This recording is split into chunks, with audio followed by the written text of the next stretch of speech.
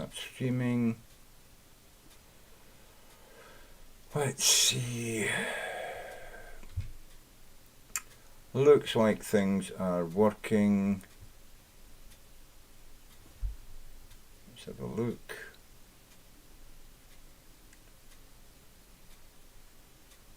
Streaming. I'm streaming. I'm live. Okay, so here we go. YouTube, I'm live. Hello. Hello, YouTube. I'm Tersse, and I'm here to talk about politics. As if I know anything about politics. But, well, you never know. But anyway, so there's this guy in Australia. He's a mechanic kind of guy, journalist. You know, he went from a mechanic to being a journalist. And wait. Why am I at 30? Wait. Is that's it? Oh, of course, that's my camera. That's okay. Oh no, I'm sorry. I thought my stream was at 30. It's not. Right.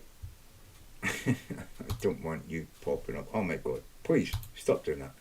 I wish YouTube would just stop popping things up. Right. So live chat. Can we pop that out? Pop out chat. There we go. Now I can make it big and I can see it. That's great. In case anybody does decide to come in and say hi. Welcome to live chat. Remember, privacy abide by your community guide. I'm going to try and abide by your community guidelines. This is not for children. This is an adult stream. Okay? So, this guy, I mean, I don't know if this is true. He says that he has just designed a perfect real-world TV to tell me I'm wrong, auto expert John Cardigan. Now, John Cardigan is a guy that I've been watching. He's a very smart, very intelligent, witty, literate guy who I think probably like me, except he's got different skills for me. He probably feels that the ordinary normal guy in the street is getting fucked in the ass by the big, corporations that make motors and sell them to the public. And so he decided to, as a guy who understood cars, the mechanics of it. I think he's a mechanical engineer. I can't remember what he said he was. But he's been a journalist in the motor industry for a long time.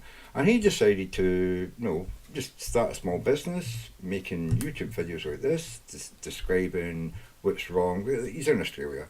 And Australia has particular problems with motor vehicles that a lot of other countries don't.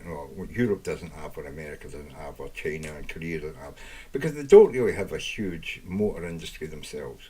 They don't manufacture a lot of motors. They import them from overseas, and therefore they're at the sort of, God, what you call it? Not the behest, but they are at the sort of whatever these corporations want to sell them and send into their marketplace. That's basically what they've got the choice between, and therefore you get, he says a lot of the times, that shit buckets, you know what I mean, and stuff like that, because that's what you're buying. You're buying some crappy shit fucking vehicle that they decide, oh, let's just send it to Australia. No, they don't make their own cars anymore. Let's just sell them your crap, And so he spends a lot of time helping people to be able to buy cars cheaper than what they would be able to get themselves, just walking into a dealership and being at the sort of the mercy, you know what I mean? Oh, not just the big car companies, but at the mercy of the car dealerships and stuff like that, and the salesmen, So yeah, I like the guy, he does a lot. But anyway, he's making this video about EVs, electric vehicles, right? And this is a huge problem in all countries, apart from countries like, say, Germany and other countries in Europe. I mean, most of us in Europe, we're quite happy to say to you, if you buy an electric car, we're going to give you like, £2,000 or £20,000, tax rebate, for spending £80,000 on a car. That if you bought it in the petrol or diesel fucking version, you'd have got it for $20,000 cheaper, £20,000 cheaper, $20,000 marks cheaper. So we give people that America doesn't. America's like, fuck you, you're buying fucking buy petrol, you know what I mean? All these petrol, fuck you and your petrol, you know, buy petrol, buy diesel, you know what I mean? And Australia's the same. They're not giving you any discounts. If you're going to buy an electric vehicle in Australia, it's going to cost a fucking, arm and a leg more, 25,000 Australian dollars more than if you bought the petrol or diesel version, so yeah. So this guy, I think he's fucking great. You should all go and fucking watch him. He's, he's pretty good at video. So we're going to watch some of his videos. He says he's got the idea, perfect idea for an electric vehicle, right? So. Yeah. What I'm talking about here is a new EV segment, the shitbox EV. I want one already. A fairly nasty second car. A runaround with minimal features and low cost and not all that much range because it's unnecessary. Just right for driving around in built-up areas as a kids' school delivery and recovery platform, right at home in a commuter car park or at the local shopping mall. Perfect. This is exactly what I'm saying. I mean, why can't you make, an electric vehicle that doesn't do 100 miles an hour and it's built to travel from one side of America to the other, but it's built for inner city life. It's built for you to take your kids to school and back, do the shopping and then recharge it overnight. It's never going to travel more than say 40 or 60 miles in a week. I mean, maybe 100 miles a week. I mean, how far is the school? You know what I mean? You're going to be driving around the corner at your school and going to the shops, picking up their groceries, coming home as a stay-at-home father or mother. This would be perfect, but you don't want to be spending $80,000 fucking dollars or £8,000 or 8,000 American dollars. You want to be getting that for $16,000, and it should last you 10 years, and it should be fucking relatively fucking maintenance free.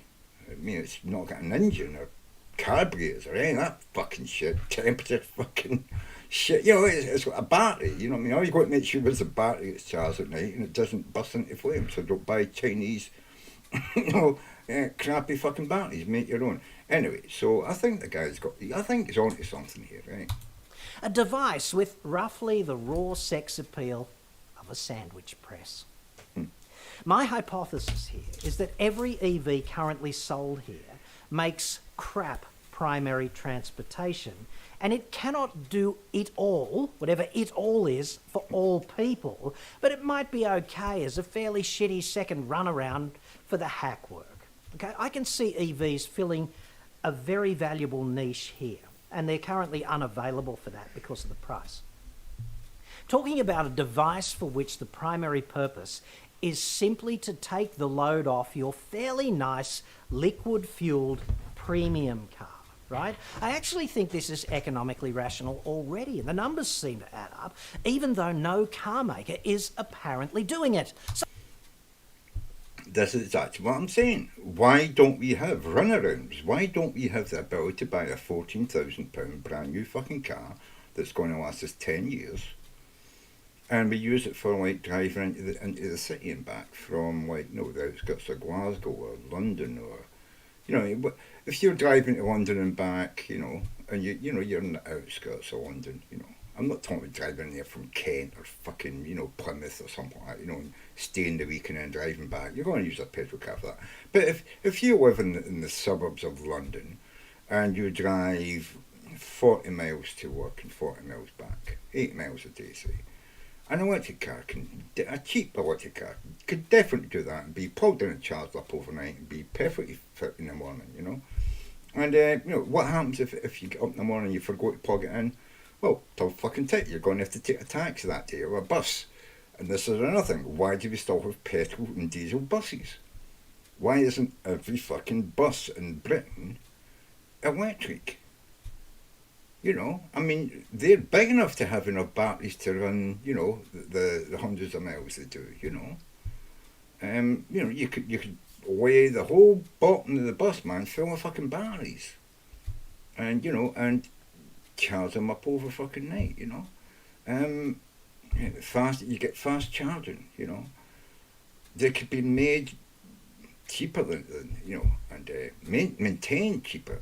And oh, we're going to put all these fucking petrol heads out of work. Well, you know, if you have more buses on the road that are cheaper to run and don't need mechanics, these mechanics could become bus drivers. You know, you know, they could become bus drivers. They could be trained on in electronics. How long does it take you to learn how to fucking look after an electronic vehicle compared to a fucking combustion fucking engine? It's much simpler. They could be retrained. They could be retrained probably in 6 months. So, you know, you could have a running fucking training program. We could already have these fucking, you know, buses in service in every city in Britain with all the fucking mechanics that used to run the diesel and petrol engines now trained as electronic, and you know, and if they didn't like what they were doing, they could then leave and become electricians. You know what I mean? They could move into other industries. Fuck me, look at all the industries now that are becoming electronic. You know, and soon we're going to have electronic planes and electronic helicopters. You know. I mean, there is so much scope. I mean, moving into the industry of developing and building, electronic infrastructure, you know, solar panels, wind turbines, all that production and moving that energy about, storing it, battery fucking, you know. We're going to have to, when we move into, like, you know, having mass, solar and wind power and stuff like that, we are going to have a massive army of people that just manage and look after the batteries that we use to store that energy overnight when the sun's down and the wind's not blowing. So these people who are petrol fucking, you know, diesel mechanics, they could move into the electronic mechanic, the battery operators, the battery maintenance people. This is what we've got to do. We've got to take this opportunity now and understand that this is an opportunity that we need to fucking see and jump on. The reason I named it tonight about politics, what did I name my stream tonight? God, it's in news and politics, I know that, but I can't remember what I named my channel tonight. Let me have a look. What did I name my fucking channel tonight? Can I open that in a new tab? Okay, what did I name it tonight? I named it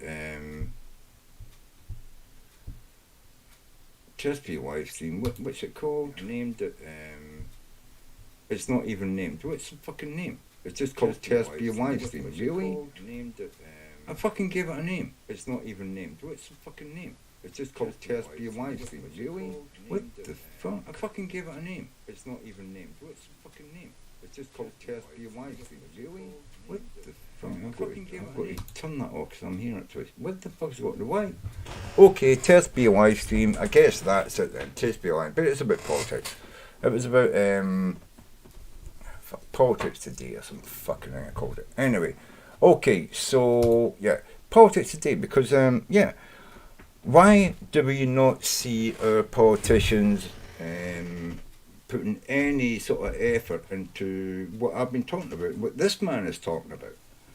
Why are corporations not being asked or pushed towards this idea that, you know, cheap, you know, readily available small electronic cars and, you know what I mean, the mass transport within our cities, buses, you know, why they are not turning electric?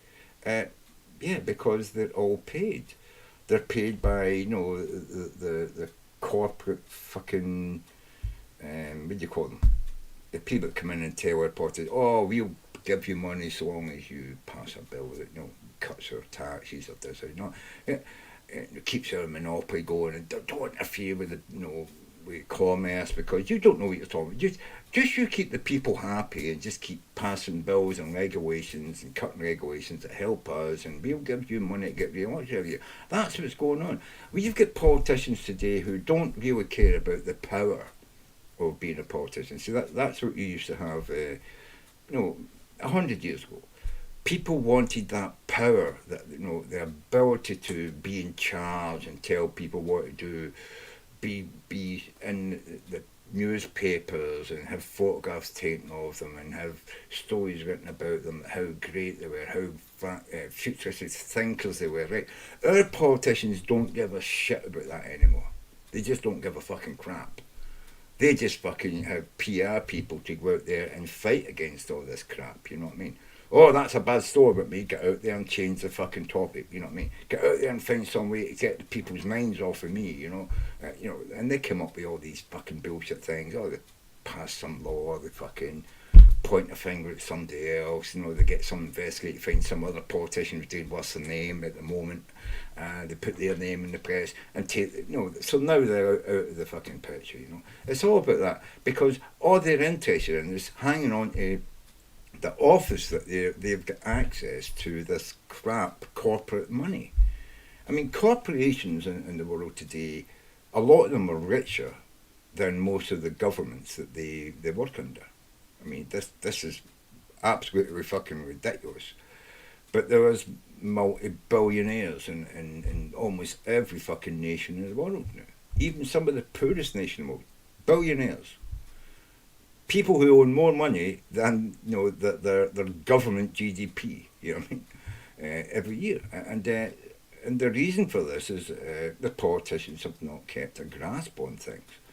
They were supposed to hold on to power and control the worst excesses of man's behaviour.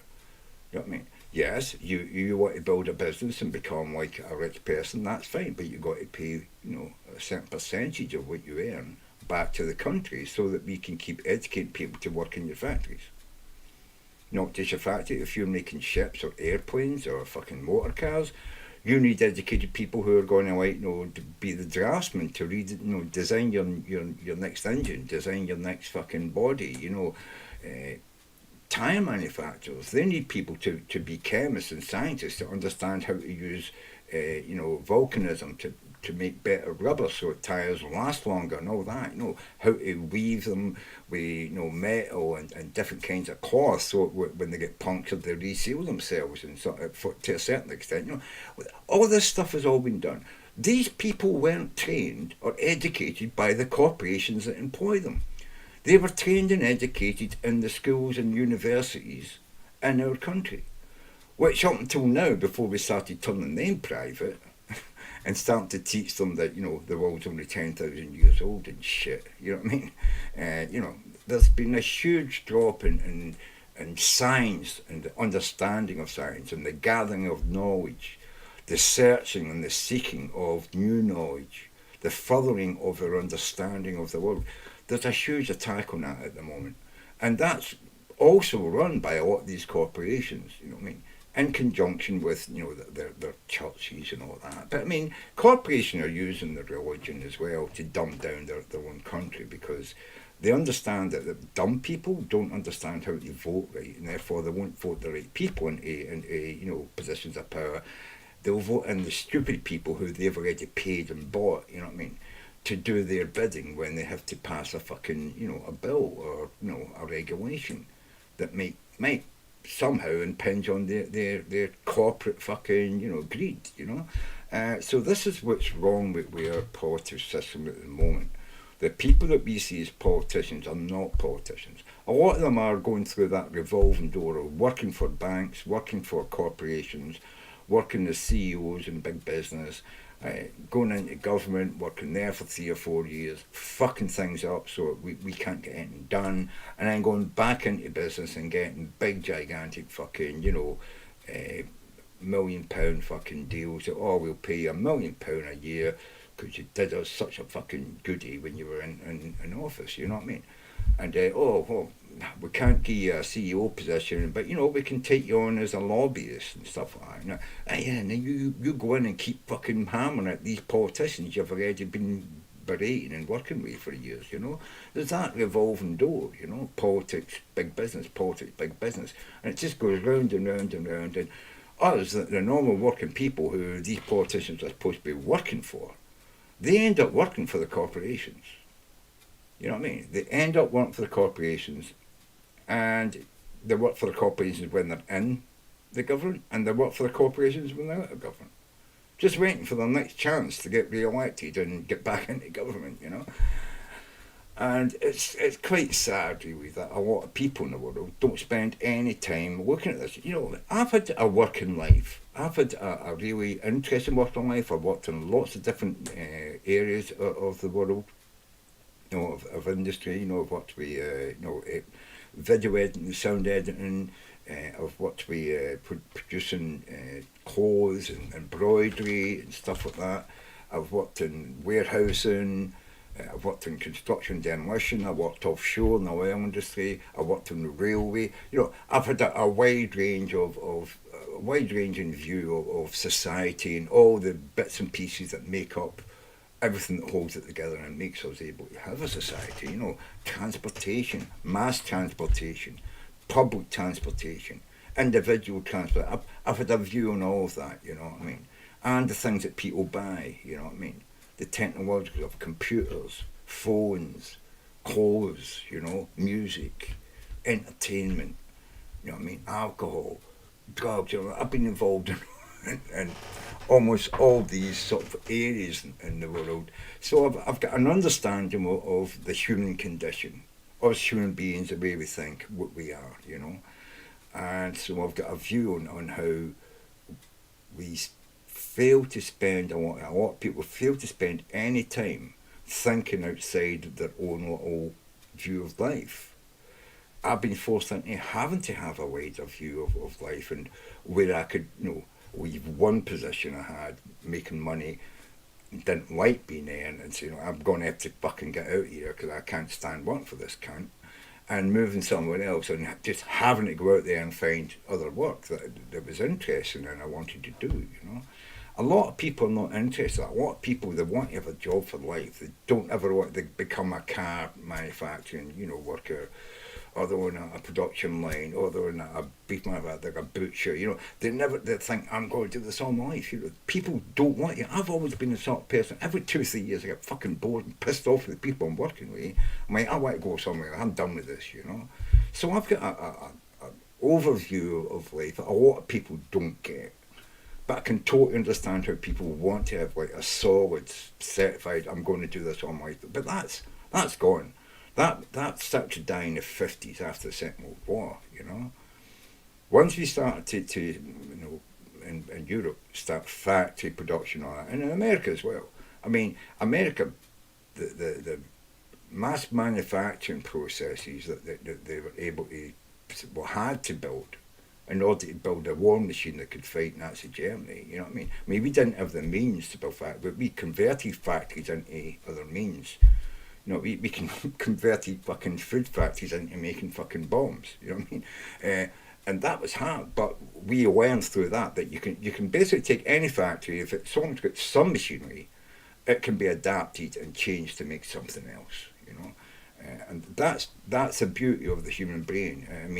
If you are pushed into it, you can very quickly acquire new skills. You can very quickly learn to do something different. But a lot of people are reticent. They really don't want to start doing different things. They're happy with what they're doing, and they fight tooth and claw to fucking hold on to that.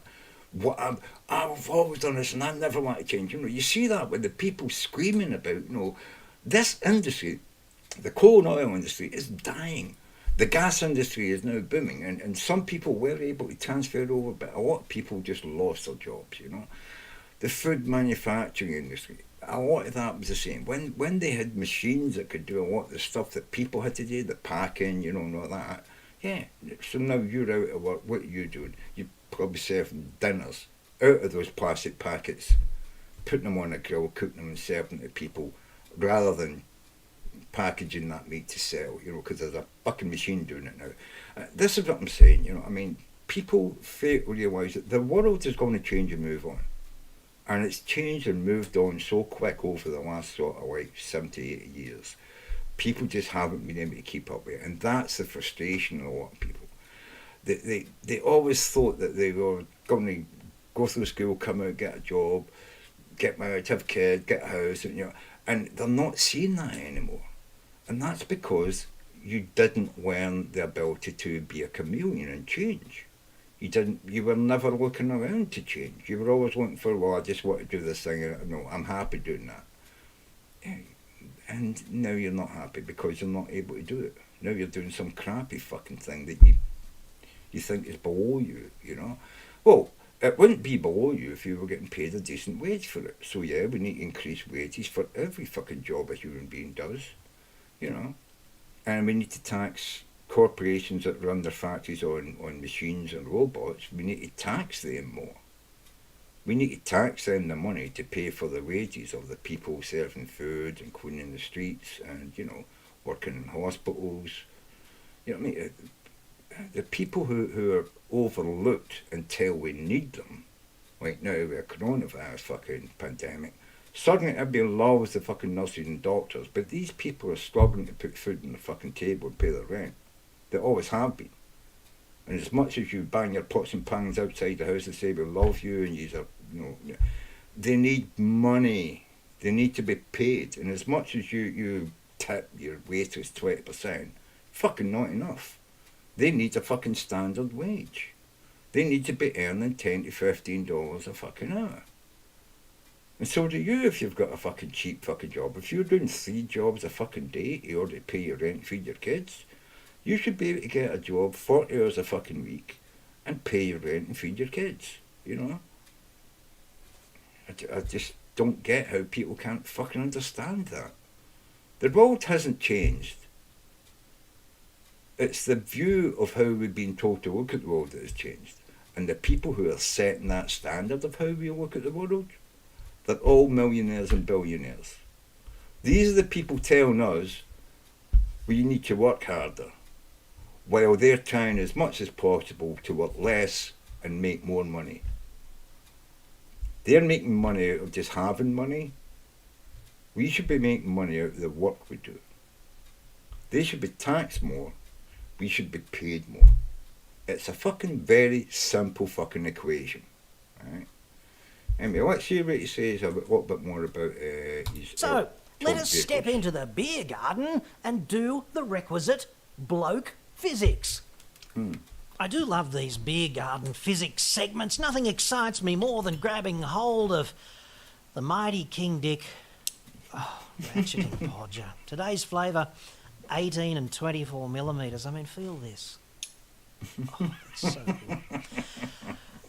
This device serves as the perfect lecturing pointer, of course, coined as the Roger Podgerson by a lady named Anne Mickelson. I gotta say, I wish I'd been smart enough to think about that. The credit where it's due, the Roger Podgerson. Now, in designing the perfect EV, I thought, why not start by thinking like a car maker, only without the rabid obsession to sell everything by the 30th of the month or something, okay? Yeah. So the EV that I am most familiar with, and it's like the 5th or 6th EV I've driven now, is the Kona EV. And what Hyundai obviously did was they started with the petrol Kona, they took the whole platform and they said, well, what have we got to do to DIY an EV out of that? Just like you would in the driveway at home, only with tremendously more researchers and access to a bunch more propeller heads than you and your mates. Okay, so essentially they got to lose a bunch of stuff, didn't they? Firstly, they threw away everything they didn't need, like an internal combustion engine for about 100 kilos and the transmission and all-wheel drive system out of the 1.6 turbo for about 80 kilos. They lost the entire fuel system, the heaviest part of which is obviously the tank and the fuel, for about 60 kilos. And they also chucked away the spare wheel and tyre for about, I don't know, 20 kilos or something. So if I ballpark all of them and add them up, they lost 260 kilos-ish of mass. So they threw away a quarter of a tonne, roughly. But they added a big fat battery because they wanted a lot of range with this car. So the battery weighs 450 kilos because... And this is what I'm saying. You don't need a battery that's going to be able to drive you for 200 miles. What I'm talking about is a car that can take you from your home, if you live in Sydney, into the Sydney city centre and back. You know what I mean? But talking about maybe a 40-minute, an hour commute, 2-hour commute. No, that would shrink the battery size by at least half, I would think. So you could probably get that down to maybe even more. You could probably get down to like 200 kilo, right?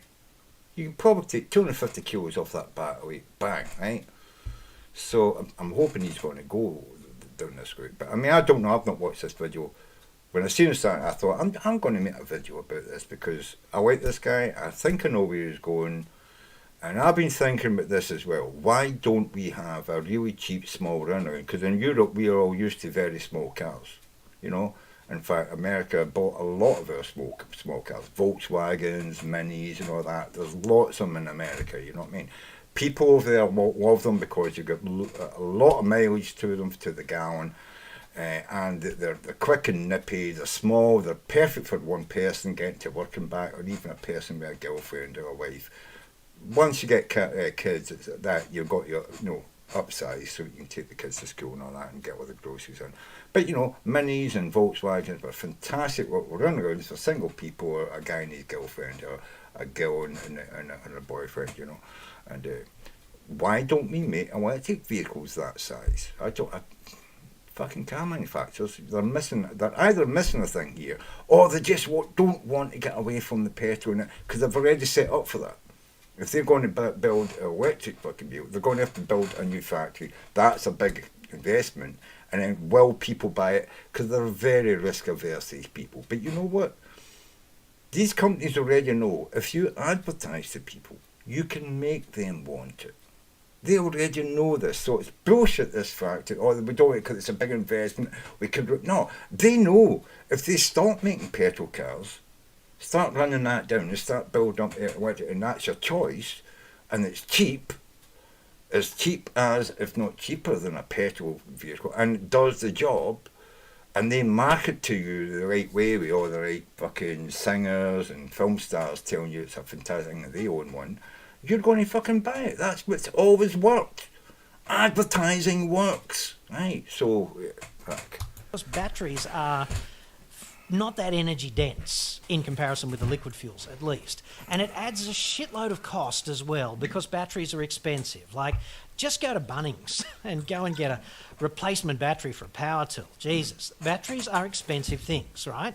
They also had to add a motor and an inverter. So they took out about 260 kilos and they added about 500 with a net deficit of about 240. So the mass went up by 240 and the price went up by 25 grand. Yeah. And I'm tipping that they would have kept that price as low as they could and still have a economically rational pricing structure, okay? So the combustion Kona is about 1,500 kilos and the mass of the EV is about 1,740. But they're trying to build cars. That Kona EV, 1740, that's trying to compete with the Kona Ice 1,500 kilogram petrol car that can drive from fucking one side of America to the other, filling up at fucking petrol stations. But if you were to say that this car is only for inner city life, so you live in Glasgow, you buy an EV to run back and forth to school and go do your shopping, you know what I mean? Maybe run you to the city centre at the weekends and back, you could cut that fucking way down. Because it doesn't need to drive 100, 200 fucking miles in a day. It only needs to drive 60 or 80, you know what I mean? 40, and that's where this extra 240 kind of went. It's the difference just between these components, obviously. So this is kind of a problem, and the problem orbits the battery because the battery delivers the range, and there's no new technology on the horizon that's really going to change the energy density, mass, and cost equation for batteries, at least none that I can see anytime soon. Just thinking about the Kona EV by beer garden physicist sort of standards, what makes it different? It's heavier, it's got less range. And it's got less range because it's already got a dirty big battery. 64 kilowatt hours is a shitload of electrical energy, but it's not that much energy in the context of liquid fuels, okay? Because the energy density of batteries is so much lower. And this pumps up the mass because you need 7 kilograms of battery for every one of these 64 kilowatt hours of energy. And if you're a little bit hazy about kilowatt hours and kilowatts, it's just like this. Power is what punts you down a drag strip quickly, okay? More power, faster quarter mile time, faster overtaking, faster acceleration, okay? Subject to maintaining acceptable grip for tractive effort, okay? But the same amount of energy is essentially required to do particular jobs, and the difference is if you do it quickly, you need more power, okay? An example of this is fat man running up the fire escape to the top of a 10-storey building or something of that nature. If he does it slowly, you can tell that he's unfit, okay? But that just means he's not able to exert power as effectively as a similar mass human who is fit, and they can get up there quickly because they're more powerful. Those are strictly correct physics lab type expressions of the different things. It takes the same amount of energy to get a 100-kilo man to the top of a 10-kilo building, but if he does it quickly, he's more powerful than the dude who does it slowly. He's That's expending how this works. more energy Kilowatt per hours second is than the energy, fat guy. and kilowatts is power. So when you get your quote-unquote... Oh, well, he's not expending more energy. He's expending that energy more efficiently because he's fit and healthy and his muscles are stronger, and therefore they use less energy to do the same amount of work as someone who's unfit.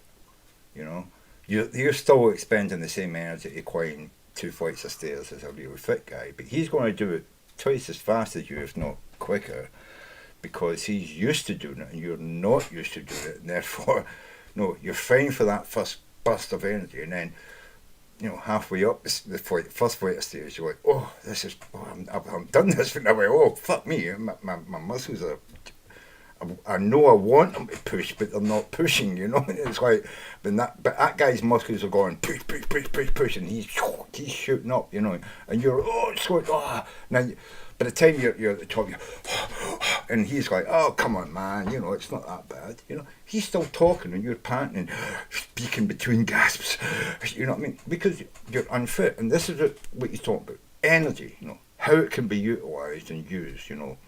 There's a hell of a lot more energy in a kilogram of fucking petrol than there is in a kilogram of battery. Usable energy, you know, depending on how it's utilised, depending on what it's being fed to. Now, a battery of this size can run electric lights and stuff like that for fucking a long, long time. It might even maybe outdo a petrol engine, you know what I mean?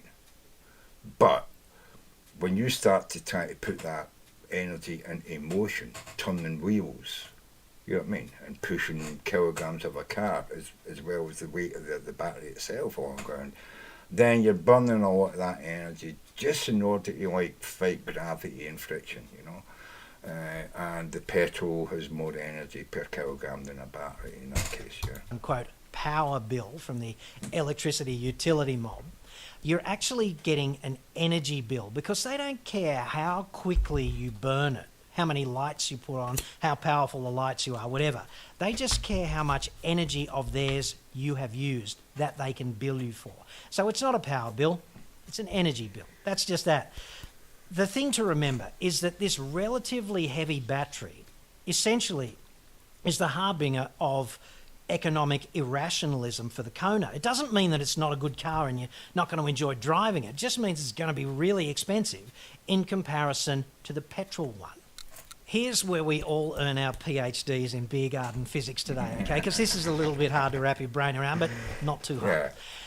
If you want to design the perfect EV, you have to have some sort of benchmark. And I came up with this one from first principles. And if you have been specifically trained in physics, you know, applied physics or something at university, and I'm getting this wrong, do let me know, or at least let's have a discussion about it, because I don't claim to be the oracle on this. This just makes sense to me. I've come up with this concept called specific energy, which puts the pegs in the ground so you can normalise existing EVs and figure out what the design parameters are. And essentially, specific energy is just how many kilowatt hours or how many watt hours of energy is required to take 1 tonne of EV 1 kilometre. And then what we can do when we know that is we can dick around with the mass and the range, and we know how much battery we're going to need, okay? So the fundamentals of this is energy is force times distance. Kids learn that at school, okay?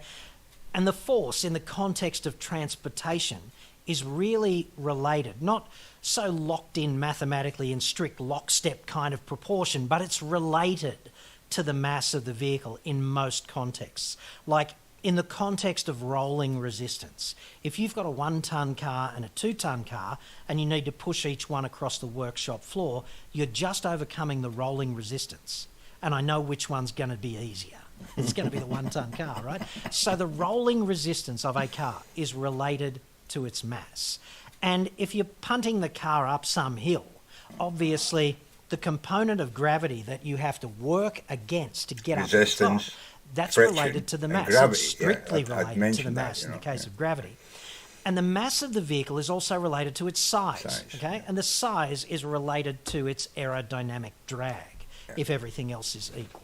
They did the same job in R&D, whatever. See, this is what I'm saying. I mean, if we build smaller cars for getting around town and made them EVs, the battery could be much smaller. It's not expected to be driving 200 kilometres in a day. It's expected to drive 80 kilometres in a day. We could have really, really cheap electric vehicles. And this is, I've been thinking, why aren't we making these? You know what I mean? So, and this is, I think, what this guy's getting at, you know. So, really, our energy consumption of our car is related to the mass. So it's really energy per tonne per kilometre, okay? That's what we need, the specific energy. And when I had a look at Kona EV and the Ioniq and even the Model S for something completely different, I got 82 watt hours for every tonne kilometre. With the Kona, I got 78 for the Ioniq, and I got 94.5 for the Tesla Model S.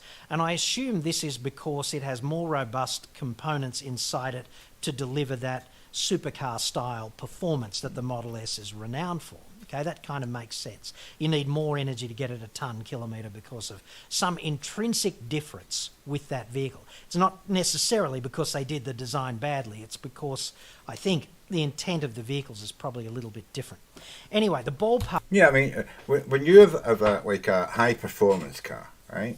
Now, you might even make the engine out of aluminium, and you can turn the body into Kevlar or fucking, you know, fibre or whatever, you know. But, so the cheaper car is made out of rolled steel, right? And it's formed in a press, you know.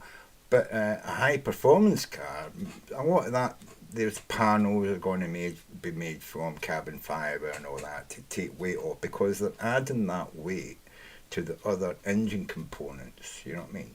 The suspension and stuff like that, and the frame, you know, to give it robustness, you know what I mean? And this is what I'm saying. So the car might be heavier, but because you've took a lot of weight off of the frame and all that, you know, and all the other knickknacks that you get in a cheap car, so just made out of like the cheapest materials, you're doing really expensive materials to take some of the weight off, so your engine, you know, can push that fucking thing really fast. And that, yeah, you get like a 0 to 60 in fucking 3.8, whereas a car with a steel frame is taking like 6.8, you know. So, I mean, basically the engines really should be performing the same, you know, to a certain extent, you know, how much weight it's pushing, but the cheap car is pushing more weight, you know, so more friction, more gravity, therefore much less actual energy going into moving, you know what I mean, than you know,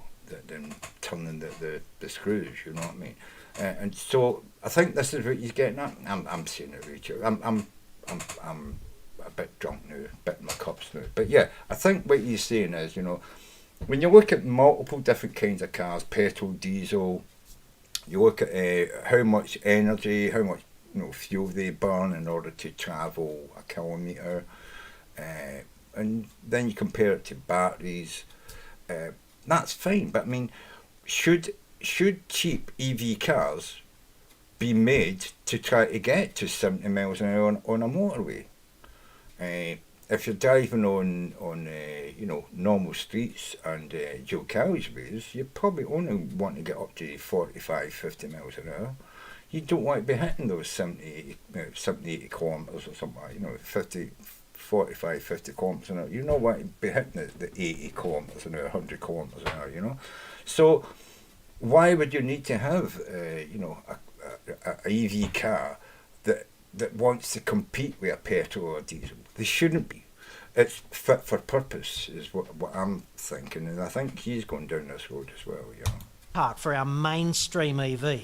I know we can achieve what we need if we run with 80 watt hours of required energy for every tonne that we need to take a kilometre. And then what we've got to do is figure out how heavy we want our perfect EV to be and what the range needs to be. Because then we're going to need, we will know how much energy we need to stick in the battery, and that's going to define the cost and the mass. It's And the obvious size to me of the that battery. the perfect vehicle needs the perfect name. I mean, otherwise you're just not doing it justice. And that name needs to be absolutely aligned philosophically with the intent and the purpose of that perfect vehicle. And I went through dozens of names that didn't fit, and then I came up with one that was just like the glove, okay? I give you this chitois from the French, meaning Chitois. nasty EV that you thrash without taking very good care of for 10 years and then it dies and you just get it recycled. I would say 10 years, Okay? man. And it doesn't need to be big and it doesn't need to be luxurious because it's just my second car, all right? And I'm just going to go to Bunnings or go to the shops or whatever. And if the kids sort of vomit partly digested chocolate residue from the 12 Mars Like kids are, entitled to and invariably do it, you know. bars they snuck in just before taking them down to Bunnings for a sausage, do I care? Not really. Because the chooks that I keep in the friggin' thing will probably clear the mess up nicely. It only needs to go about 120 kilometres, and that's excessive because, hey, it's 3 times the national daily driving average according to Ausstats, okay? If it 38 does 80 to kilometres 100 the average miles a car day, does you know, in Australia good. every day. So this is excessive to most people's requirements. Nice little car would be just fine. It'll just fit in and you don't need to care about it. The chitois. And the reason for doing all of that physics about specific energy is just that I know that this 80 watt hours per tonne kilometre is achievable. And therefore, now that I know how many tonnes and how many kilometres and how that relates to the energy requirement to move that around, then I can figure out how big the battery needs to be. I just go 80 times 1 tonne times 120 kilograms. Kilometres is about 10 kilowatt hours, right? And 70 it's kilograms. 9.6 or something, right? I So was let's just thinking round it up, 80 put a 10 kilogram, but yeah, kilowatt 70 hour kilogram. battery in our chitois, and because I know that it's 7 kilos roughly for every kilowatt hour of battery capacity, that's only going to add about 70 kilos You've even to got a my better vehicle, idea you than know, me. and that's kind of trivial. It's not like where do we put this 450 kilogram behemoth of a battery. It's just, about the same size as a spare tyre or something, So we just... Well, a bit more than a spare tyre. It's like And 3 spare tyres, given you know that what I mean? the size is roughly proportional to the price, and the 25 grand extra for the Kona EV is largely the battery, then it's only going to add about 4 grand versus a comparable petrol... I hesitate to use the word chitois because it's disrespectful, but chitois-sized internal combustion engine vehicle, okay? And look at it like this. It's a sixth of the Kona battery. That's got implications for mass, price, charge time, and maintenance costs. Like, if the battery were to die, I'd be much happier to spend 4 grand or something on a replacement battery and keep my chitois going for another 5 years, whatever, than I would if it's 20 grand. Yeah? That's going to make a big difference to me.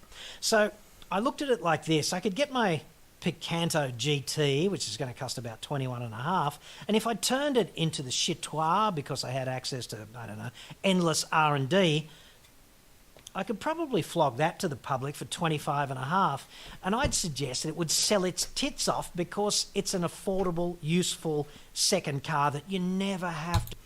Yeah. He's an Australian guy. He's talking about Australia. I think in Europe we could probably pump them out for somewhere between 14 and 18,000 pounds. Now I don't know if that's comparable to 25,000 Australian dollars. Let me have a look. Can I quickly just do what is Google? Open the Google. What's the conversion rate of pound to Australian dollars?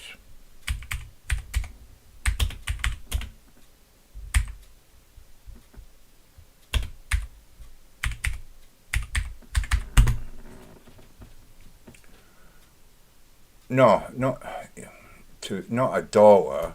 Okay, EU. Australian dollar. Pound to an Australian dollar is 1.8 pound sterling. So, okay. So, God, he's saying 25,000 Australian dollars. We can cut that in half. God, he's talking about a car that's going to be 12,500 quid. I was thinking 14 to 18,000. But he's talking about a car. Man, his fucking obviously he's a better mathematician. He's a better, mechanic. He understands what he's talking about.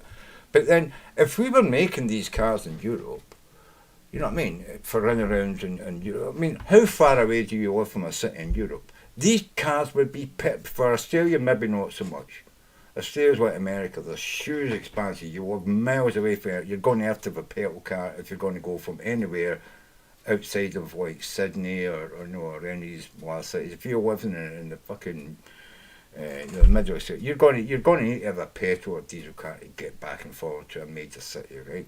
Or they don't have trains in Australia, right? It's too big. They never built them.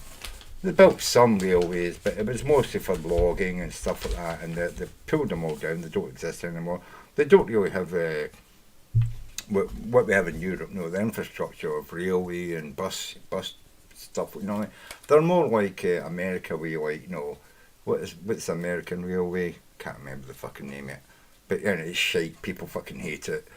But can you imagine if you live in a small town? I mean, most people in America live in a small town or near a small town.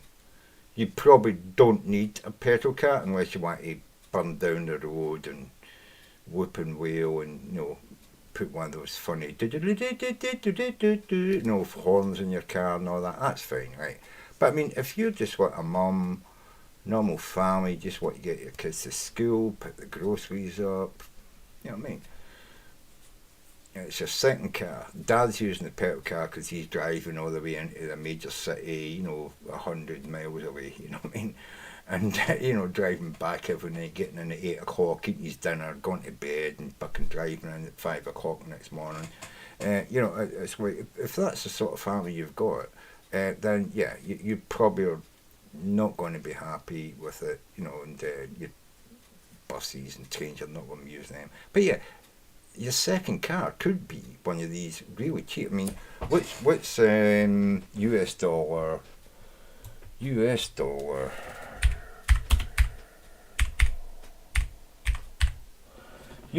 to Australian dollar? So let's have a look at that. 1.38. So yeah, okay, again, cheaper. You know what I mean? I think. Well, no, I don't know. Is that cheaper? I should have said Australian dollar. No. God, I don't know. So does that mean it's 1.38? No, it's 1.38 Australian dollars to the American dollar. Yeah, okay. I think. Yeah, it's 1.38 Australian dollars. So for $1, so it'd still be 30% cheaper. So he's saying 25, take a third off of that.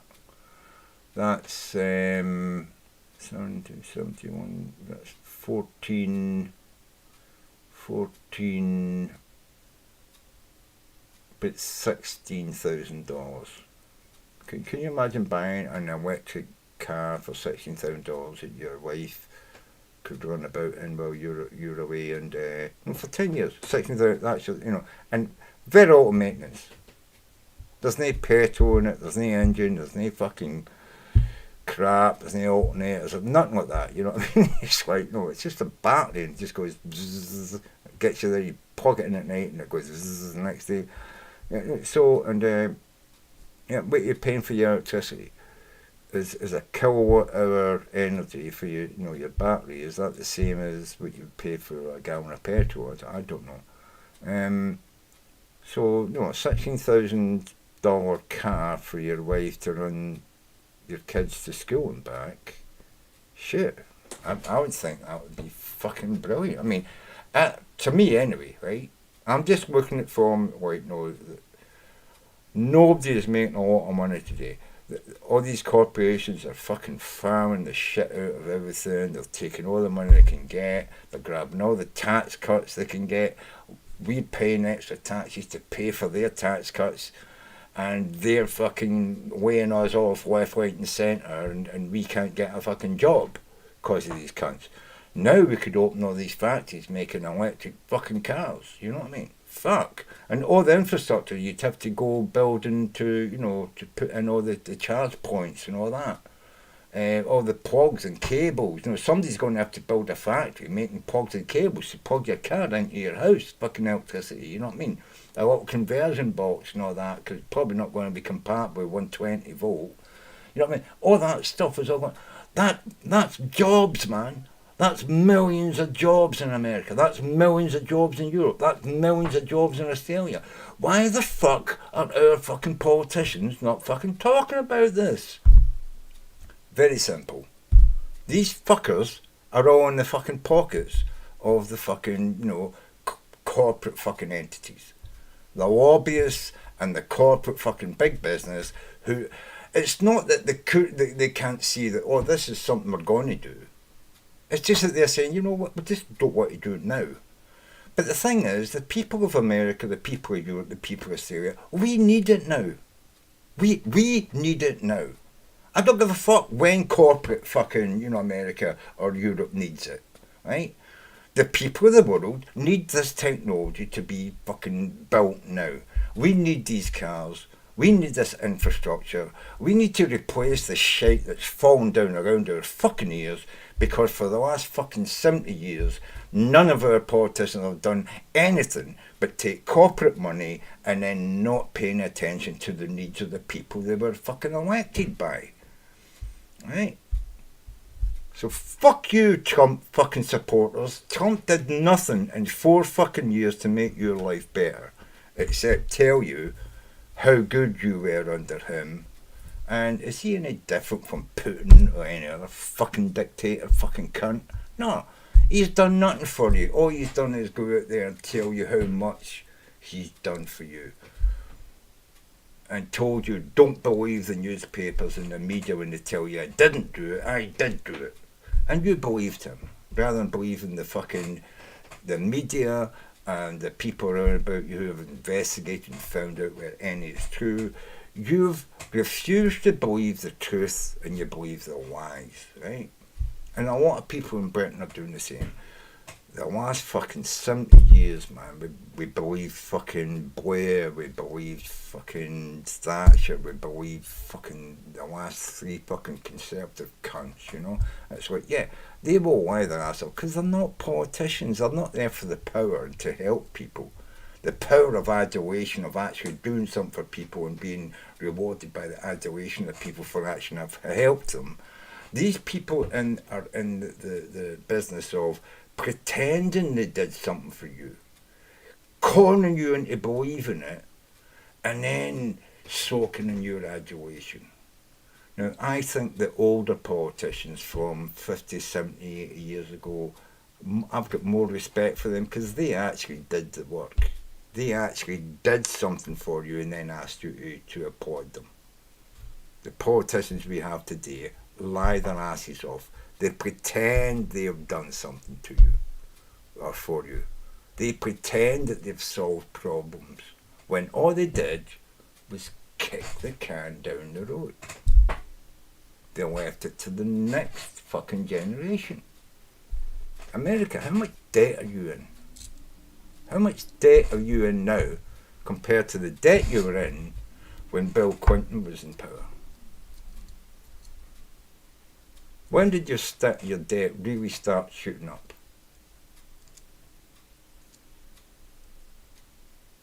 Look at the debt of America under Republican presidents and Democratic presidents. And then don't go there and say, oh, I don't believe that fact. It's a fact, right? Look at the fucking, where your country has been. Look at who actually brings your deficits down and who puts them up. And look at why it happens. Trickle-down economics, a thing that has been proven not to work. Republicans come in and say, if we cut the taxes for rich people, they'll employ more people, they'll build more factories, and they'll employ more people in America. And they said the same to us in Europe, and people believed it. Do you know what happened in Britain? The government would pay a foreign company to come into Britain. We would pay half the cost to build their factory. They would run that factory for 5 or 6 or 10 years. And as soon as they started to see their profits going down, they just says, yeah, we'll take the government money that they're going to give us, we'll shut the factory down, and then we'll fuck off and take the money with us. And do you see anything different in America? Your millionaires and billionaires have shut factories down in America and shipped them overseas to Korea. You know what I mean? Shipped them overseas to Japan, shipped them to fucking China, shipped them to India, shipped them to fucking South America, several different countries in South America, by the way, not just Mexico. You know what I mean? And, yeah, took the tax fucking breaks and the money that, you know, the tax, you know, incentives and all that the your American government gave them. In fact, there's companies in America getting paid to ship jobs overseas, still under Trump. And Americans don't believe that, because you don't really want to believe anything that's bad about the big leader. The great leader is all powerful, and if he says he's not doing a thing, then he's not doing a thing. When have you ever been in a fucking school playground and heard someone tell you that they're not doing a thing and believed them, even when people come on and say, no, he did that to me last week and, you know, I stopped fucking, you know, having anything to do with him. And then you get laughed at by other people because you say, oh, no, he's a great guy, yeah. And at the end of fucking school, you find out, you know what, I was such a fool to believe him. This is the position of people listening to the Republicans. Yous are the fools. These people don't fucking care. And a lot of the Democrats don't fucking care either. A lot of your politicians don't fucking care.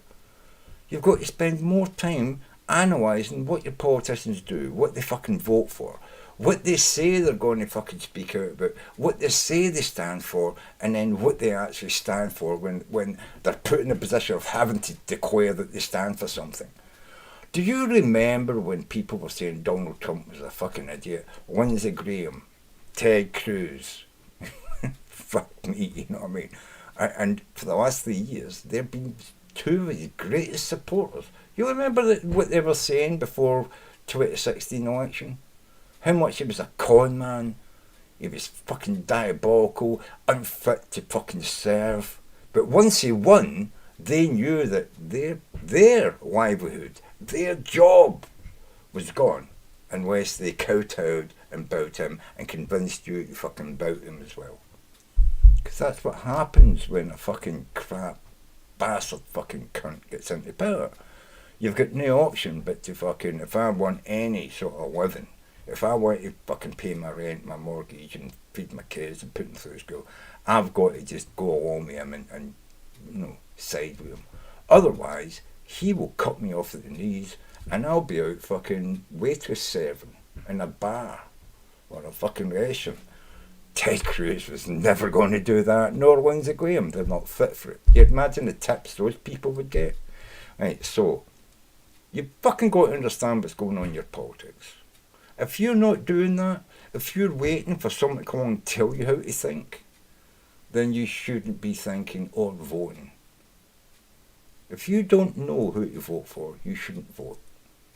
If somebody's telling you something that you know is wrong, and god damn it, most people can probably tell. Don't be bullied into it because your neighbour's into it, your brother's into it. You've got to stand your ground and say, fuck yous, I'd rather not vote. I'd rather not fucking go out there and wave a flag than fucking be found to be a fucking idiot. Because there's that old saying, you know, when you're an idiot, better keep your mouth shut than say something and be proved an idiot. You know what I mean? That's when people think you're an idiot, better keep your mouth shut rather than open it and prove you're an idiot, you know. Anyway, So these numbers stand up, man. Right. I like this To guy. go to the filling station for. And that's a plus.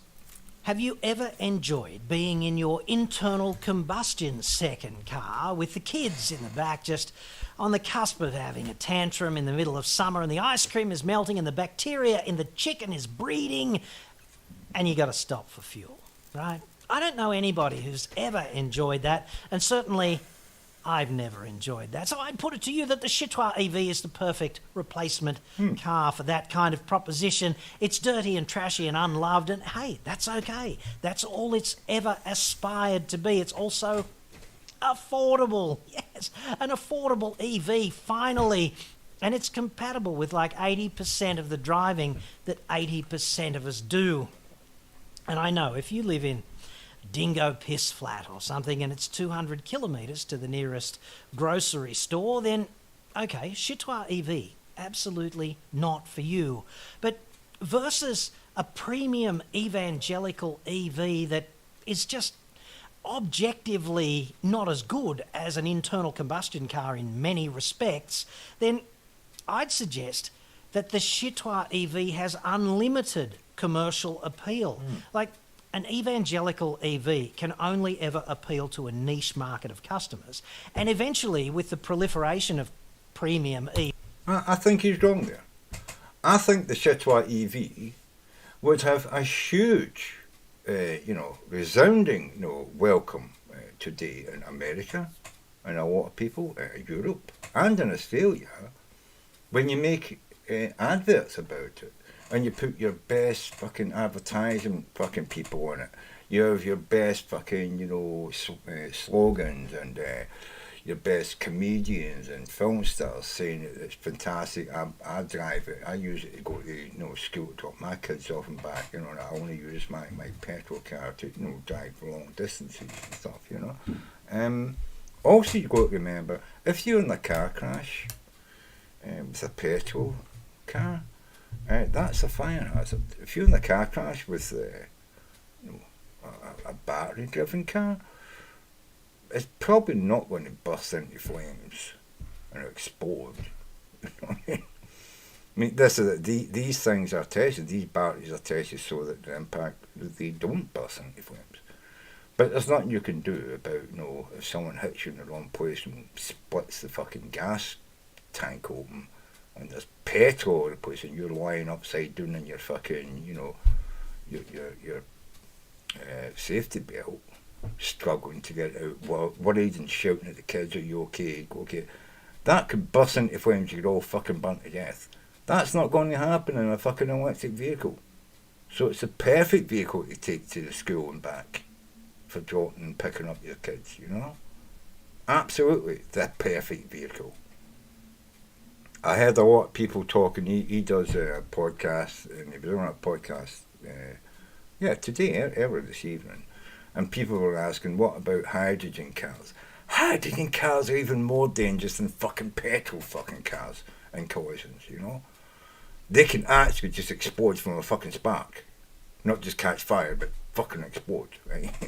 Hydrogen tank cars are fucking not good, right? Anyway, so the EV thing, I think he's wrong there. I think we could definitely make these fucking wonderfully accepted by the public if it was just, as I said, advertised, and these companies that make petrol and diesel cars, if they were to make electric cars and go down that road of saying we are determined to get people to take up these electric cars after we've made them, they could have marketing campaigns that would fucking raise the awareness of how safe they are, how easy they are, how cheap they are, how easy they are to maintain. It would be fucking phenomenal. I don't see any downsides to it, apart from, oil companies and petrol companies and petrol car companies losing profits, but to be honest with you, they don't pay their fucking taxes anyway, so the quicker we get that money out of their pocket and into somebody's pocket that will pay tax, the fucking better. And how better to get that money into somebody's pocket that's going to pay taxes than to build factories making EV cars, batteries and all the accoutrements and stuff for them, us normal working people, because we pay fucking tax.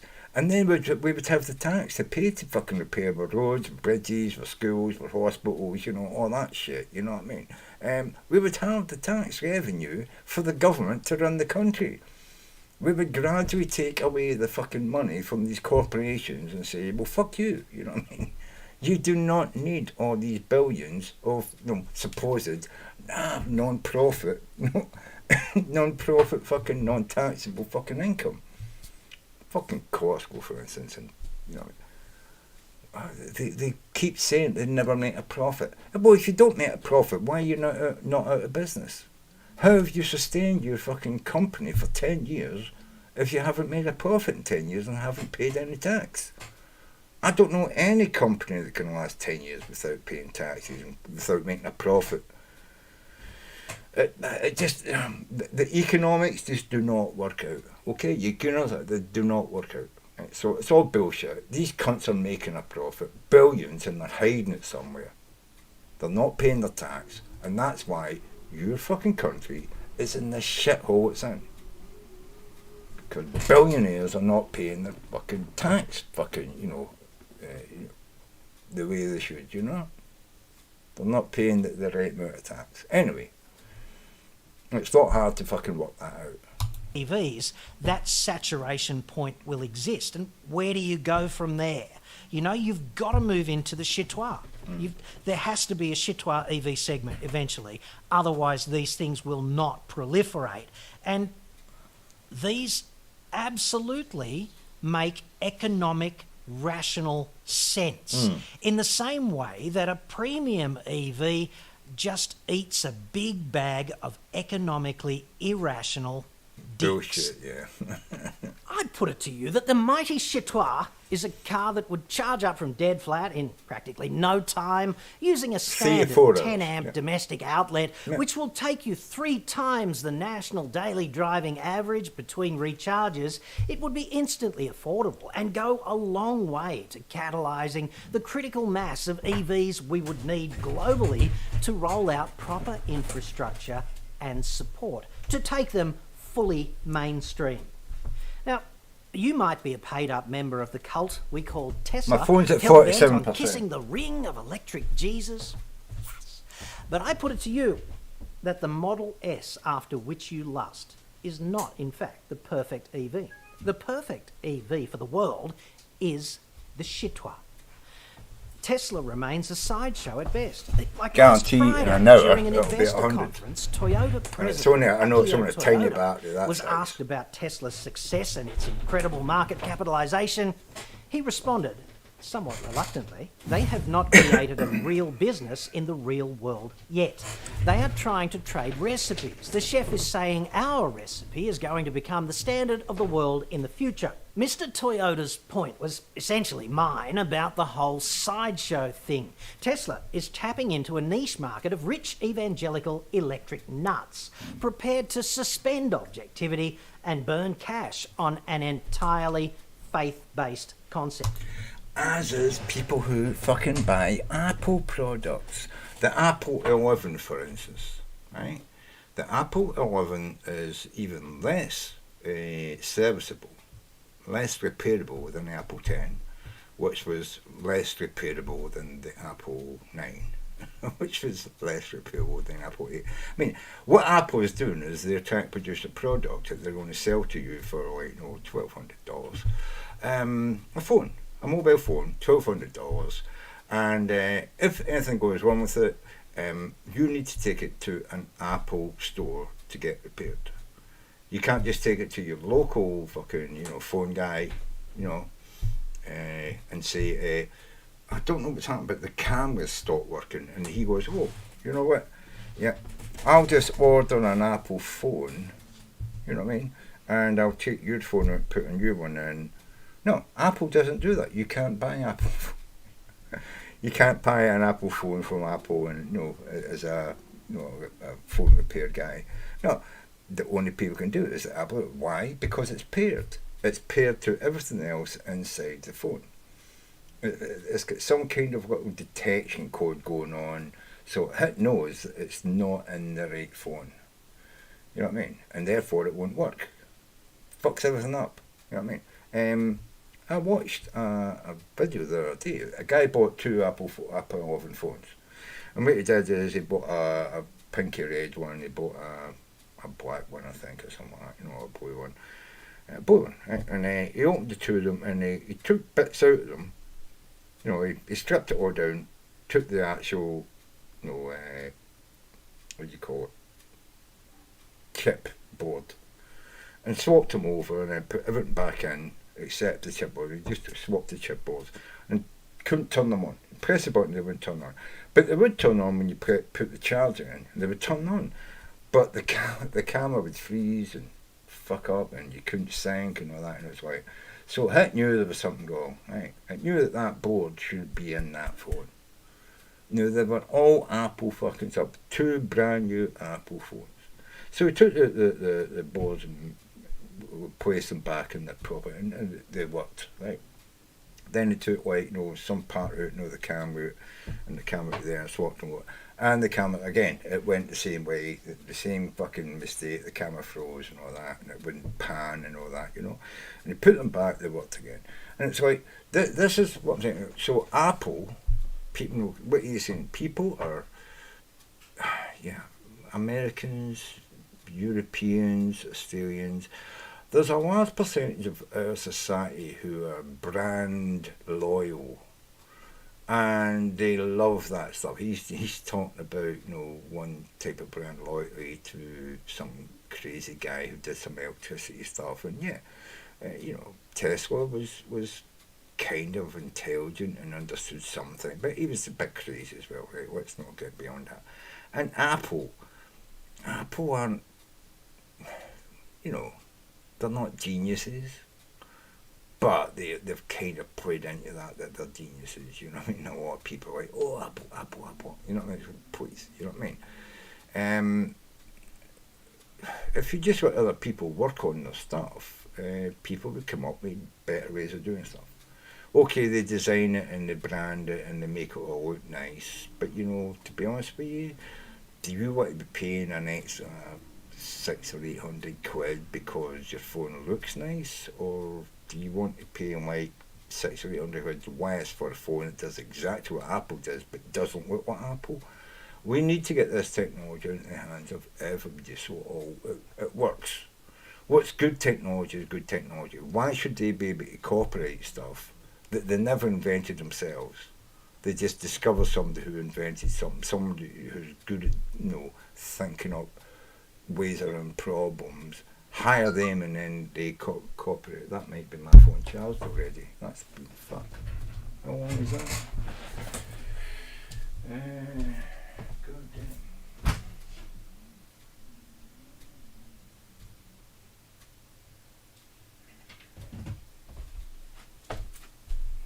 No, it was a text message for somebody. I'm not even going to read it. But that's 3%. It's charged in about 10 minutes or something, right? I don't know if it was. I just went and chat and popped my phone in. 3% in less than 10 minutes. So I've got 50% to go. I reckon it'll be 100% charged in the next 45 minutes, 50 minutes. And we could get cars to charge that fast. You could come home at 8 o'clock at night, 10 o'clock at night, plug your fucking small shitwire fucking EV car in, and charge it up by the morning, you know, 6, 7 o'clock when you need it, you know, 7, 8 o'clock to drive the kids to school. But it would be fully recharged, you know what I mean?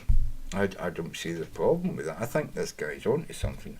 Well, I've been thinking about stuff like this for fucking years as well. Why are we not fucking making cheap, small fucking electric cars? We don't need the batteries to be fucking big enough to drive from Glasgow to London.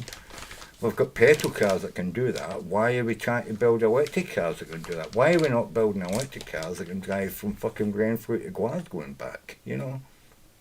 It's a 30-minute fucking bus ride. It's a 30-minute fucking drive for a car. So that's an hour. It only needs to fucking run for an hour, maybe 2 hours if you have to go around town, pick stuff up or whatever, do some shopping. Yeah, so why do we need to be thinking that these cars need to drive from one end of the country to the other? They don't. These could be really cheap manufactured cars that only do inner city rounds. This is the thing I was thinking about years ago as well. And when I say years ago, this is the thing I was thinking about back in like the fucking 80s, 90s. Why does everybody need to have a car that can do fucking 70 miles an hour? Why can't like 16, 17-year-olds get a licence for a car to go to school and college and their mum doesn't need to drive them, but it's governed to 35, 40 miles an hour? I was talking about petrol cars back then. And not governed by, a fucking screw, but actually properly governed that the fuel couldn't go through well, back then it wasn't fuel injection. Back then it was, God, what do you call them? Fuck me. My brain's a wee bit, I'm drunk, yeah. But you know what I mean? It controlled the amount of fuel that could go through the engine. And if anybody tampered or changed it and they were caught driving, the car was taken off them and crushed and they lost their licence for like 2 years or something, you know what I mean? 16, 17, you don't want to say they can't drive forever. But you know what I mean? If you fuck about your car, and obviously people are going to do it, but you try to teach them a lesson young so they're not going to fucking continue to be fucking, aberrant parts of society. Don't get me wrong, these people, the way they think, we need them. We need them in society. But they've also got to learn to control their own worst excesses, their own worst ideas. They need to try and have instill in them some kind of restraint for, I want to do that. Well, there's places I can go and do that. I can't do it on the public streets. Yeah, if you want to be a petrol head and go, there's places you can go and do it. You just can't do it on the normal public streets where you could fucking murder people, you know what I mean? By losing control and driving into a bus stop full of people and killing them, which has happened with people. You know what I mean? If you want to go and drive drunk, I don't see why there isn't some fucking place, there's these old fucking aerodromes and shit everywhere. Yeah, there should be a place where you can go, and if you want to drive drunk and kill yourself, that's fucking fine. You know what I mean?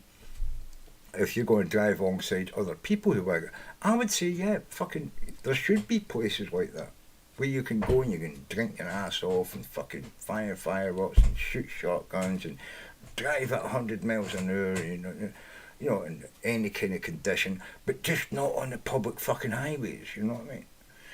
I'm all for that. I'm all for the freedom. If you want to do that, we should have a place for you to go and do that where if you die there, it's your own fucking fault. You've signed a fucking declaration. If I die here, it's my fault. And then I'll let you go and do it. You know what I mean? Fuck you, you know what I mean? But not on public roads where you can kill other people and you survive and you get off it because it's like, yeah, I was drunk, I lost my licence, but I was just being stupid. Yeah, well, be stupid somewhere where you're not going to kill people. Not on public highways where it can involve other people who can nothing to do with you, So that was my feeling as well. I've had lots of crazy thoughts, right? Yeah. One which makes no economic sense.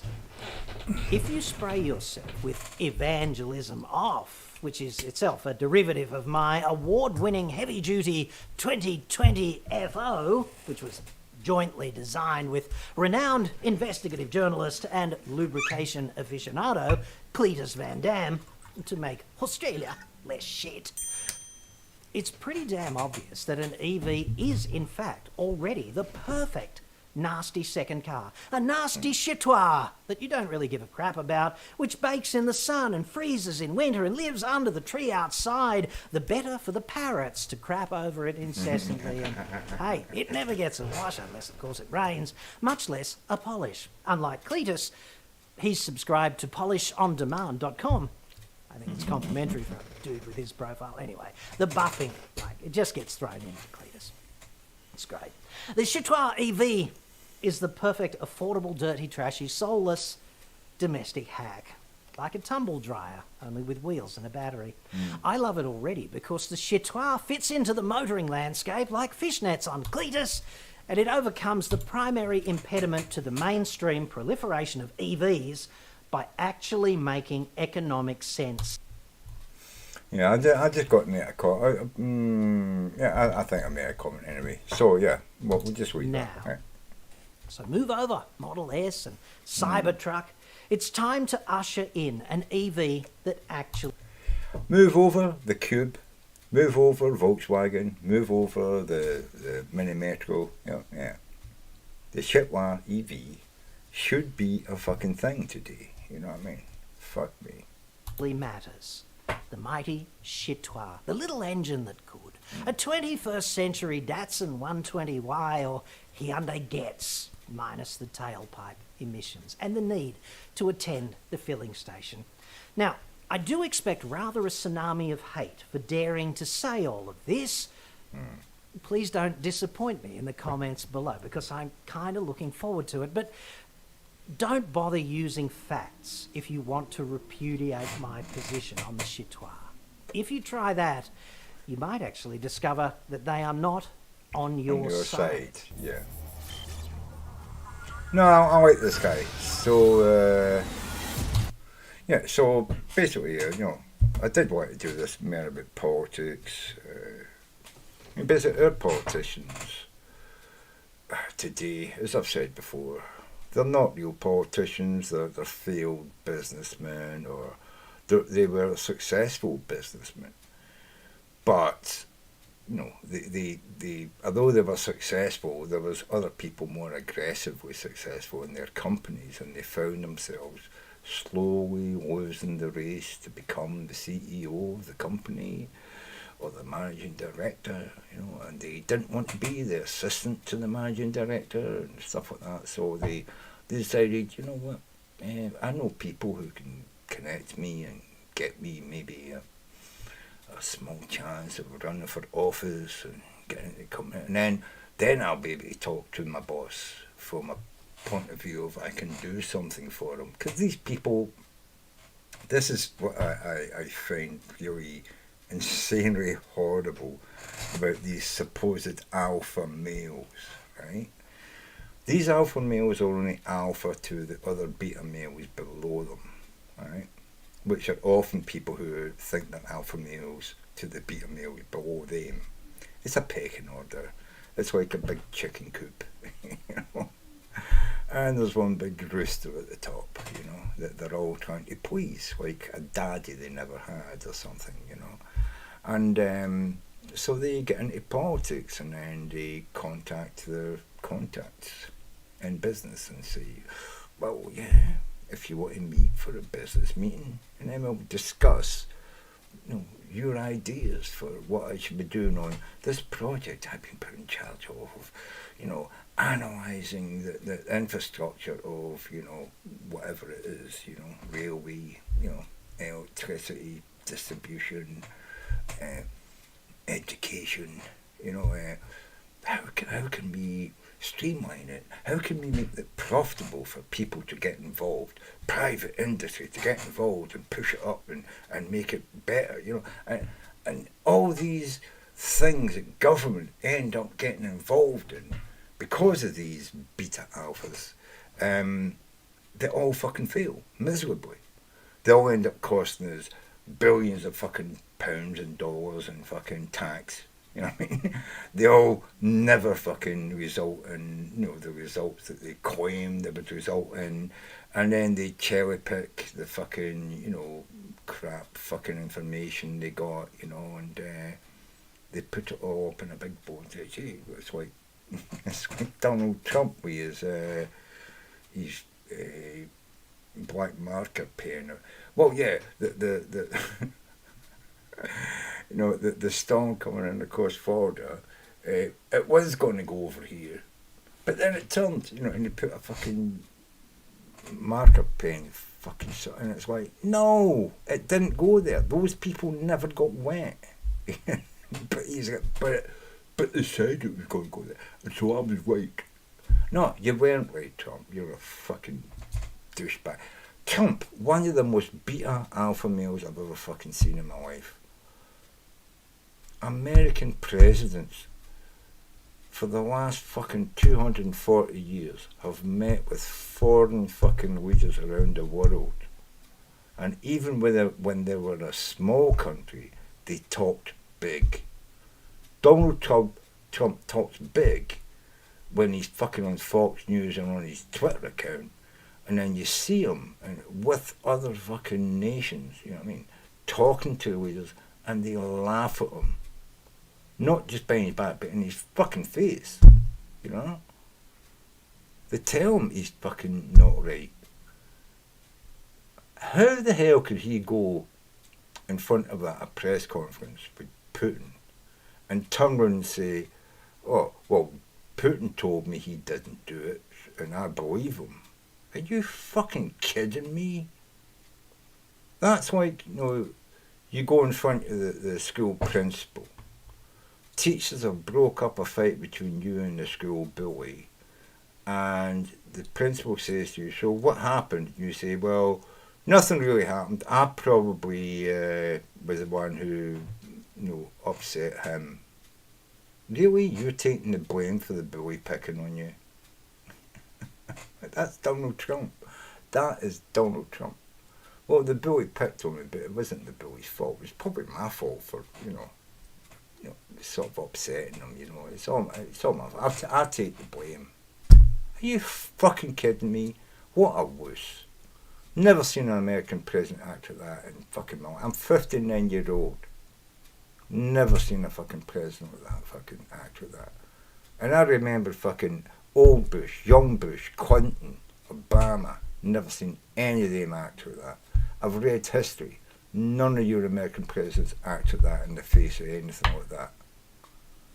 Donald Trump, like a bullied little boy when he's standing with Putin. Scared to stand up, and even when there's adults in the room saying, tell us the truth, he's like, oh, I can't, no, he's the bully's right. No, it was all my fault. Really? Fuck me, man. What a fucking wuss. And you fucking Trump supporters, America, you looked at that and thought, yeah, Putin's a great guy. And remember in January when we were saying China was a great country and they were being fucking, you know, totally clear with what was going on with the COVID thing and done a great job and, you know, it'll never come here. You remember when Trump was saying that? Yeah. What kind of... And then your excuse is, oh, well, the Chinese lied to him. Well, why did he believe the Chinese? No other president in fucking American history would have believed fucking Wang Chung Wing or whatever his name is, you know what I mean? None of them would have believed it. Obama didn't believe anything the Chinese says, which is why he put in place people inside. He made an agreement with China that you could have virologists inside China watching what was going on. What did Donald Trump do when he came to power? He sacked all those people. He sacked them and pulled them out of chair, so you weren't prepared to watch for the fucking hangman and fucking, you know, the COVID thing. But he still talking and says that the China was doing a great job.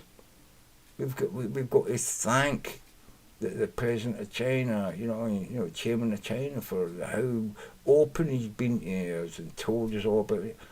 And then now he's saying, China, it's all China's fault for lying to me. Why did you believe them, you fucking idiot? You know what I mean? God damn. And these motherfuckers still can't see how fucking retarded that is. This cunt believed them. Really? No president in the past has ever believed Putin or fucking Wang Jong-un or whatever his name is, or, you know what I mean, Ho Chi Minh. No.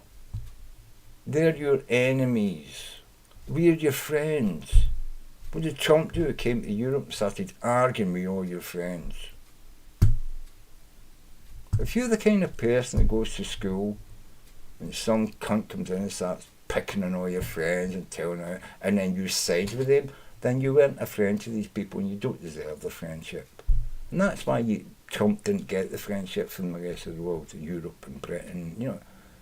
He didn't get that friendship because he was a fucking cunt. He turned his back on fucking his friends and embraced the bullies in the fucking playing field, you know what I mean? Trying to be one of them. And they were all looking at him thinking, he's never going to be one of us, we're just going to use you. Going to use you. And he was. Trump's been used for fucking 4 years. He's been used.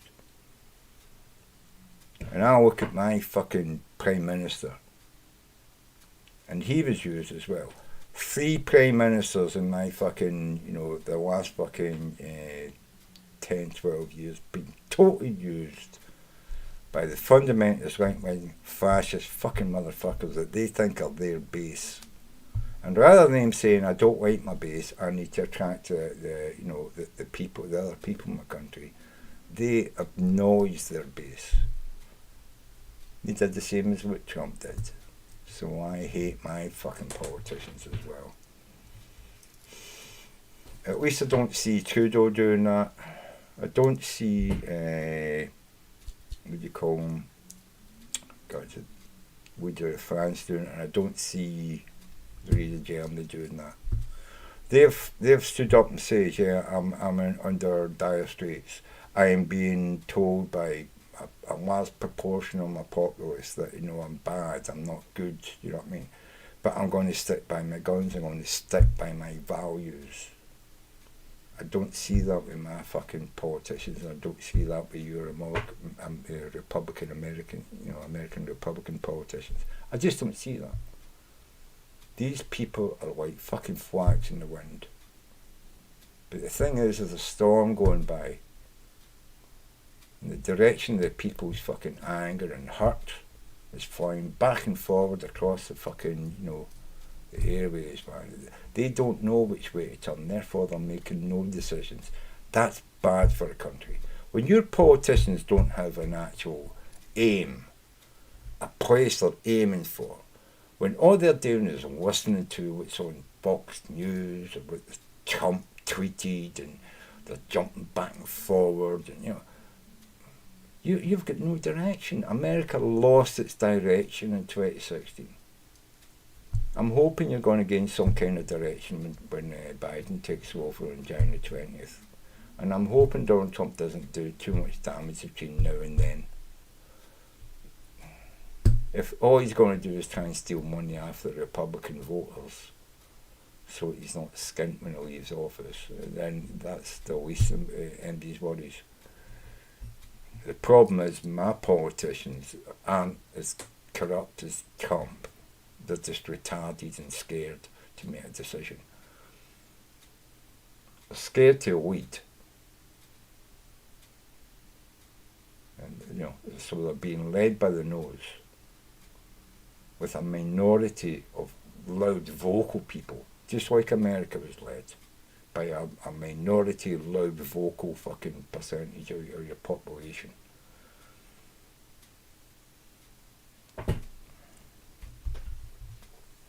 And that's been proven now with Biden coming out with the largest majority any president has ever had, not just in all time, but also against an incumbent president. An incumbent president of America has only been defeated 3 times in the history of America in 240 years. And Biden's got the largest fucking percentages ever been defeated by. God damn. And people in America are saying it was a stolen election. Really? So where's the evidence? It's all very well to say, well, this could have happened and that could have happened. You know what I mean? Fucking unicorns can be farting fucking golden coins at their ass rather than fucking, deer farts. Who the fuck knows? But we don't know, do we? Yeah. And that's what you know what I mean? Saying that your elections were robbed, stolen, thieved. That's like saying unicorns fart gold coins. And if only I could find a unicorn, I could be rich. But we know that unicorns don't exist, so I'm never going to catch one and be rich. So, America, grow the fuck up. And sort out your fucking healthcare, for fuck's sake.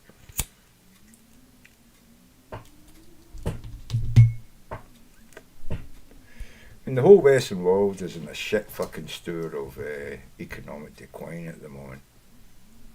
Because of all the things I've just explained about their political systems. We have no longer got politicians that wish to be lauded for doing actual things. We have politicians who want to get elected and then pretend they did things. They want to claim, I did that thing that someone else fucking did. It's like the guy when you go into a workplace and, he becomes your friend, realises you're smart, talks to you about the problems he's got in his area of the company, and you spend a little bit of time, you're working on your shit, but he comes in every day, you talk to him, and every day he's mentioning how problematic this is, and you say, well, I've been thinking about that, you could maybe try that, and then he goes and fucking says, oh, this is my idea. You know what I mean? Oh, I came up with this great idea. You know what I mean? Something you came up with. And he never mentions that he's been talking to you about it. And of course, you're not going to go in there and say, oh, no, actually, I was the guy that told him that. And unless you're like me. And that can often put you in a bad position. Because then people say, who are you? You're only a new guy. You've only been in here 4 months and now you're trying to claim that fucking this God just come up with this. But you told him about that. People don't believe you. You know what I mean? It's quite disappointing. You know what I mean? But people will believe fucking assholes and liars, even when they've been dealt with that with him. When they've done that to them, when he's done that to them, and then you come in and say he's done it to me, and they say, oh no, he hasn't. You know what I mean? It's like, really? So you never, and then, you get down the pub, you start getting, and then they start recounting all the times that you did it to them, and it's like, and you fucker, and you said in the meeting that you don't believe me, you fucker, you know what I mean? And this is, see when I'm in a workplace like that, I'm like, getting out of here, mate. None of these fuckers are ever going to amount to fucking anything, and I don't see why I should stick around and let them pick my fucking brains, you know what I mean? Fucking assholes, mate. Assholes fucking everywhere. The whole fucking government of the Western world basically is filled with fucking about 80% fucking assholes. And 20% politicians, Real politicians. America, you seem to be getting a few, you just call them progressives. What the fuck? You've got to give somebody who's fucking got honour and ability a different name in order to separate them out, and then, the Trump fucking crowd calling them socialists and communists and all, because, you've got to give them a bad name so nobody trusts them, you know what I mean? This is what happens inside companies. This is what happens inside companies. It's the same dynamic, it's just on a fucking national scale now when you're talking about politics, you know what I mean? But, we talk about politics and then we talk about company politics. It's the same fucking thing. You meet the same fucking people like Trump and the supporters, defenders. You meet them everywhere in fucking life. You met them in the playground at school when you were fucking 8 fucking year old. You just didn't realise it at the time, and you're not able to comprehend it was the same thing because I was 8 years old. You probably weren't paying any attention to what was going on. I've always been fucking, highly aware of everything going on about me. All the people, all the fucking stories, all the fucking crap that was said about people, you know what I mean? How people spread stories with people that weren't true. I knew about all of that when I was fucking 8 fucking year old. I just didn't let on at the time that I fucking knew it was wrong, but I knew how to fucking fight against it, you know what I mean? You find a source, and you go there, and you fucking strong arm the fucker and tell him to shut the fuck up about you. Right. And this is what Trump's trying to do. Trump's trying to use the judicial system to strong arm all the people who are talking shit about him, telling the truth, or rather, about how fucked he is. He's strong arming all of them. He's doing what I did when I was a kid, Fucking talk about me, I'll fucking blood your lip, you cunt. You can talk about every fucking else, don't you fucking blacken my fucking name, you know what I mean? This is what I'm saying, I mean, but you get it, you're just taken up into people are now doing it using fucking, the police force and fucking, debating societies, TV, news, media, you know what I mean? But it's the same fucking thing. Spreading rumours about somebody and making sure that your fingerprints aren't on it, you know what I mean? But it was easy to understand when I was a kid who was doing it, because kids didn't understand it. But as they get older, they learn more sneaky ways of doing it, you know what I mean? So as you get these same people that you fucking argued with in school, they're now, you know, they're adults now, and they're in positions of power, and they're doing the same fucking shit they did in school. Because human beings don't fucking change. The assholes you met in school, if you meet them today, I mean, the people you knew when you were 8, 9, 10, 12, 15, 18, 20, you know what I mean? They were assholes then, they're assholes now. They might just be hiding it better. So they've got a lot of people that like them around them, but they've also got a lot of people that are still doing the same thing too that they did in school. Strong-arming them, berating them, running them down, you know what I mean? Force them to do things for them through their verbal fucking ability to fucking talk weaker people into doing things. It's the same shit, mate. They learned that technique like fucking, you know, Trump did when he was a kid. You know what I mean? They learned that technique and how to fucking manipulate people, and they're still doing it now as they go older, you know what I mean? That's big. How the fuck could Ted Cruz and Lindsey Graham go from fucking hating Trump, call him unfit for fucking office, and then when he won the elections, suddenly he's the saviour of America? How the fuck does that happen if Trump hasn't got to them in some way? You'll never get re-elected again. I will fucking make sure the DNC defunds you. I will make sure we're on fucking, you know, umpteen people again. You know what I mean? That's what I'm saying. He might know have the power to do that, but they don't fucking know it, and they're shit scared that he could do it. And the more people that believe that he can do it, they tell other people, oh, he's going to do that to me, and then the person they've told, they fear he could do it to them, and then the next thing, they're all fucking scared of him. He might know of the power to do that. They didn't know. Nobody ever tested him. But there is people who did fight against him and never got unelected. They had to die for fucking Trump to win. You know what I mean? Like, what do you call him? McCain. I mean, look at fucking, what do you call him? The Mormon guy. He spoke about Trump. Has he lost any fucking... But no, in fact, he's got more power today in the Republican Party than he had when he lost against Obama. So Trump doesn't have the power to destroy your career, apparently. But there's just so many weak B alphas, you know what I mean, who believe Trump, you know what I mean. I've always been one for saying, yeah, you think you can destroy me? Fucking try it. And that's, if you're going to be a politician and you believe in what you're speaking out for and the way you're working for the people who elected you, you should tell people who come in and put that shit in your face. Fucking try it. I'll fucking expose you, tell every cunt you came here and told me that. I'm going to tell everybody in the office today that you came here and did it, and it's all going to be over. Fucking try it, cunt, you know what I mean? You see them back down really sharpy. You say, oh, no, but that's not what I was saying. You know, they will backtrack, because they're expecting you to fucking shit yourself. When you don't, they fucking go, oh, it didn't work. Now I've got to fucking pull the fucking irons out the fire. You know what I mean? Politicians should know it. Businessmen don't know that, because they're used to being fucking beaten and browbeaten and fucking pushed about, you know. That's why they shouldn't be in politics, these cunts, you know what I mean? It's a shame that I ever got into drugs and, you know, wasn't a better educated man.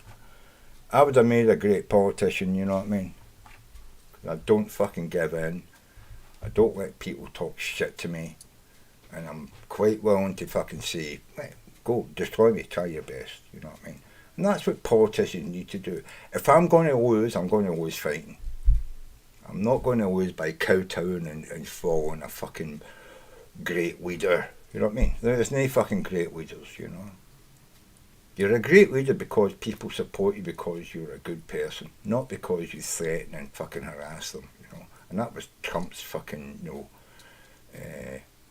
what is it, the one word for it? I used to know this shit, but yeah. He's motive, or, you know, not motive, something operandi. And yeah, anyway, you can look it up. I'm pretty drunk and happy now, you know. I've been stressed, man. I mean, I've been stressing about my country and the politicians, but I've been really stressed about fucking America, to be honest with you, as well. I had no idea how bad Trump. I mean, I didn't want Trump as the American president, right? But it was nothing to do with me. That was up to the American people. But I thought there was enough good, sensible, rational, normal American people that Trump would never get away. And then they elected him. I was like, what the fuck? My understanding of the realities of the world has just been shattered because I could not believe the American people would elect Trump. I just couldn't.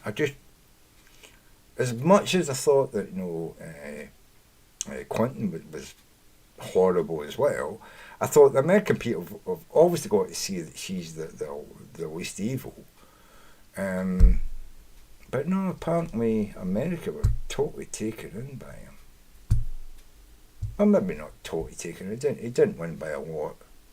He won by, you know, 303 or something like that, 304 fucking electoral college votes. But yeah, so yeah, the electoral college, that's weird. But it's America, you know, like you can keep it, I know you're talking about getting rid of it, but you can keep it, it doesn't fucking matter. But there should be something, some kind of nod given to winning, you know, the first past the post, you know, all the American people's vote. I mean, Clinton won by 2 million votes. Yeah, got no. Apparently, Donald Trump has a mandate. Biden's winning by like 4.5, 5 million votes, and yeah, the fucking Republicans aren't even saying that he's the president elect. Never mind, he's got a mandate. You know, it's like no, it's like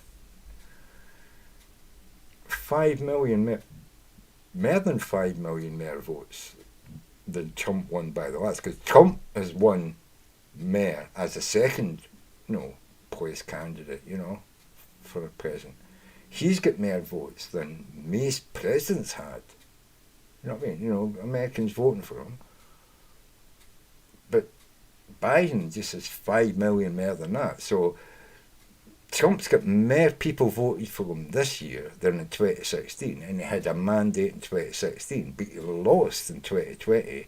So Biden has got even more votes than that, and the Republicans are still not saying he's got a mandate. I mean, it beggars belief how these goddamn politicians can fucking speak shite, and the American people are like, yeah, that's true. It's just fucking ridiculous. And your media, fuck me. They need to grow balls as well. The BBC and the ITV news media in Britain as well, they need to grow their balls back. They used to have a large amount of respect and power, not just in Britain but across the world. BBC used to broadcast across the world, and people listened down to hear what the truth was about their own nation, because we used to talk about different nations and that. Now, I wouldn't fucking trust anything the BBC fucking says, because there's too many people put in there by the Conservative government, because they can pick who gets into, you know, sit on the board of directors and all that shit, you know what I mean? It's a government-run agency, it's not a fucking private, you know, company. But I still would not want to see it as a private company. I still believe that the BBC has got a place in the British culture and the way we run the site. But I want to see less fucking partisan people in there. I'm not even talking about, no, they can't be conservative. They can't be fucking Labour, socialists, like that. There need to be people who go in there to run an organisation that produces media. They shouldn't be in there to colour that media. and the voice of the media. They should be in there to push that media out, and it should be true, factual, everything checked, not partisan in any fucking way, left or right. That's what I've always believed the BBC to be as I was growing up. Apparently it never was. But that would be my aim if I was a politician, to make sure it was totally non-partisan. And anybody ever found to be partisan in their job gets sacked immediately. Forthwith, fuck you, out the fucking door, you know what I mean? No, there's no waiting. We'll look into it and we'll do it, but you're sacked while we're fucking looking into it, because we don't want you still in there fucking talking to people and making sure they're going to say the right thing. You are sacked and you're ostracised. You can't go near the BBC, you know what I mean? You can't talk to them, you can't text them, you can't fucking email them, you know what I mean? You are fucking, you know what I mean? You're out of there, you can't fucking talk to anyone in the BBC. Till we found out what went on, we're going to look at all your email or your text messages or the people in your agency, you know, your division or department, or we're going to look through the whole fucking lot and see what you were saying to people. Because that's the only way to fucking check up on stuff. If something's found out, you stop all communication, all, you know, you're taken out of there, you got to go and live in the fucking Isle of Wight, right, with no Wi-Fi, no internet connection, for fucking, you know, 3 months while we investigate it. There's got to be somewhere you can send people, you know. It's like when Donald Trump was being, what was it, they tried to sack him. I can't remember the name of it now, right? Donald Trump should have had to go and live in Guantanamo Bay, you know what I mean, for fucking, you know, 3 months. Simple as that. Joe Biden should have taken over, no Joe Biden, fucking Pence. Mike Pence should have taken over. Trump should have had to have fucking went somewhere for 3 months, you know what I mean? Caribbean or fucking, you know, Guantanamo Bay, somewhere, you know, Alaska, some fucking where, you know, you couldn't tell it. And they should have investigated then. He shouldn't have been able to still be present and say to people, oh, don't answer the fucking subpoenas, don't go in there, don't say this, don't talk. He should not have been able to fucking say all that, you know what I mean? That's how you cover fucking that corruption fucking thing. You make sure that he can't continue to interfere. If you're going to, I can't remember the name of it now, God. You know, the Senate say we're dragging up in front of us and charging you with fucking this and that, or investigating you for this. He should have had to leave off. He should have had to let Pence get in charge, and he should have had to fuck off to Alaska for fucking, or Guantanamo Bay for fucking, you know, I don't know, how long did the hearings last? You know, you know, if a president gets indicted, you know what I mean, like that, I think he should have to leave office until it's cleared up. I mean, and I believe that about anything. If you're indicted, if people charge that you've done something bad and it needs to investigate, you can no longer hold office. You can no longer do your job. You have to fuck off. Yeah, we'll pay you your wages, but you've got to fuck off and sit in a hut in the woods for fucking 3 months to be fucking clear it all up, you know. And if you come back and, you know, and you're, you know, absolved, then maybe we have to think about, you know, what do we do to, you know, give you that 3 months back, you know what I mean? Yeah. Some sort of financial reward or whatever, you know, a medal of honour, you know, medal of freedom, you know, you can put, you know, if you're a president, you can present yourself with a medal of freedom, you know what I mean? Or the highest, you know, civil award, and you know, yeah. So then you get a big ceremony and people applaud you, because that's what Trump likes anyway. But I found it retarded that Donald Trump was being investigated by the Senate, and he was still allowed to be president and tell people, just ignore them, don't go there, don't tell them anything. I was going, really? This is the American justice system. You don't care about, you know, witness tampering unless it's like a mafia boss. Trump is acting like a mafia boss through all that fucking period. And the judicial system and the Senate and the House just ignored that. You know, they just let him just continue being president. He should have had to step down and let fucking Pence fucking, you know, step up. He should have had to fucking Not resign, but, pass the power to Pence and go away and sit somewhere until it was fixed. Not still sit there tweeting every fucking 2 minutes on fucking shitwire, golden shitwire in the fucking White House, you know what I mean? God damn.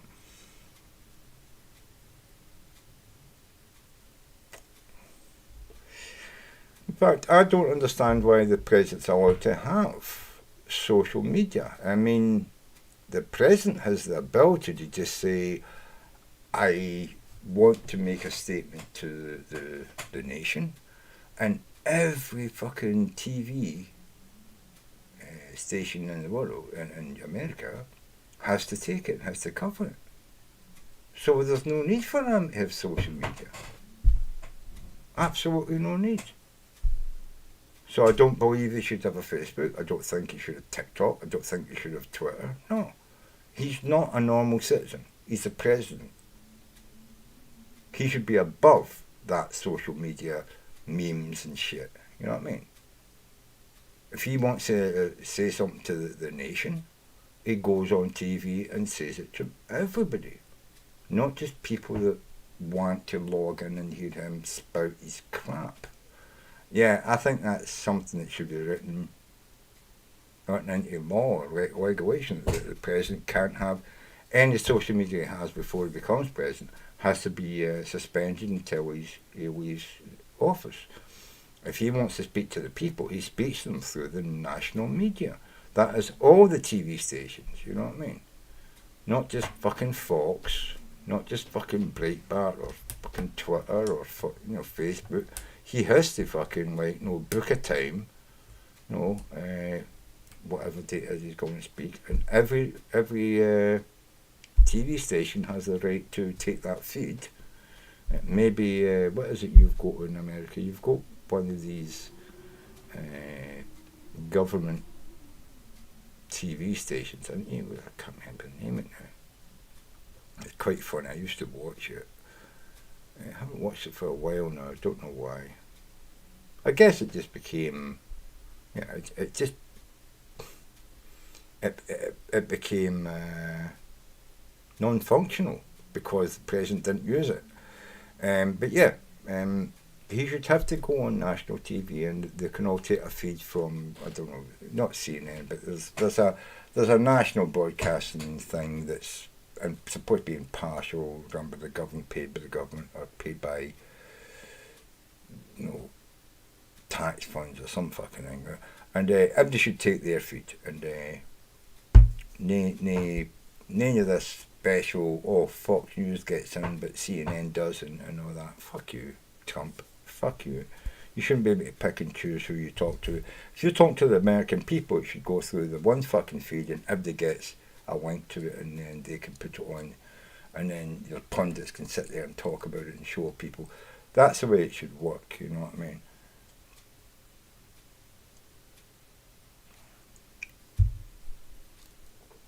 I used to fix all the problems of the world when I was 15, smoking dope. It's kind of nice sitting here drunk, fixing all the world's problems. Well, American problems, but the world problems as well. It's all because your problems are our problems, America, right? This is the thing, right? I know you're not all American, but America's problems is the world's problems, right? Donald Trump has been a fucking problem for the whole fucking world since he got elected. And that's just not what the president's fucking job is, right? Fuck me.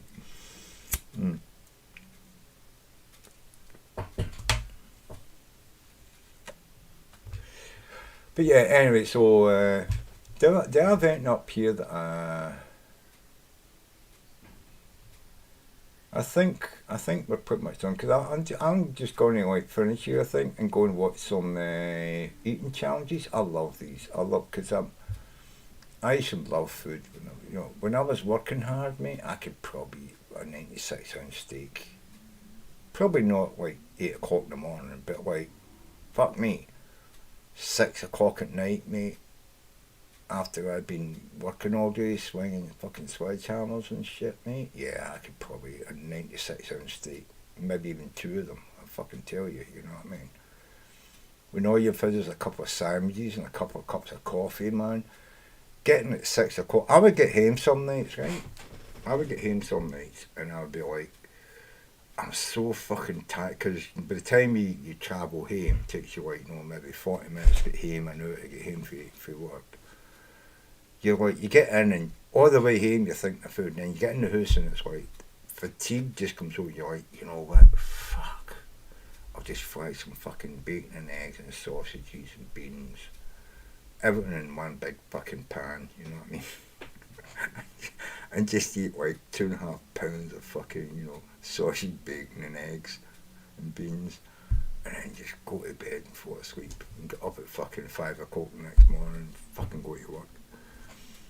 Yeah, I remember working fucking hard, man, Friday night was different because Friday night there was always, the afternoon was always a tidy up time, so you weren't really, unless there was a push, you'd get close to the end of the contract and there was stuff needed to be done and you're on a tight fucking timeline and it's got to get done, so you want your ass off to get it done. But most of the time Fridays, after dinner time Friday, it was like clean the site up, make sure you're not leaving it and fucking lying about that it needs to be undercover and all that over the weekend. Because we didn't always work weekends. Although I've been in building sites where I worked 7 days a week, I didn't like that. I like to work, Monday to Friday, maybe half day Saturday or something like that, come in for like a pour, pouring some concrete or something. It needs to get done, and that's what it's about. Time and finish, so sometimes you'd be done by fucking 12, 1 o'clock. Sometimes the concrete's still on the road and you're sitting there at fucking 4 o'clock in the afternoon waiting for the truck to turn up because they haven't sent it yet and shit, and yeah, job and finish, and you're fucking finishing later than if it was a normal day, but you're getting paid for it. All the time you're waiting there, you're still getting paid for it, and you're getting paid time and a half the Saturday. So, but yeah, fuck me, I remember construction demolition, man, hard fucking work, man. The railway was fucking hard as well. We had to, didn't matter, snow, rain, fucking sun beating down, you had to fucking go there and work. That was fucking hard work as well. And then the oil rigs, yeah, fucking hard fucking. Trying to compare, I suppose, hour for hour, I suppose oil rigs was harder because you worked 12 hours on, 12 hours off. So it's like half a day, and you had to just go and do what compare the tannoid, rest out, Derrickman, Bunyan, you're needed in the fucking shaker room. And you maybe have to do it and strip out a fucking machine or something, and it's like, you're on the clock, you know what I mean? This is downtime. The rig's losing money.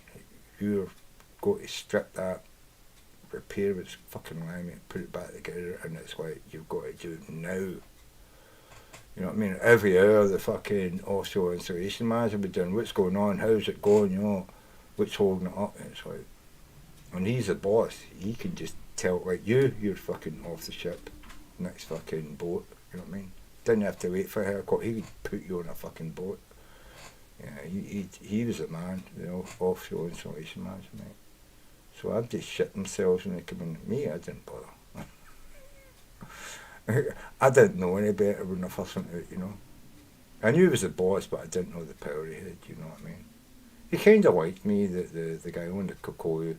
He kind of liked me because he realised that, yeah, he doesn't know that I can kick his ass, so I can throw him into the sea if I want, Because basically he's the captain, the rig can be considered shit. He's the he could throw me out the fucking side, who's going to say anything. But yeah, we had, he was American, but he was Scottish background, and he loved the Scottish people, he did, I liked him, he was on the cocoa all the time I was there. He was a good offshore man, offshore installation man. It was good. Can't say the same for all the other American people that worked under him and above me, but yeah. It's funny though when you meet people like that and you don't know to fear them, and so you don't show fear, and then they respect you for that, though they know they can just put you in your place, I guess I never said anything bad in front of him, you know what I mean? Everything I ever said was always exactly what I was doing and why there was a problem, you know what I mean? And he liked that I got straight to the point. I didn't fuck about. I didn't talk about this, that, and the other, or so-and-so didn't get me this. I just went straight to the fucking problem and told him what was going on. I didn't blame anybody for why tools weren't there or fucking shit, you know, why we'd lost any time. I just told him what was wrong and why it was taking a lot of time, you know. He liked that about me as well, the fact that I never turned around and tried to say that the fact that we're taking longer was not my fault. It was, I just say, I would just tell him what it was, and I can only do what I can do, and I'm doing my best. He liked that about me, that I never try to put anything else on anybody else's shoulders, and that's the way I've always been. Though I don't point fingers at other people, even if they have fucked up. It's no my place to put something to another worker under the view of a boss. My job is to make sure that the team work together. I've always had that idea, we all work together, we all fucking do the work. When the bosses come in, it's us, and we just tell them this is what's going on. You don't ever say what happened with that. Well, it just happens that these things happen, you know what I mean? You know what I mean? Yeah. You don't ever put anybody's name out or put them in front of the bosses, man. You don't, I've been a boss and I know that. I've never asked, so who was responsible, I never, because, I say, so your team's doing well, you know what I mean? I talk to them, all you guys are getting there, yeah, it's a team, that's what, so the team's doing well, we're getting on, okay, we're behind, 3-4 days, but it's going to get finished in the end, yeah, you need any help with it, is there anything I can provide that's going to speed it up? That's the way I've always dealt when I've been a boss and talked to people. I don't look for people to fucking pick out and blame. Things fucking happen. People make mistakes, but you can't say, well, if it's the same guy making the same mistake all the time, then whoever's in charge of the team should come up and say to me, we're going to get rid of him. That's what I've done, you know what I mean? If you've got a fucking arsehole on your team, you get rid of him because he's bringing the whole fucking team down. You need a team that all works together. But if everybody's doing their job and it's not, okay, small mistake, blah, blah, blah. But if it's an arsehole who just can't do anything right, you've got to get him out of the fucking team because he's bringing everybody down. But as a boss, I know that, and I trust the people, what they're... You know what I mean? It's fucking it's human behaviour, man. You get to work with guys, man, and they're your mates. And yeah, we all have days when we're not totally on the ball. We all have days when we fucking slip, we forget a thing. But that's no a thing that you should point them to bosses to make them to take it off of you. If you're the team leader, you're the protection against all the other guys fucking losing their jobs. So you've got to fucking take it, You put it, say, it's my fault. You know what I mean? If it's anybody's fault, it's my fault that we haven't made it through. But, you know what I mean? Simple as that. It's my fault, you know what I mean? But we're going to get it done. We'll try and get, catch up that time we've lost, blah, blah, blah, Yeah, if the boss doesn't like that, that's the boss. Most people in the hierarchy, if they're not fucking assholes, if you meet an asshole who starts berating you for it, you're not working for the right fucking guy, And it's time for you to start thinking, I need to move my job because this cunt's not going to fucking get off my back after this, Yeah, Yeah. Some people, they don't want to go to their boss and say, everything's fine, it's good. They're going to put your name forward. They're going to, this cunt and fucking, this fucking Charles Chan's cunt, you know what I mean? And then the next thing you know, it's like, you're getting letters through the fucking head office and shit, and it's like, oh yeah. And you know who fucking put you in the limelight? The cunt you talk to, your boss. Because that's the only place it could have come from. If you didn't mention your name, they can't be sending you a letter, you know what I mean? And that's the thing. I protect my people below me, and I expect the bosses above me to protect me. Because not if I completely fuck up, but I mean, if this is just the way things goes, yeah, we opened it up. We thought it was this. It turned out it was more wrong than this. It's going to take longer to fix than what we assumed. You know what I mean? That's not my fault. I'm just telling you the fucking facts. You know what I mean? You know? And so if I'm getting, pilloried for that, I'm like, well, you're just a fucking asshole. That you don't understand that we found more wrong with the thing when we opened it than what we thought was wrong. I say to you, it's probably this, and it turned out to be something else as well. So now it's going to take, a bit longer. You know what I mean? Downtime, man. The rigs hated downtime, man. Because, yeah, they say money, time is money. Yeah, it is in the North Sea. Fucking time is money. It's the same in the railroad. The railroad was the fucking same. The railroad, you got a certain amount of time to fix shit. You had to make sure what you were doing, and it took them months to fucking plan all that stuff. And the railway was good, but in the North Sea it's different. Stuff turns up, and then you've got to be on it now. Yeah, different. I'm comparing apples and oranges. The railroad was fucking good. I mean, I went through all my certification and all that shit in the railway. Became a pie cop, became a pie cow. Person in charge of possession, person in charge of work. Basically a charge hand, basically, in charge of, a team of people doing work. I had the right to shut roads down and, stop trains going over them if I seen it. When I was a road walker, I had the same privilege to do that. But it was a thing you didn't want to do, because you're going to be holding up all those people in the station getting on a train against them if you were shutting a road down. A road is like a railway line. So you didn't do it haphazardly. When I got on the phone and says, we've got to shut down a fucking road to the signalman in the station, they knew that I wasn't just talking shit. I didn't just come up with this, you know what I mean? I'd found a serious fucking problem that could cause a derailment, which I did once or twice, But it wasn't something that was going to take fucking hours or days. It was something I needed the road to be closed for 10, 15 minutes, because I had to go up to the fucking shed and get something I didn't have with me, some plates or something, some bolts, and come down and replace something on a non-contiguous lane, non-continuous welded line. But things like that, and you did that because you knew that there was a chance that, there's fucking two bolts holding this and it's got a cracked plate. A train could go through that fucking join and derail. You had to make that call, make that phone call and say, I need fucking 15, 20 minutes to fucking, so that line's closed. And they don't like it because it fucks everything up, you know what I mean? But they've got the time to fucking, rearrange things.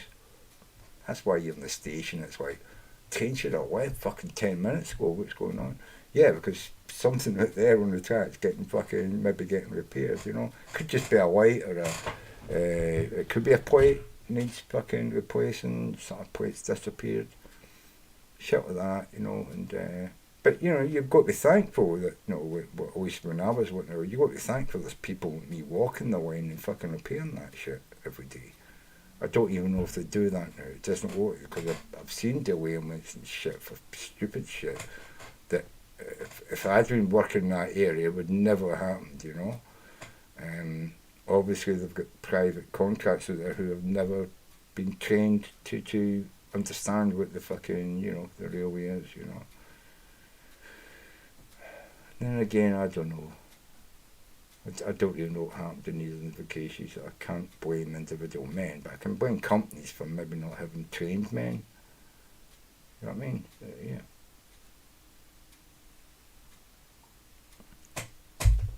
It's not a guy's fault if you're asking him to do a job he's not trained for, and he fucks up. It's your fault for employing him and not training him, Yeah. Anyway. I think we're getting through what I was talking about. So here's a flat earth fucking thing, isn't it? 10 minutes. Let's work at some flat earthers.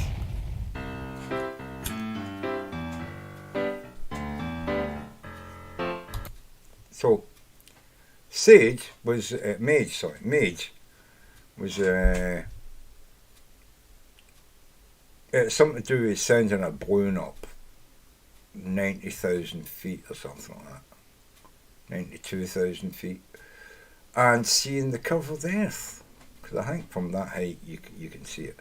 So this guy sent up a balloon with a balloon filled with helium, and he had a wide angle camera on the back of these, like it was like a thing shaped like that, right, with a square back and a square front. The front was with pins out, and he had sticks between 4 pins at the front, and then strings going across the sticks going down at the front.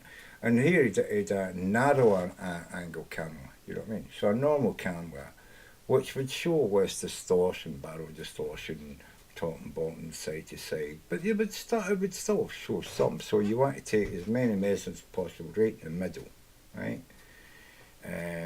But the back camera's a wide angle to show you everything, you know, like people normally put up big wide angle cameras to see the mass of the Earth and all that stuff.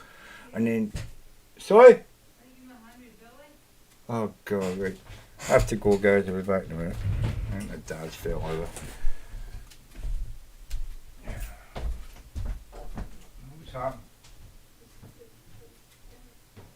Where is he?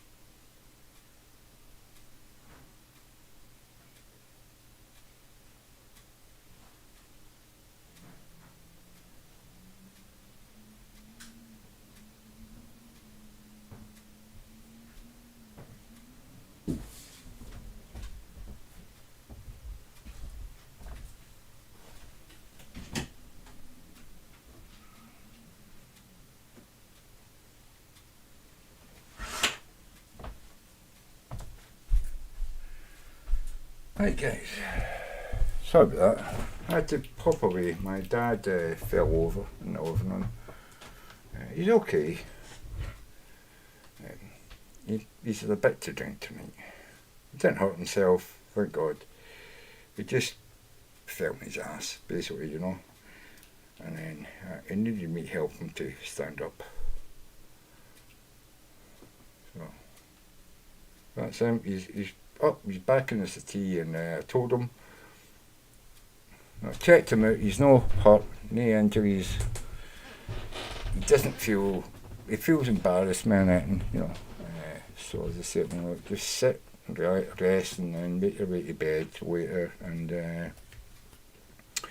I'll come and turn everything off in the living room later. So where was I? Got that Mage. This is what does it stand for? Mage is an anagram, right? MAGE. It means something about sending a high altitude balloon up. And now, this is something he's done twice. The first one didn't work terribly well. The second one, they perfected. You know, because you send something up into 92,000 kilometres or miles. Is it kilometres or miles?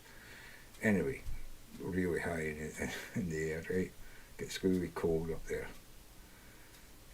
Funnily enough, it goes from being hot to cold, and then it starts to get hot again, right? Because you're getting high up in the atmosphere. There's less particles to absorb the sun's rays, and therefore the sun's radiation is impacting on the thermometer and your, you know, whatever it is your bones carry, you know, carrying your cameras, if you've got a thermometer in there. And so the temperature up there is warmer higher up than slightly lower down, and then it gets warmer and warmer as you come towards the earth, you know. Temperature gradient. There's also a gradient of gas pressure, air pressure we call it. Physicists call it gas pressure, but it's air pressure. So at sea level you've got whatever it is at sea level, 14 bar or whatever it is. Is it 14 pascals? I can't remember. I don't know, right? I'm very, very drunk, so it's hard for me to fucking remember this shit. This is stuff I used to fucking do in school, you know, when I was 15. And I find it really strange that there's 20, 30-year-olds who probably never did it at school. And therefore, when it comes into question, they question it and say, yeah, that's all these scientists, all this NASA stuff. Yeah, well, you do know that NASA started in the fucking 50s or something, right? And, you know, so how did people before NASA know that or say that the world was a globe? Illuminati, okay, right? It must have been the Illuminati. To be honest with you, like flat Earth, we did have a flat Earth thing going on in the 1800s. They were shot down and sort of like, because it was scientists who were religious who started to say, well, the Earth must be flat, you know, there's no real evidence. This is the 1800s, right? And the scientists who understood what had been done by the ancient Greeks and all that, they said, no, and we can do even better experiments today, more accurate experiments that prove that their experiments were right, just that we can give you even more accurate data, and they shot them down in the 1800s. And then back comes the flat earthers and the aughts and the 2004 and 2005. Yeah, I think even there was flat earthers in the 90s as well, you know, but they didn't really take traction until the aughts, the 2000s nods, when, you know, we had the internet, and that's when it started to spring, you know. And again, all of those people were religious. They took their ideas from the Bible. They read the Bible about, you know, the four corners of the earth and blah blah blah. So they thought it was like, you know, a big square place with the earth flat on top of it. See, this is the thing. They will say we don't use the flat earth model because the flat earth, well, I can't remember the name of the guy that designed the flat earth model, but that was from like 1890 or something like 1894. And he drew a round map to say that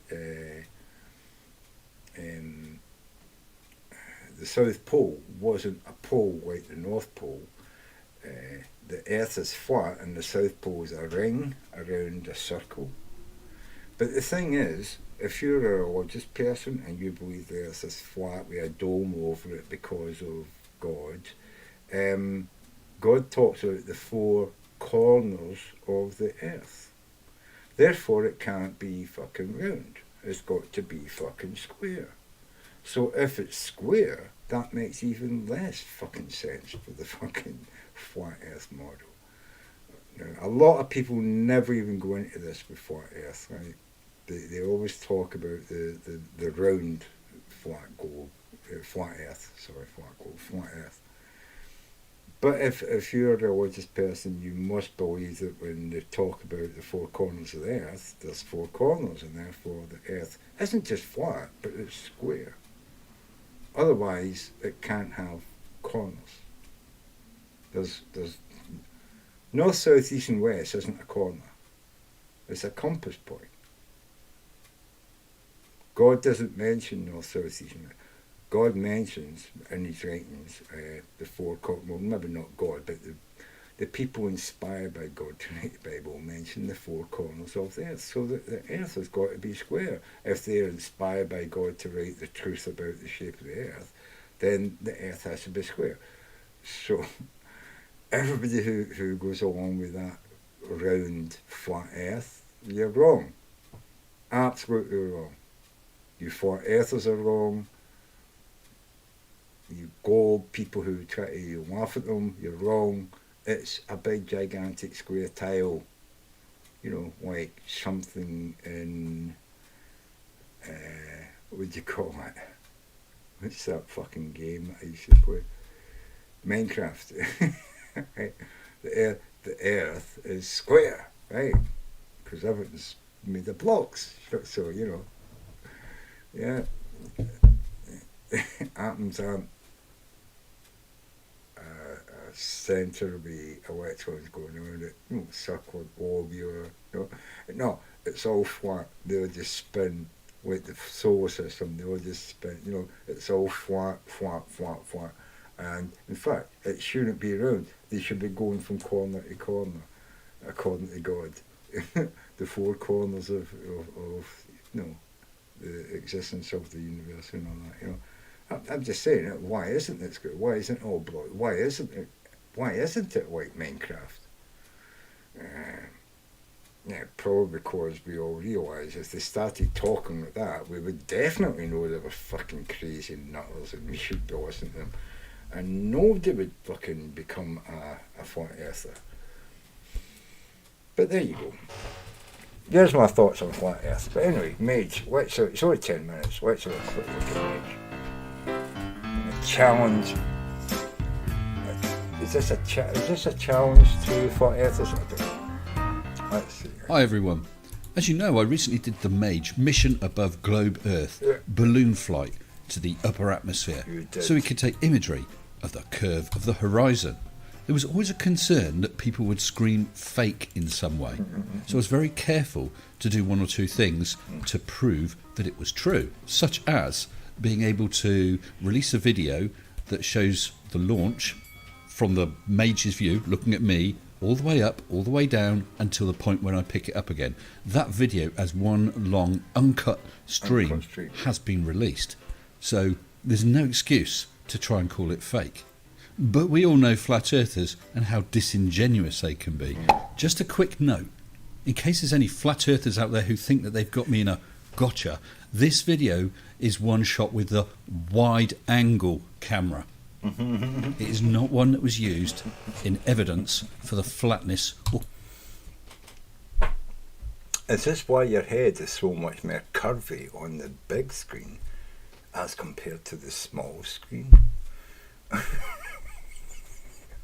I'm just wondering, is this what you're saying? By the way, why have you never fixed the clock in the back of your room? I keep seeing this clock and it keeps telling me the same time. It's like three or 4 minutes past 4, 5. It doesn't make any sense because the small hand is pointing at 4:30, yet the big hand is pointing at like 3 or 4 minutes past. And the second hand has never moved from 3 or 4 seconds past, 30 seconds past. I mean, this clock up here in the corner, right? It's always got the same thing. Has it got like a personal reference for you? Is that when something landed on the moon? Is it when your last dog died, or your grandmother, or, and you've never started it because you're like upset with ghosts? I'm sure that's not the case. I'm sure you're not a ghost boy, but anyway. Curviness of the earth. Don't dare try and use it as evidence against me. And I'm thinking of you, ranty flat earth. Proceed. So I was rather glad when someone came up with a... And look at this. The clock has been fixed. Oh. Just when I mentioned that, now I noticed you've fixed it. Did you put a battery in that? Is that what you did? This is Mr. Sensible. You put a battery. Yeah, you eventually learned. Another way of proving that Mage happened. So this proof came about independently of me. That's what we're going to see tonight. First, though, I would like to say that Mage couldn't have happened without the help of the members, the super chats, my wonderful patrons, and the generous sponsors. Thank you all so very much. Or curviness of the earth. Don't dare try and use it as evidence against me. And I'm thinking of you, ranty flat earth. Proceed. So I was rather glad when someone came up... Okay, this might be me, right? Maybe I've been talking whilst watching his videos and I've paused the videos, but I think I've been watching it, and it might not have been stuck at the time I was saying, but yeah, it was stuck at a time, and I watched this clock. He's at a slightly different angle than he normally has, I think. Or maybe he's got a different camera, because he is using a way.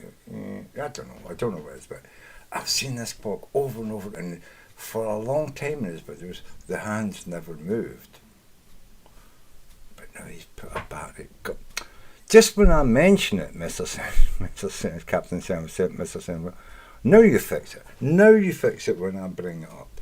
Anyway. With a cracking idea, another way of proving that Mage happened. So this proof came about independently of me. That's what we're going to see tonight. First, though, I would like to say that Mage couldn't have happened without the help of the members, the super chats, my wonderful patrons, and we all know that. And he is going to show. He's going to be. Bob Sands guy, right? And. We're going to jump to here. Mage is sponsored by Arctic Haze and his climate anomaly website. Okay. Mage That's is not now me, also kindly sponsored by Just on. Shoot Me, a Canberra-based. So right. I try to be prepared in advance to counter any criticism with regard to Mage. That's why, for instance, we've got the reference frame strings across the Mage camera. I had already decided that I would start the launch with the camera. You can see, he showed you a video shot of him running across the field with the thing there, and this is him. He's obviously got a camera on him, or it's a camera on Mage itself, and he's going to release it.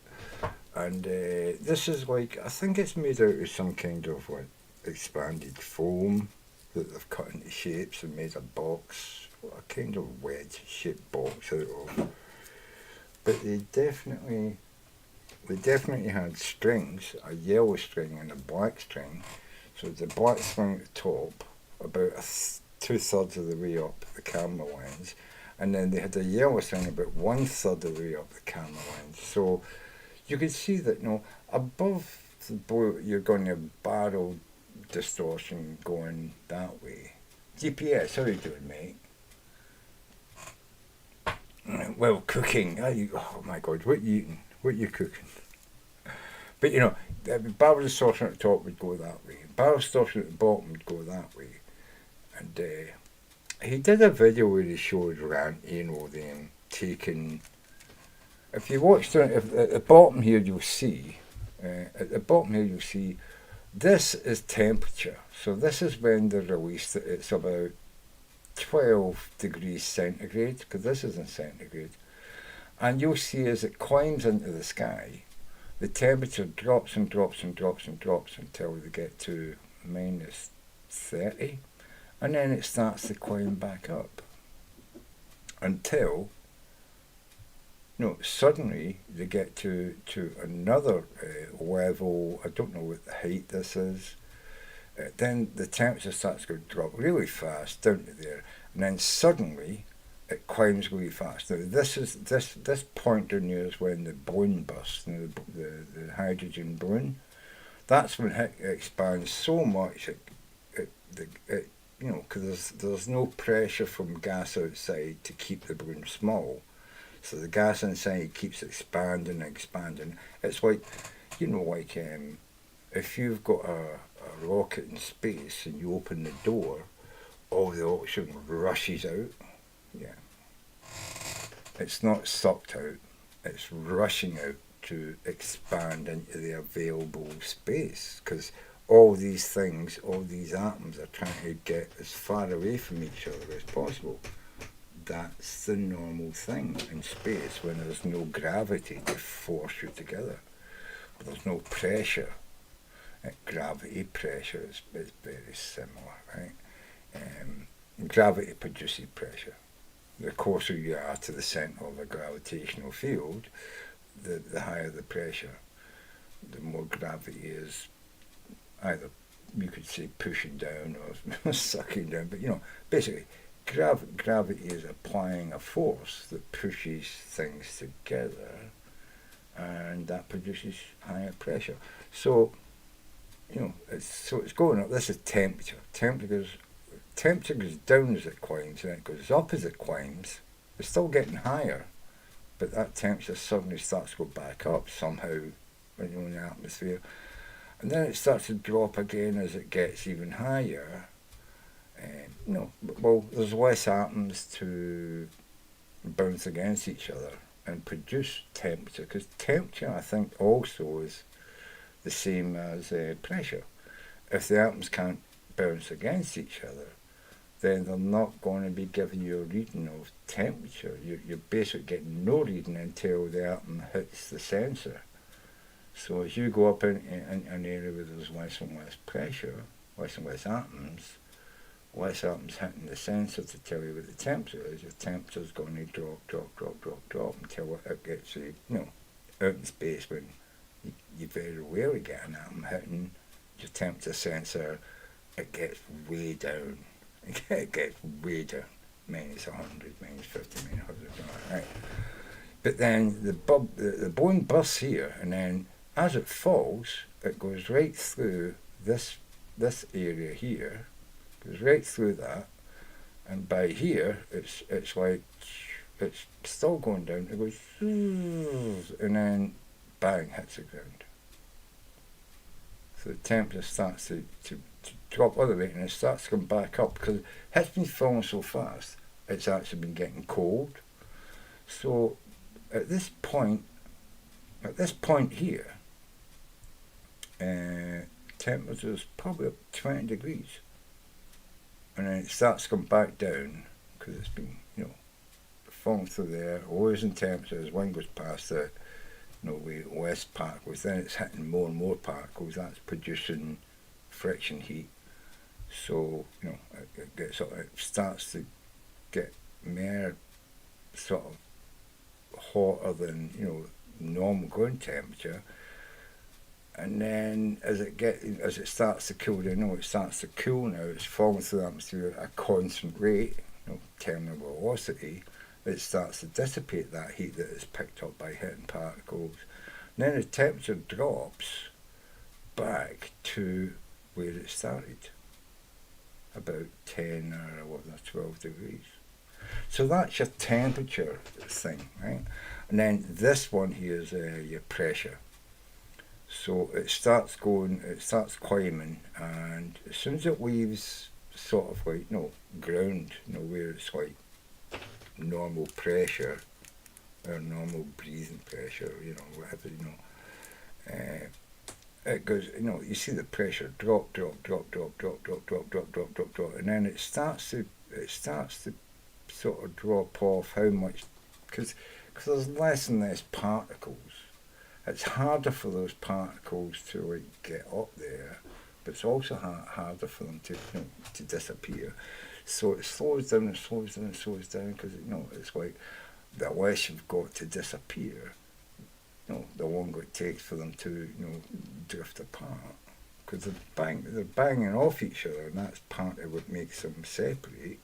So the less of them they're banging off each other, they're shooting, banging them upwards and making it so it takes longer for them to become less and less particles, and then bang, the bubble bursts, and whoosh, the pressure goes all the way up until it hits the ground, and then it's constant pressure. Now see, this is temperature, and this is pressure, air pressure around about you, right? And this shows exactly why flat earthers are completely fucking wrong. This shows a gradient in pressure that they say doesn't exist. And it also shows you this is really problematic for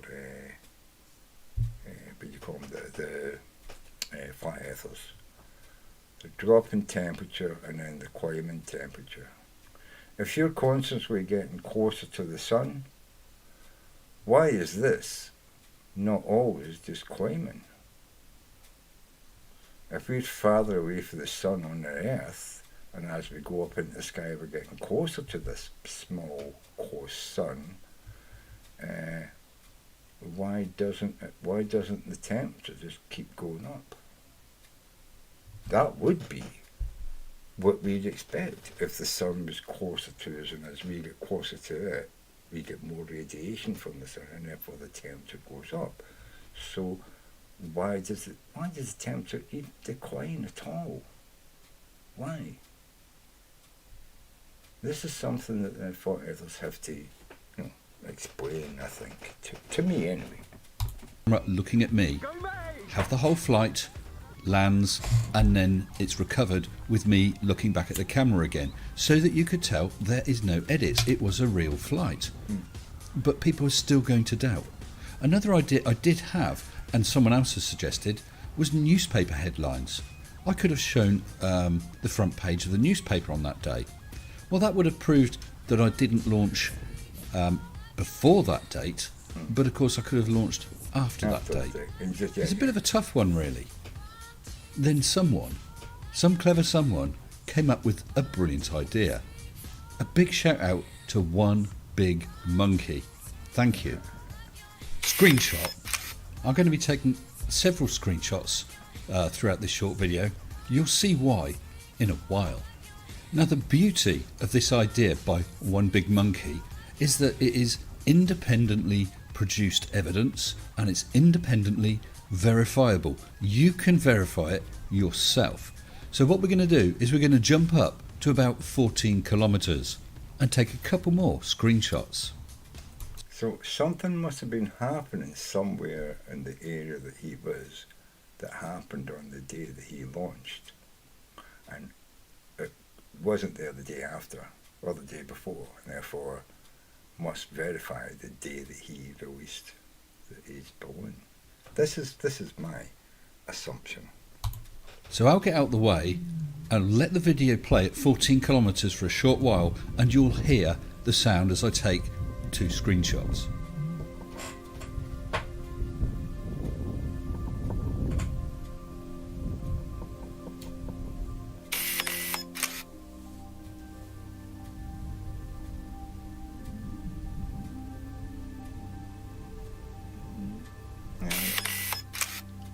Oh, this must be the... Lovely jubbly. Now we're going to jump up to 24.5 kilometres and do the same again. So I've got some black shit on my screen there. This must be something to do with weather, I imagine. And now we'll have one more jump to just after the balloon burst at 38.75 kilometres, because the camera's swinging around wildly, so we get a much better angle on what I want to see. Oh, it's a sun position, is it?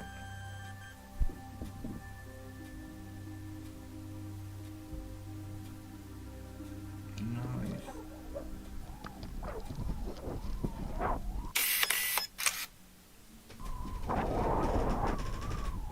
Now I know just what you're thinking. You're thinking, hey Mr. Sensible, just where is this independent method of verifying Mage using evidence produced by multiple sources independently of yourself and as suggested by one big monkey and of which you speak? Well, rest your sphincters. Let's have a look at it.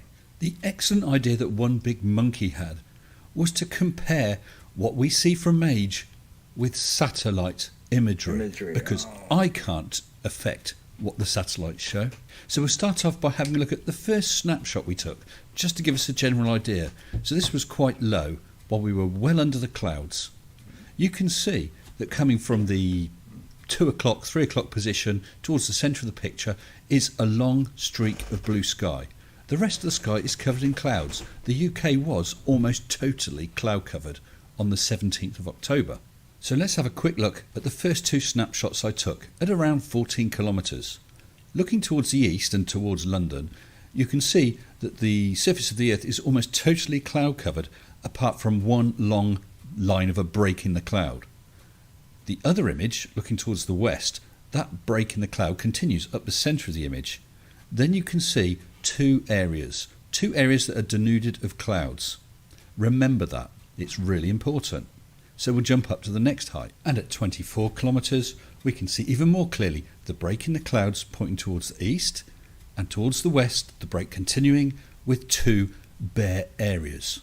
Okay, let's compare these images with three sets of satellite data. Now remember, we're looking for the one long break in the clouds and the two clear areas. The first satellite we're going to look at is via MetCheck. I don't know the name of this satellite. Eye in the sky, it says. And there's UK on 17th of October. Try and get a better view.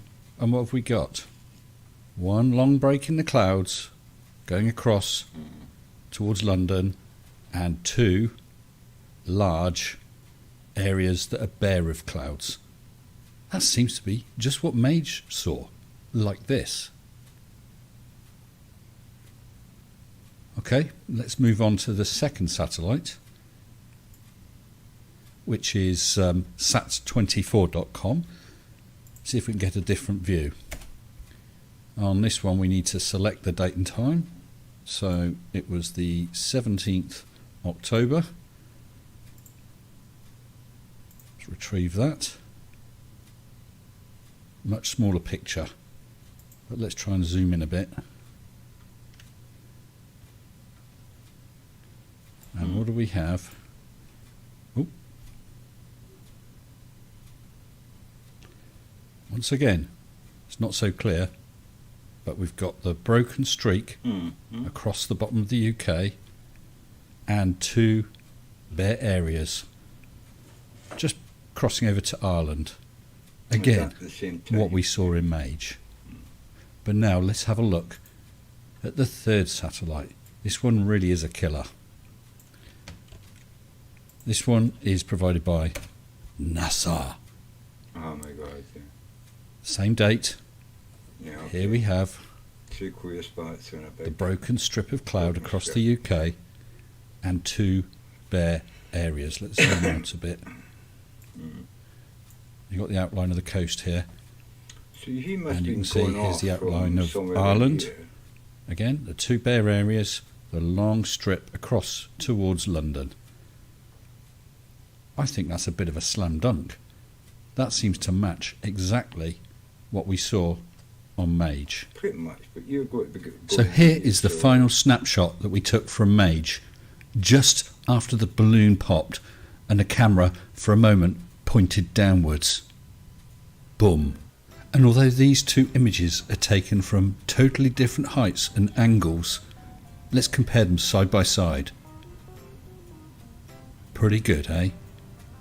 And we can even try rotating a bit just to see if we can make it easier to visualise. So what is the chance of me being able to fake 2.5, 3 hours of video imagery that just happens to match up with 1, 2, 3 satellite views? None at all. Mate. So massive thanks to One Big Monkey for pointing me in that direction. Cracking job. We got it. And he did show that there was a curvature to the Earth. A lot of flat earthers have decided, as I said, in the front camera, it was a narrow angle camera. It wasn't a wide angle camera, so barrel distortion is less. It's more in the top third and more in the bottom third. It's more in the left and right third. But in the middle, there's a square in the middle where there's two lines going across, two strings kept taut. So that area there is where, if you can see the horizon of the Earth, right in the middle of the view of the camera, that should be completely flat if it's a flat Earth. But unfortunately for flat earthers, it shows a curve. And that's where there's relatively no distortion. At the bottom, it actually made the curve look a little bit flat, but then considering that it should be concave if it was flat, and it actually ended up flat, that means it was probably curved and it was straightened out. And in the top, where, if it was a curve and it was being curved up, it actually does become more curved.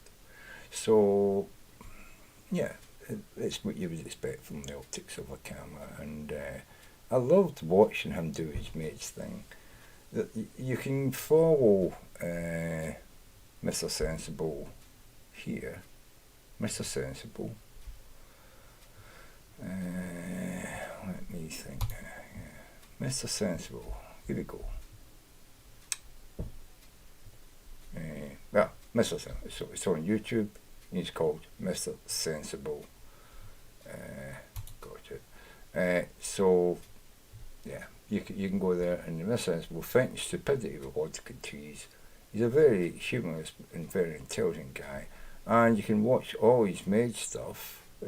Mage 1, Won't Chance of Flat Earthers, Mage 2, and stuff like that. And there's a lot of crazy flat earthers trying to debunk this guy, but I mean, basically, the more they try to say, well, look here, this all is flat, and then you say, yeah, but you're taking it from the bottom third where it's flattening the curve.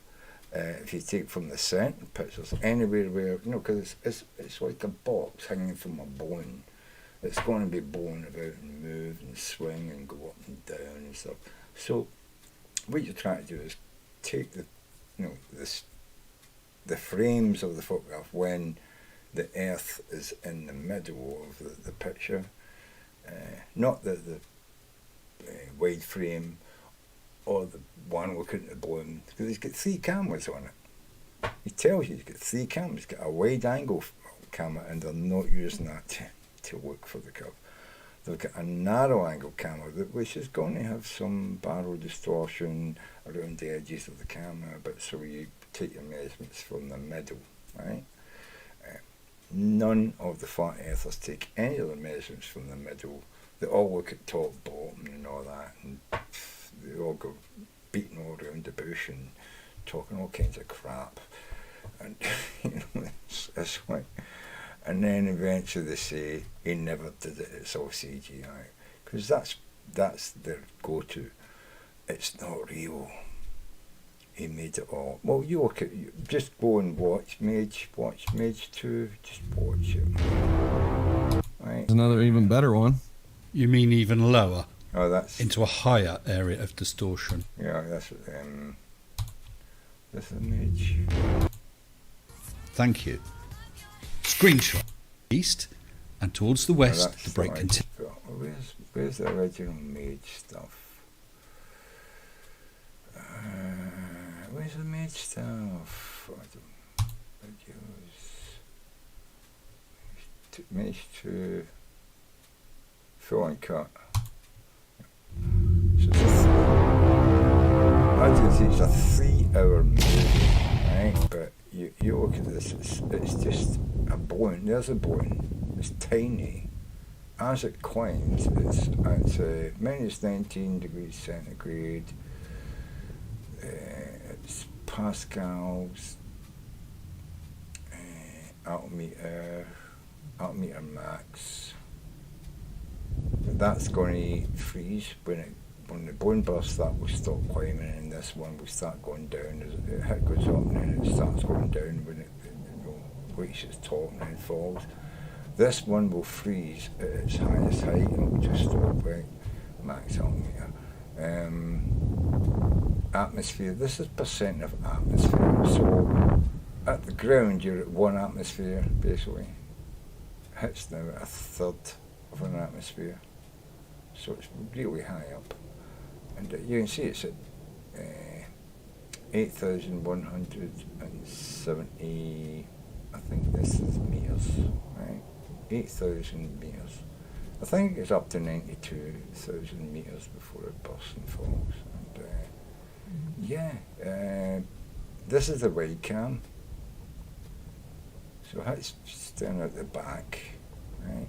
This is the cam looking up at the bone that's carrying it. And this is the cam, as you can see, they've got they've got a black line at the bottom. I thought it was black and yellow, but it's yellow and black. And you'll see that this area here is what you should be looking at for clear. Where I'm spinning this is where you should be looking for clear evidence. Now you don't often get the horizon going through it, but occasionally you do. And if you take it frame by frame, you can get the frame going through there, right? Just there, right? It's close. It's within the two wires. Anything above that wire or below that wire is ridiculous. And here you can see the height. This is, the red dot is the height is going. Look at that. The temperature is dropping. The pressure is dropping as it goes up. Right, so let's go a bit further. Look at this. The temperature is now rising. Oh my God. No, it's not high, but it's minus, but it's minus 19. It's now minus 0.5, minus 0.5. It's actually climbing up very close to 1 degree, almost, not negative. And here is, the pressure, and the pressure is, it's slowing down the pressure. The pressure, it doesn't just go straight up, because as you get higher and higher, the atoms become less of them, therefore less energetic, and therefore less pressure. But no, it doesn't go up exponentially the way you would think it does. So it kind of clears out. Obviously, this bone is slowing down as well, right? So the bone isn't rising as fast because there's less air to give it lift as the helium. The helium becomes less dense than the air, but there's less air, so the density change is becoming less. The gravity is still affecting it, and therefore it starts to reach the peak that it's ever going to get to. You know what I mean? Like a bullet, it'll go up and up, and then it was slow and then stop and then fall. And it's the same way with the bone might never above. If you could have a perfect bone, it would get to an equilibrium point where it couldn't climb anymore and couldn't fall, I think, anyway. Right? So that's why it's slowing down. It really just can't climb higher. You know what I mean? Anyway. You see there's more and more times when the whole horizon is between those two lines, and that's when you want to take your data. There. You know what I mean? That's when you want to take your data. And then compare the tilting of the camera and that, because it's floating below a balloon. Take that into consideration, and then just look there. You know what I mean? You're getting quite a lot of the horizon being between the two lines. And then you can compare the horizon to the two straight lines. And, you know, that's basically, you know, it's a very simple experiment and easily done. That's going to cost you a few £1,000, but, you know, it's not like millions of pounds. So all this crap about, you know, flat earth, we can't do it right because we don't have millions of pounds what all these scientists get from government.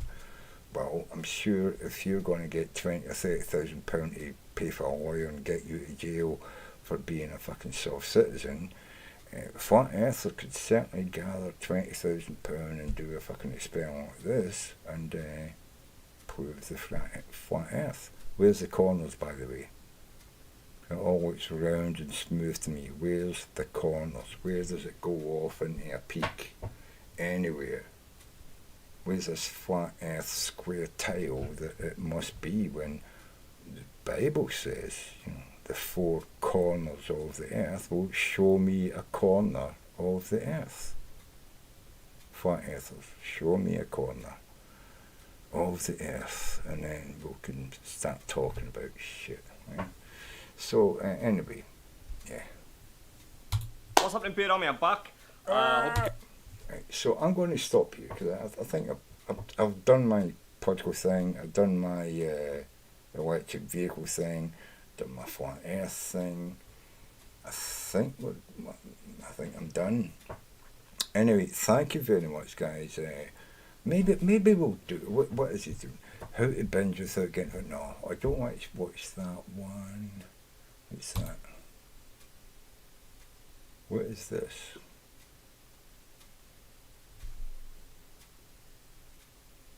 Hello? Right, let's get rid of that. Oh, that's my stream. Okay. Let's get rid of that. English Breakfast Challenge, the Kebab Challenge, World's Biggest Kebab Eating Challenge, Girl versus 3 kilogram Kebab, Hangover Cure, US dollars, okay. Hangover, you know, let's go out, World's Biggest Kebab.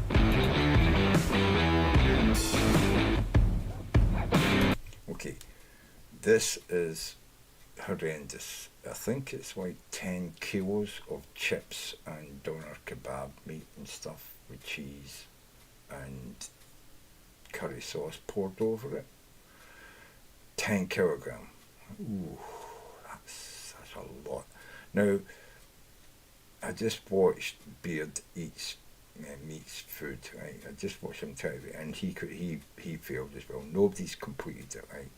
A food challenge to me is a single person defeating it, right? Now, I did watch a girl eat half of this against some kind of worker guy, building construction guy, and she won, and he didn't finish it, but she ate half of it. But then that's getting down to 5 kilos, which is like, you know, £10. And to be honest with you, I've watched a lot of her videos. She actually likes carbs. She's a carb eater. Although I did watch her do a 96-ounce steak, and it was she said it was the first time I've done a meat challenge. She did complete that. And that was fun to watch. But she is a carb eater, and she only ate half of this. Beard Meats Food. He ate more than half of it, I think, before he gave up. So I think he ate more than her. Just couldn't finish it. It's like 10 kilograms, right? 10 kg, that's like fucking £20. Nobody's going to eat £20 of food, I don't think. Yeah, kilograms, 2.2 pounds, isn't it? Yeah, so I'm not talking about litres. Litres is like 1.3 something, 1.75 something pence or something, isn't it? Anyways, it's not quite 2 pence. But a kilogram is 2.2 pounds, I'm pretty sure. So 10 kilograms is £20. In fact, it's 22 pounds of food. He was trying to eat 22 pounds. I think that was a stretch for him, especially since he's more of some of pizza, steak, mixed stuff that tastes good. And this stuff, it took him an hour and a half to get home, so it's going to be cold. Have you ever tried to eat cold, greasy food? Even when you're starving, you can only eat some of it, and then you've got to stick it in the microwave. He tried to eat it cold, and it didn't work out for him. So even beard meat food didn't finish us. But let's have a look at what this is.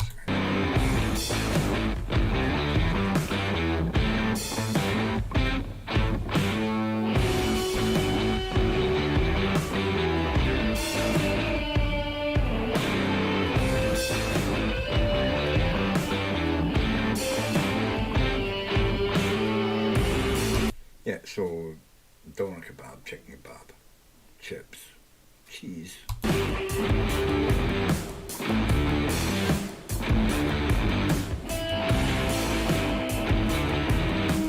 And there we go, the curry sauce.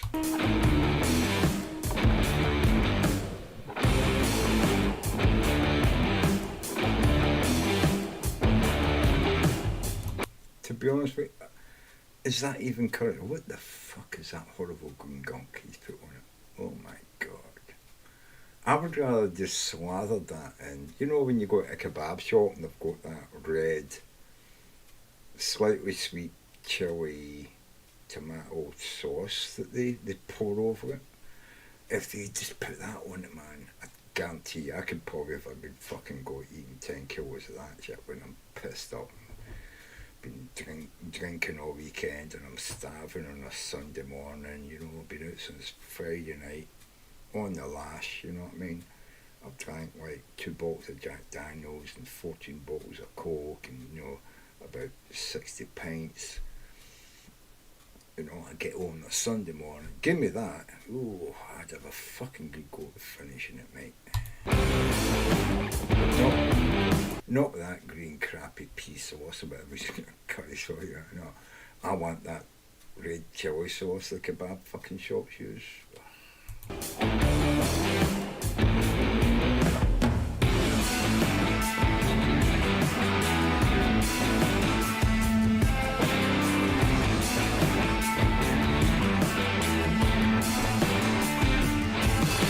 Okay, I don't reckon this guy's even going to get a third of that eaten.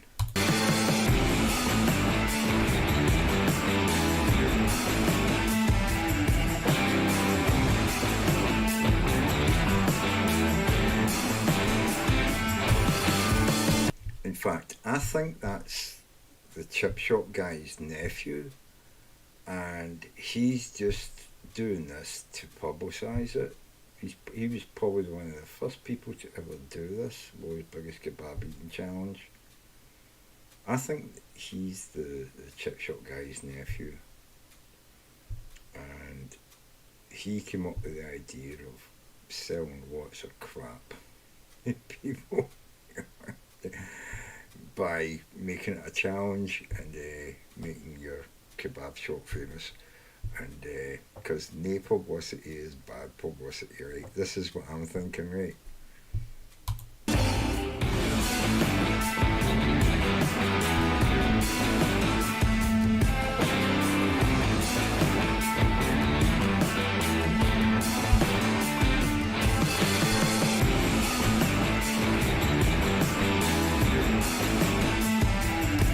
Okay, look. It's a minute and a half in of a 3-minute video, and he hasn't even eaten a kebab's worth yet. I guarantee you that, you know, when I come to the pub at night and I buy a kebab, I've probably eaten that whole kebab in about 2 minutes. He's not anywhere near even eating 1 kebab's worth of fucking shit here, you know.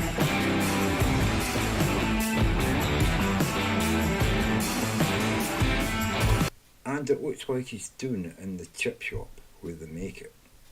That's not how it works. People come and buy it, and it comes in a big, the box, and it's taped shut, and they take it home and they eat it at home.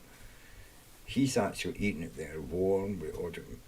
I suppose you could do it there, but I've never seen anybody else do it there except this guy. I think he's a nephew. I definitely think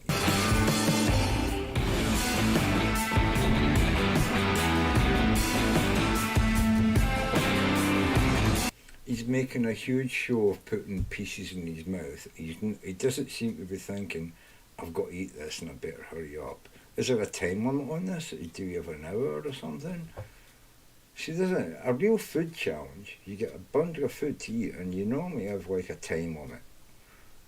I've never seen the menu over an hour. It's not like 45 minutes, an hour. I think some places think they've gave you enough that you're never going to finish, and they say you've got all the time in the world, you can eat it, you can take all fucking days, so once you eat it, you know you've completed it. But most places don't put a time limit on, because you could sit there for 12 hours and have beers and, go to the toilet and shit and then come back and eat some more, you know what I mean? So, normally they put a time limit on it. But this is a 3.1 minute video.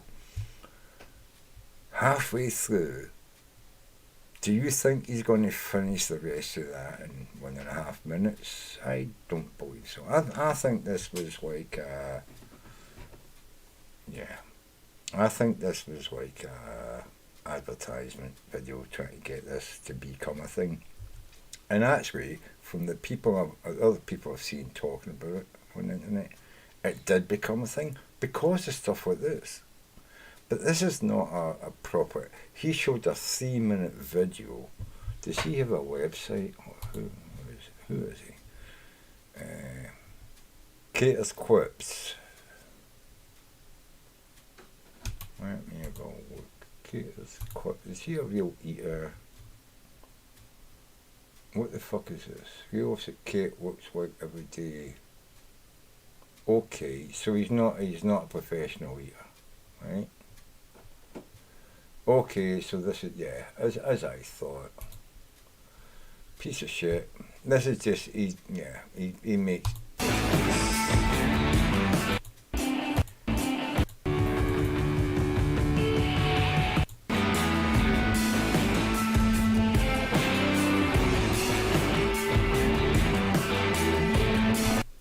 There we are, 2:59, and he's done about 10% of it. Yeah, fuck you, fucking wanker. Just wants to fucking make food videos. Come on, it's a kebab challenge, okay. Kate Ovens, what's this?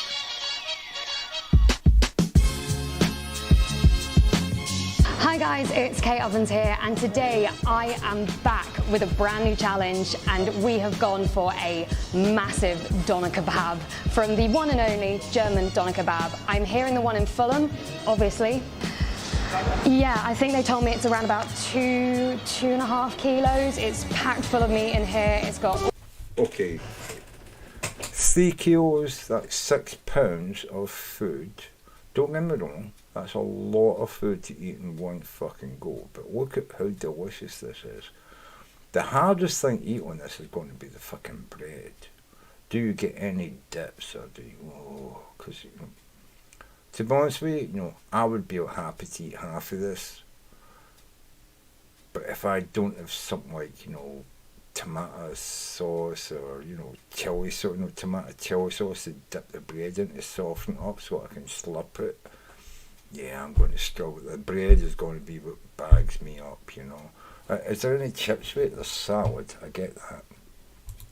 Right, so, yeah, the salad tomorrow, that's all going to be delicious stuff. The bread is going to be the fucking thing for me. Goddamn bread. I'm probably going to want to take bits of bread off and munch the sort of tomato and carrot and, lettuce and stuff, and I think that's red cabbage, maybe green cabbage or lettuce. So it's probably lettuce, green cabbage, more lettuce, tomatoes, I'm going to want like some fucking red chili sauce to make that tasty and burn my mouth and that. See that I watched the Beard Eats versus Food guy. He doesn't like chili, right? But to be honest with you, when I'm eating lots of food like that, I like my mouth to go numb, so I like the chili because it burns a wee bit and then my mouth goes numb and I don't feel it. And then I can just like, I can just stuff it in and chew it up. And so, well, when I had teeth, right, I don't have teeth now, but when I was young, I can see this green stuff at the bottom. This might be like pickle, so that's going to have vinegar in it, and that could be hot pickle or whatever, pepper pickle, green pepper pickle. I would rather that was like, what do you call them, the jalapenos. If that was jalapeno, I would be like pulling that out and spreading it over the bread at the top, and then just pulling the bread up and munching it again and just like, that's how I do this. Anyway, I'm just saying, I'm not a professional eater. Yeah, I think they told me it's around about 2.5 kilos. It's packed full of meat in here. It's got all of the sort of tomato salad bits. I have recently been in Greece, so I'm very used to eating these, not to this size. I'm not ready, but you know what. Okay, see when I see people doing all this fucking shit, it's like, that's not going to help you, you know what I mean? Are you hungry today? Have you trained? Have you expanded your stomach? Have you made room for something like this, you know what I mean? She looks like a fine young girl, but see when I see fucking assholes come in and gain all that, see like footballers who fucking, they score a goal and they drop down to their knees and oh, thank you, God. Yeah, what all your teammates who fucking fought to get the ball after the other team and pass it to you and what, they don't get any credit whatsoever. God and Jesus gets the credit. You're a fucking miserable piece of shit, you cunt. You're not a fucking team player. You know what I mean? You're not a fucking team player. Fuck you. You know what I mean? What do the people who put this together, Gil? Eh? Don't they get what? Is it delicious? Did God make it delicious? No, he fucking did. They could have put fucking hundreds of salt on there and made you gag on the first fucking bite. You know what I mean? God didn't make them not do that. They didn't do that because they're nice fucking people. Fuck you, bitch. Fucking. You know what I mean? Fuck.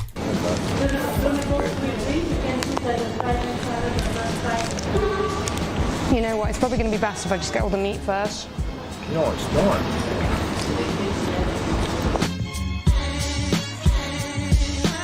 Can't pick it up. No, right. This is a mistake. You do not want to eat all the meat first. You want to take it through, because what will happen, see that a lot of people don't know, if you just eat all the meat first, right, you're going to get that protein rush, right? That meat protein rush. And it's going to make you feel like, I'm full, right? The way to fill your brain is you eat some of the meat, and then you have something sweet or something savoury, something spicy, something vegetable and juicy, and then it makes you feel, like I've had a drink, so it calms that protein thing down. Then you go back, you have some meat, you have something sweet, or a Coke drink, or she's got water there. A lot of people drink Coke because the sugar it combats that protein hit, and you don't hit that protein wall. This is what happens to a lot of eaters when they're eating meat, huge lumps of meat. They hit that protein wall and they're like, I don't know how to go over this. I just feel full. It's just too fatty. It's just too much fat and protein, and my brain's, I just don't feel hungry. And I know I want to win the competition, but my body's just saying to me, I can't eat another bite.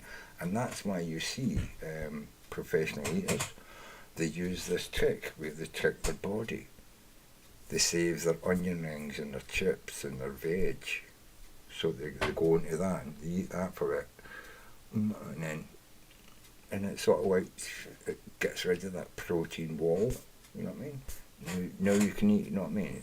Like, you'll hear a lot of people say, "Oh, the tough stuff to the last, but that's always been a defeater for me. So I've learned to eat that stuff first, the hard stuff, because I know my stomach can take what I'm eating, but it's trying to get your brain and your mouth to accept it, you know, your throat to swallow it. You need to trick your brain. It's not your throat, your stomach. You know, you need to have a big enough stomach to eat 5 or 6 or 8 pound or 10 pound meal. Right, so and that takes a bit of training. If you watch professional eaters, you'll see them that. But see when you're actually in a competition, you know, against yourself, because that's these competitions. It's like they give you the platter. You're fighting against yourself. You can eat that, or you can't eat it. And it's all about where you're going to say to yourself, yes, I've already eaten meals this big, so I know I can eat it. But there's going to be times when your brain just turns off and says, I can't have another bite. And you've got to like turn that switch back so it says, yes, I can eat more. And this is why they use like sweet drinks. Oh, my go-to is like Coca-Cola, or I need mayonnaise or tomato sauce, or, you know, I've saved my vegetables and I'll eat vegetables till I feel like I can eat more meat. You've got to have a strategy to beat the challenge you're coming in, and knowing the constituents of and the amount of a lot of people you see in professional, is what they say is, you know, I came here thinking I would beat this easily, but now I see they've added more chips. It didn't look as if there was this amount of chips, or there was this amount of bread. I didn't know there was extra, you know, toast, you know, that dry bread shit, and you need something wet to soak that in so you can slurp it up and not have to chew it, and it's not taking air into your stomach and bagging you up, you know. There's all these tiny little elements to you know, professional eating. Yeah, I suppose I should be a professional eating coach. It's maybe something I could take up.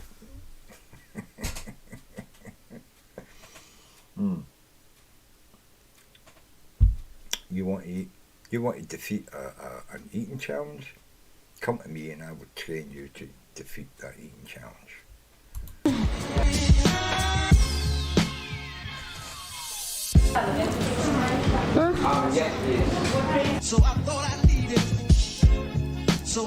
You've made this Again, spot on. This is lovely. I don't think it's already completed. It's a 3-minute again. It's a 3-minute video, just showing you a nice looking bird. I'm just keep finding layers. Yeah. She's just playing with it now. You know, she's not actually doing anything with it. Okay, well, I'm halfway down in terms of bread. You know what I'm saying? She doesn't have a tactic. She's just clawing at it and digging bits out of it and saying, oh, how much of this do I have to eat before I can say I can't go any further? This, you know, same as that other guy I just showed you. This is what she's doing. I'll show you some videos of professional eaters. She's not going to finish this. Let's see.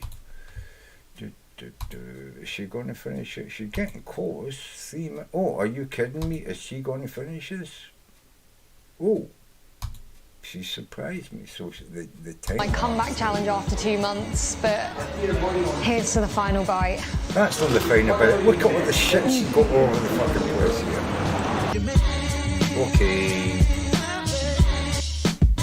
No, that's not a win. She had stuff all over the fucking place, all spread out so it didn't look like it was a lot. She should have scooped all that together. There'd been another fucking 2 handfuls of food. Let's look at professional eater. You guys are all doing well. I hope you're getting in the Christmas spirit, as you can see by the festive trimmings behind me there. Here at Beardingham Palace, we're all set. This is not the video. Seriously, who better to teach you how to diet than a guy? Okay, not Right, okay. Right, let's watch this. This is dog fucking eating, motherfucker. Watch how he fucking defeats this. Oh my god, look at that thing. Look at that. Oh my god, no. I couldn't do that. Oh, this is a rematch.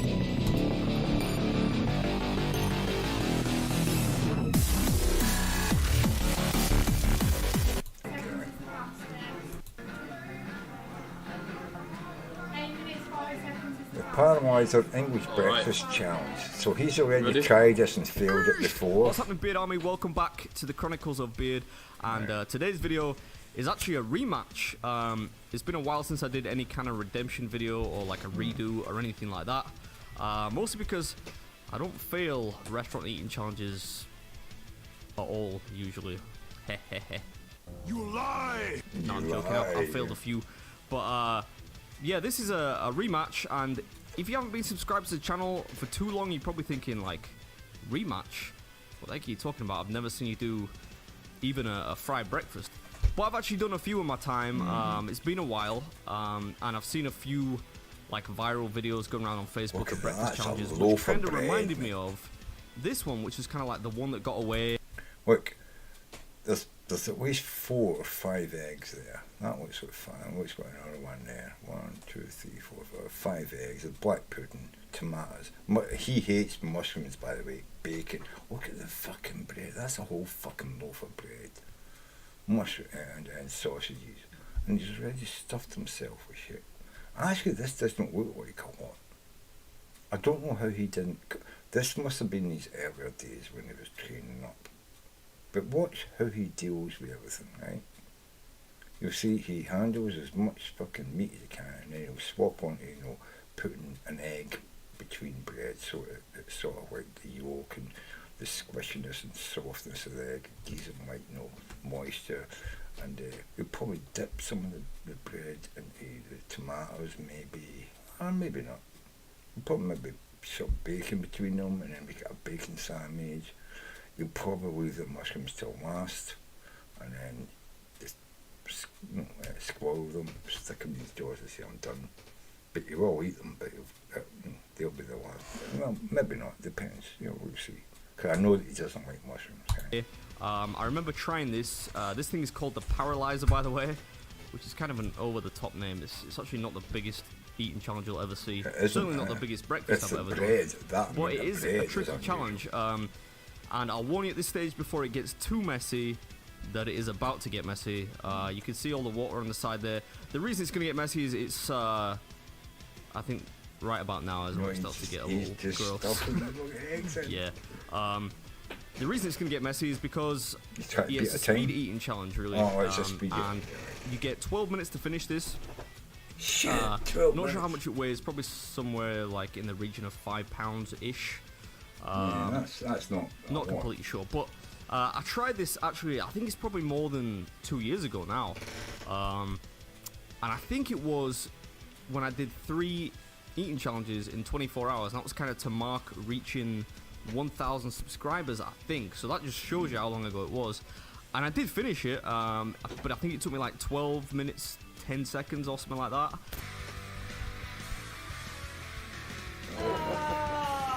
So just over the time limit, which is kind of embarrassing. So this is actually, it's not really in my hometown, but it's very close.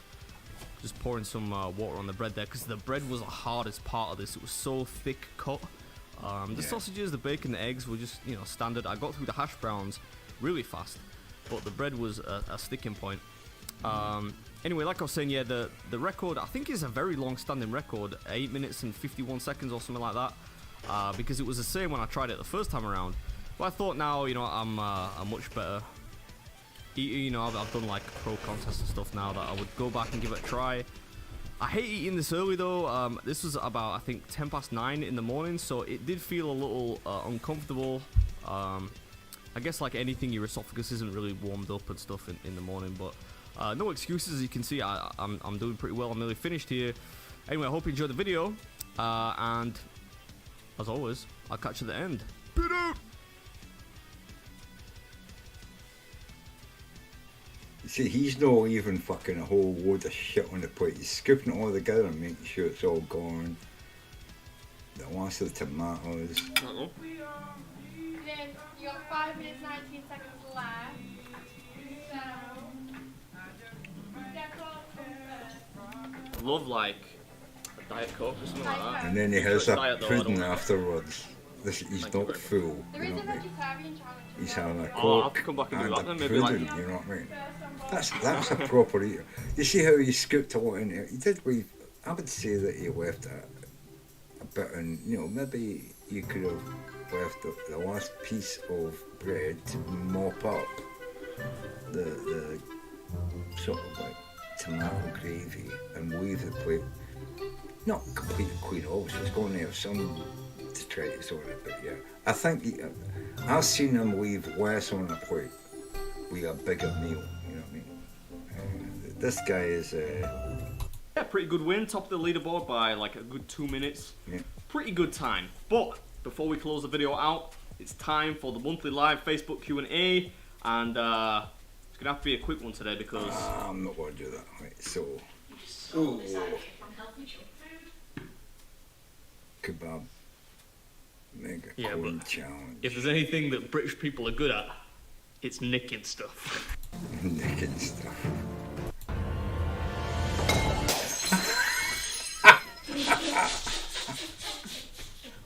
Significantly later in the day, that's some corn. It's got some real weight to it. Yeah, has it been cooked I've got an idea. enough? Because if it's doughy, it's going to taste all. It looks perfect. You don't put the corn in that. Why'd you have to get chips? Right, so Kebab meat, kebab. my favourite. Gotta have those healthy vegetables. Just like Randy says, chicken kebab meat. Bhajis. Chili cheese bites. More salad. More kebab meat. Onion rings. Okay, There we have it. Isn't that's the thing of beauty? Disgusting beauty, but now you're going to put it in beauty the nonetheless. Now you're going to put it in the oven for fucking You laughing at 25 minutes at 180. You know what I mean? Cook it. You know what I mean? I don't mechanically know how I'm gonna get it inside me. We'll see. But Oh my god. yeah, we were originally gonna do the healthy junk. Right. I don't know if any of you have ever seen this guy before, right? He's called Beard Meets Food, I think. Beard Meets Food, yeah. Beard Meets Food, right? This guy is a fucking legend, right? And this, we're going, let's just get through it, right? He's going to take it. I Put thought that down. He's going to start eating it. well,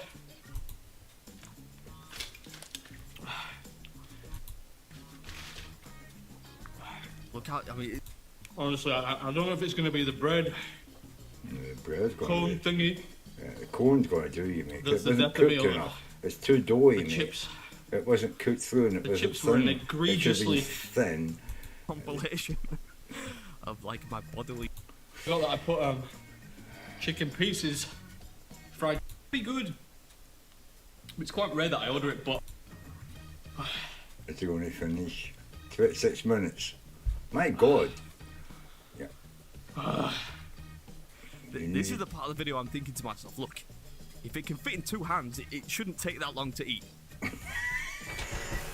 That sounds good, but you know what I'm getting at. It doesn't look like there's that much food left at this point, but I knew it would take, I don't know, like another 10 minutes because it's just so tough on the jaw at this point.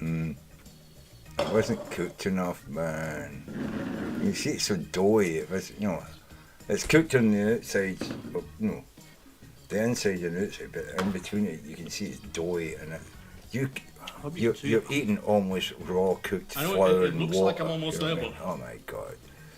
I think I'm a good 10 minutes away. Yeah, are you go. going to finish? It wouldn't be one of my videos if I didn't just. Alright, I'm not the biggest chili head, Yeah. but Soy sauce, get Now, some flavour into this it. was a real surprise. Normally, I find that if you get fried chicken from a kebab house, it's generally terrible. But this was very good. Okay.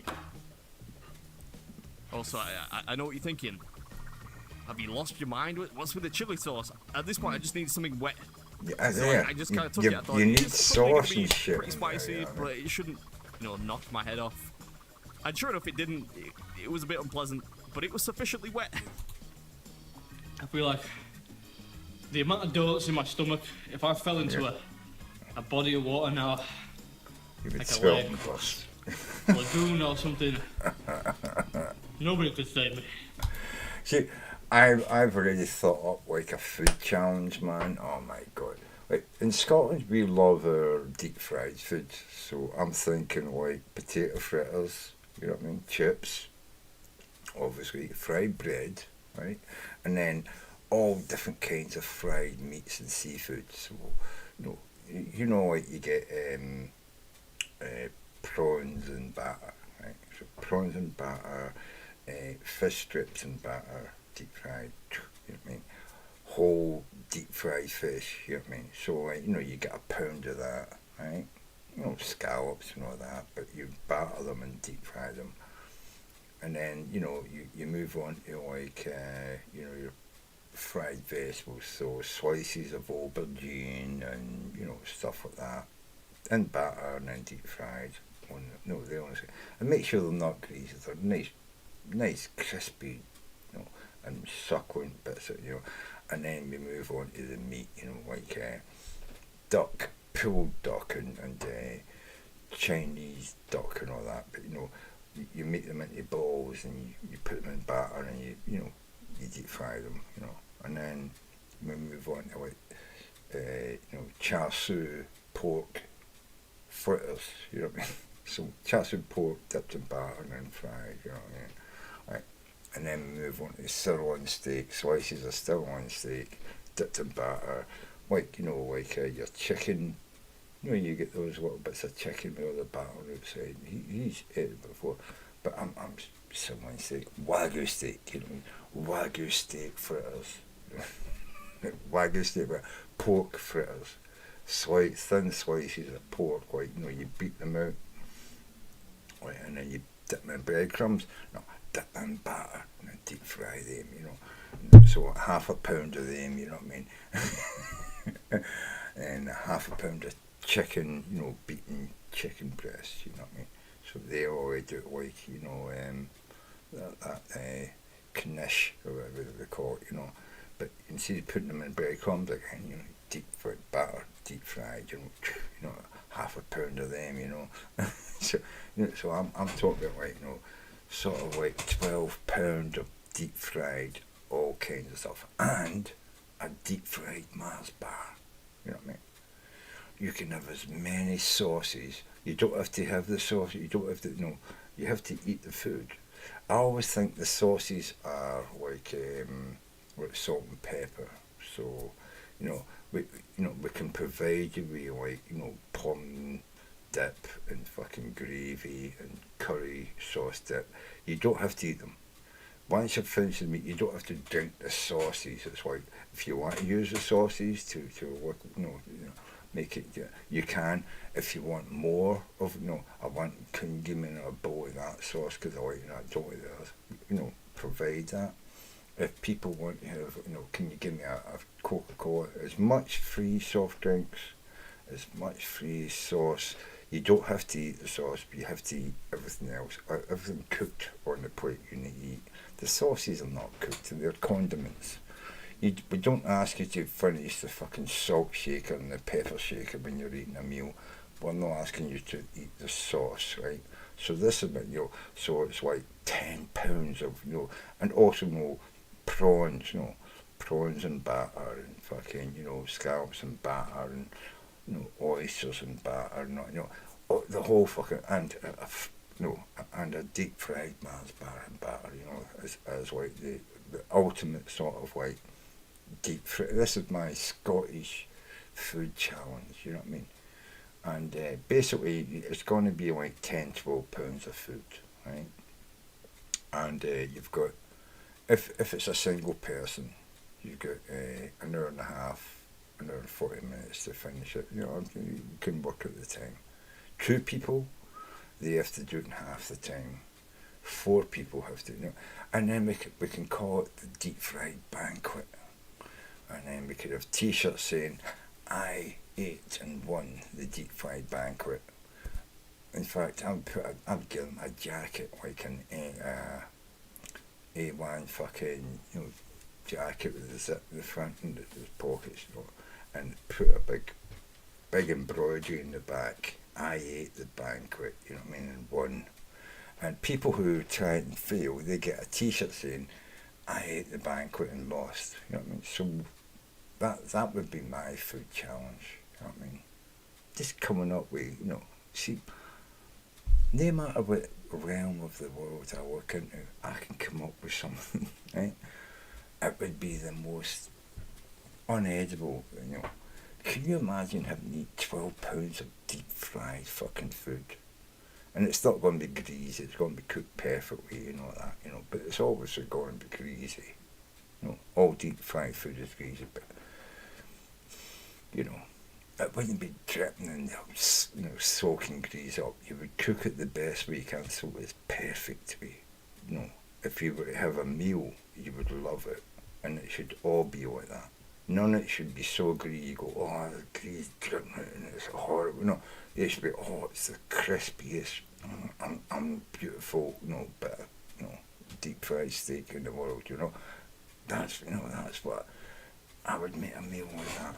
It would be called the banquet. The deep fried banquet, you know. And then people who fail get a t-shirt saying they failed, so, you know, and we'd have that failed wall of photographs. That would probably be bigger than the people who succeeded. And then and the people who succeed get an A1 jacket. People in Britain won't know what I'm talking about, wearing an A1 jacket. And we can go on Google and look. In fact, I can show you one. Hold on.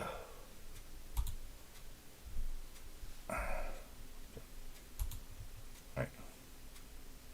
Or something. I can show you an A1 jacket. Pretty sure I can. If we, if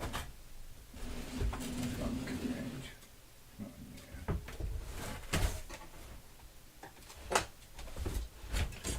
Okay. I'm sure I've got an A1 jacket here somewhere. Not that one. There we go. That's my.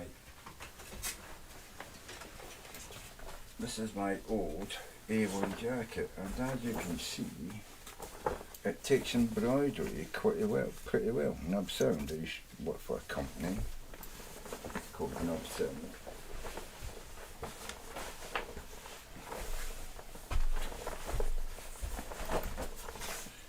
So this is what I'm talking about. An A1 jacket. It's a pretty nice little jacket, right?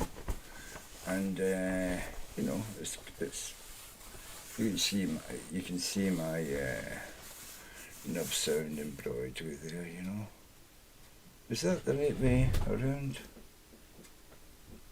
Is that back to front? No, it's not back to front. It actually looks the right way around. Nub Sound. Okay, so Nub Sound, and we used to do jackets like this with like embroidery on the back. We used to do them in blue, and we used to do them in silk and satin and stuff, and embroidered like dancing flowers and. Can I even find that? Have I got? I haven't got. Hold on. We used to do. Let me see.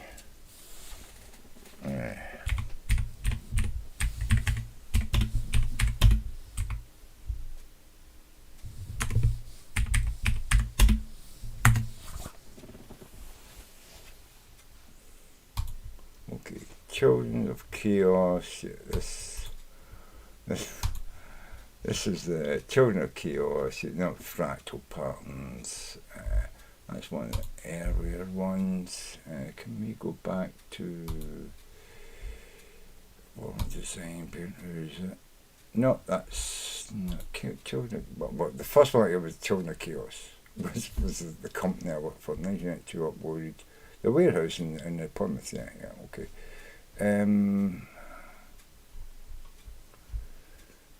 Does that know we done Children of Chaos, event name, Children of Chaos, General Hardcore, Warehouse, Plymouth, 15th May 1992. I started working with them around about 1991.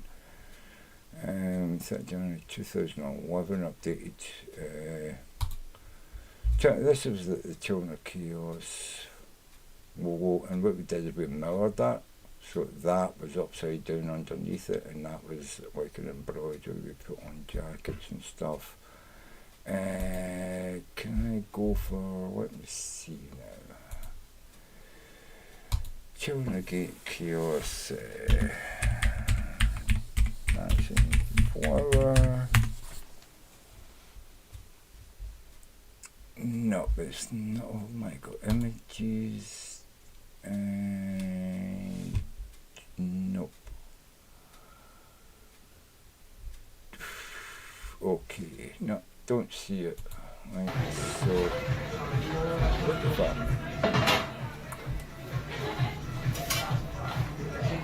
Okay, got that.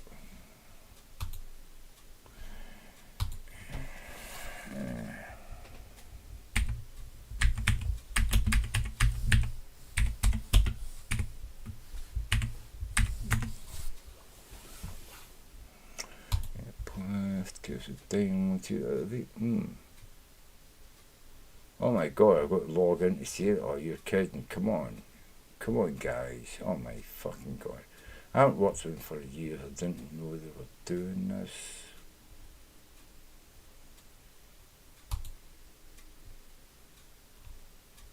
Oh my god. Oh, okay.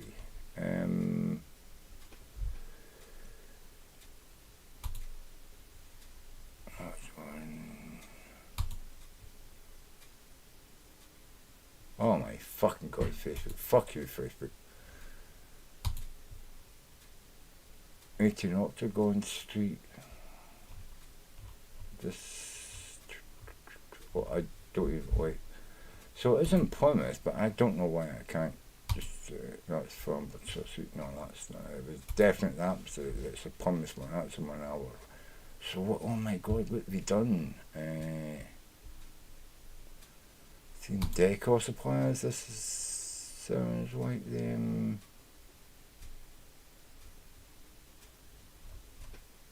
Okay, doesn't say it's Plymouth.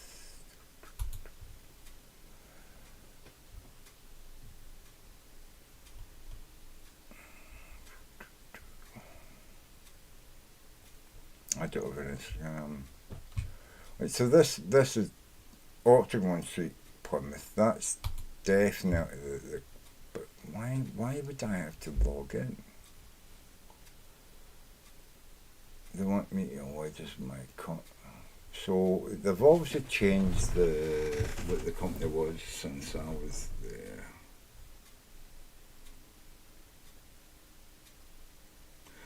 No, okay, so they've given up the, okay, that's what it is, right? Oh no, I see what happens.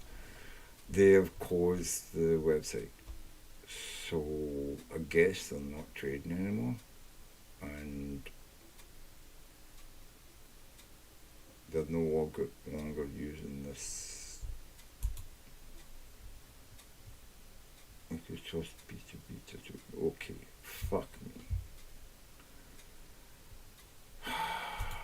When I worked for them, when I got to the company, they were like £80,000 in debt. They've been trading for 3 years and £80,000 in debt. I was there 2 years and they were making £20,000 profit, and the profit increased every year. I was with them possibly about 7 years, I think. Chaos Design, and I took them from a company £80,000 in debt to making almost $500,000 after $500,000 a year after like 7 years.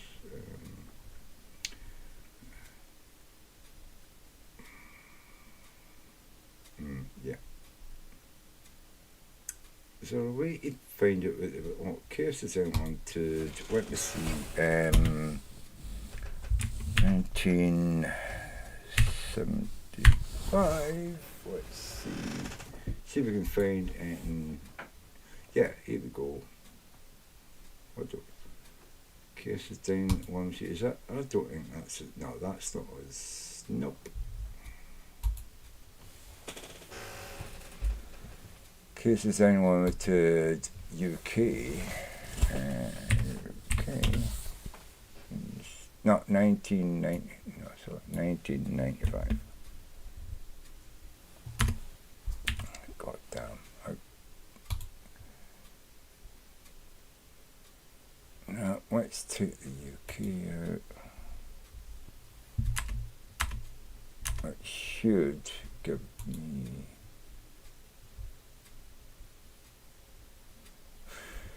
Oh, come on. No. No. Chaos is out. Right?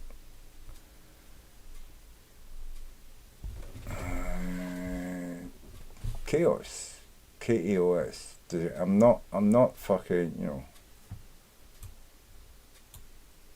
Okay. 94. No. Chaos is out in 19. That's American.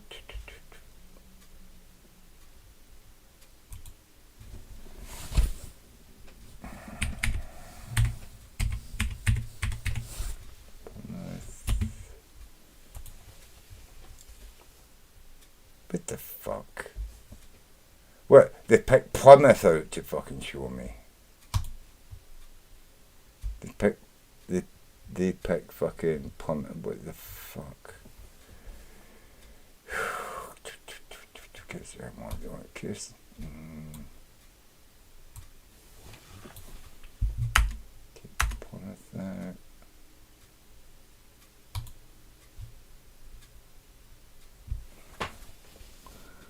Don't see anything here that's anything to do with us. Well, Chaos Design was the main company. Let's look at Children of Chaos.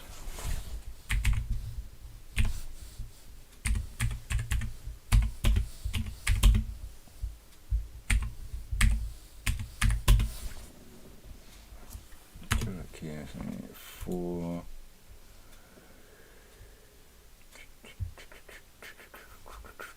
Fuck, they nice bit to see all this shit a few years ago. 94, 95. Started to see anything that we did back then. I mean, there was stuff there, but it's I don't know. I was with them to about 97.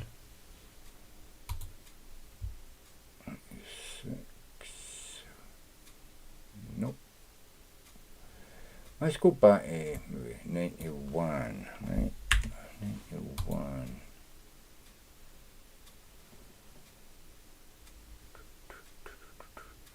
No, 92.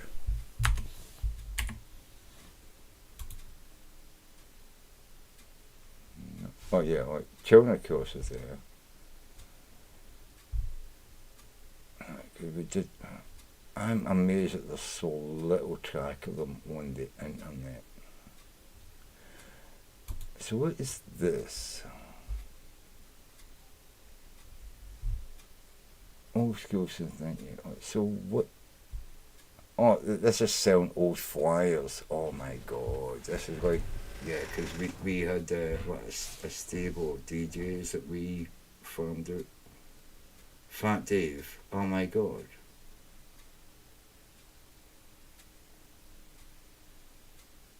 That was Dave. Dave used to be a worker in the company who used to, fabricate stuff for us. You know what I mean?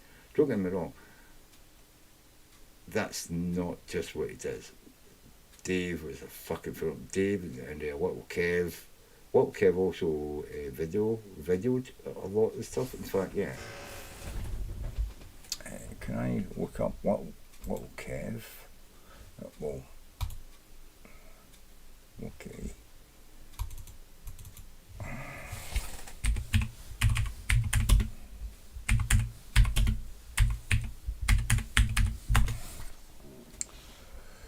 Okay, videos.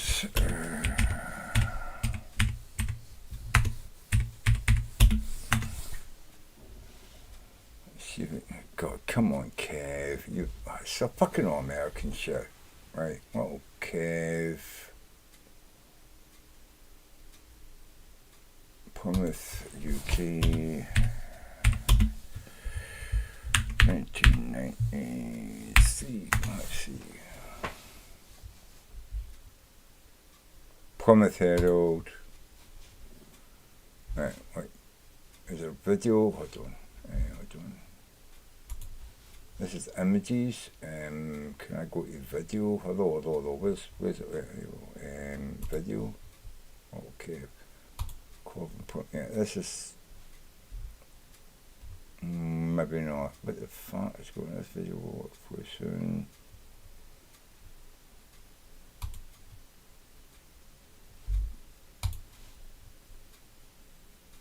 Hello.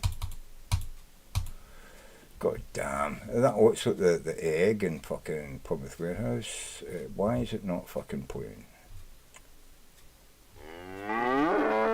My cow put it. That sounds like okay. My cow. It is. Yeah, it's gone off now. 1981. Probably the year before I got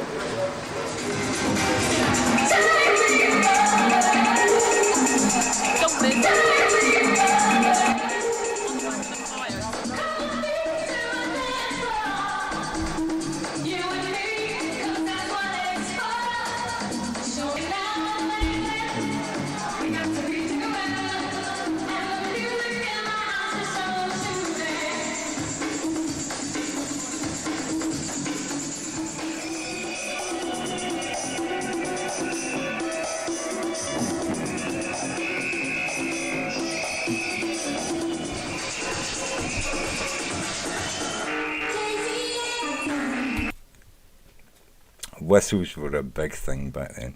Whistles, and then it got into white gloves and white sticks. Let's see if I can get Little Kev. Let's see if I can get Little Kev about 2 years later.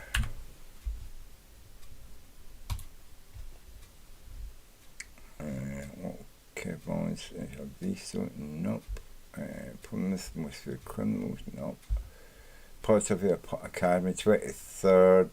This could be, yeah, my cow. That says put up my cow. Put up. Guarantee you that's Little Kev. That's Academy. Look at the queues we used to have. Look at the queues of people we used to have outside the venue to come in. Positivity. There.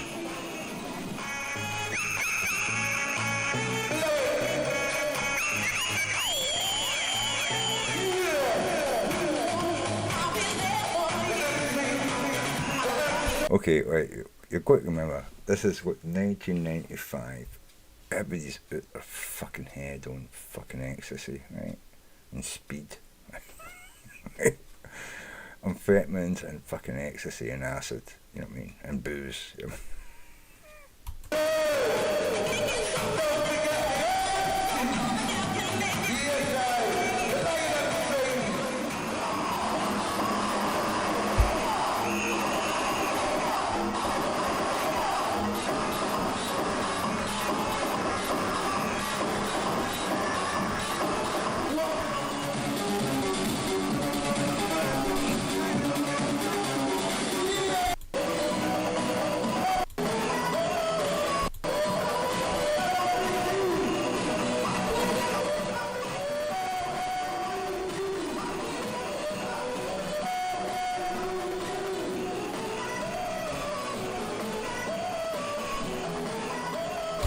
And so some people might recognise some of the music, but you've got to remember, this isn't the way you're going to hear it. This is the way that this music was picked up by the camera microphone.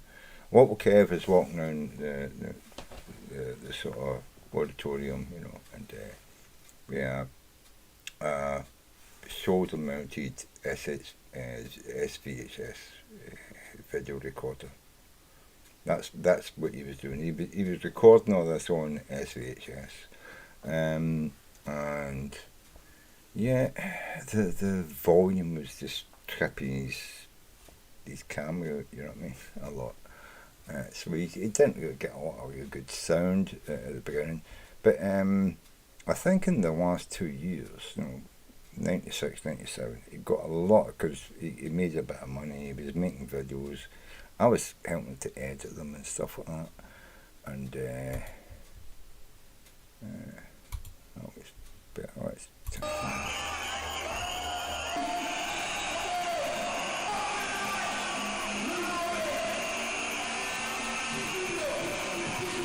This was the 90s, mate. That's DJ Flex. What the fuck? I used to go out there and roadie for him at night after I'd finished work. I needed to know more about what was going on. I was sorting the company's finances out, right, and I had to go out with the DJs, I had to go out with people and find out what was going on with them, what was their motivation and stuff like that. I had to find out all that stuff to make the company more profitable, to understand how I could market to these people, Because you go to me, I was like 40, no, I wasn't 40, I was like, when, 1990, I got there or something, right? I was like 31 or something. And all these people that I met, but they were all like 18, 19, 20, And I had to try and work out, because I'd never been involved in any of this, I had to work out what it was they wanted, what they loved, what they were going to pay money for, and how I could get the company to produce what they wanted to do. So I spent a lot of time getting stoned with all these people, the first year or two, and gradually over those 2 years I helped the company make money. Got them out of debt, got them out of £80,000 debt, and into £20,000 profit in the first 2 years. So I must have been doing something fucking right, what I mean?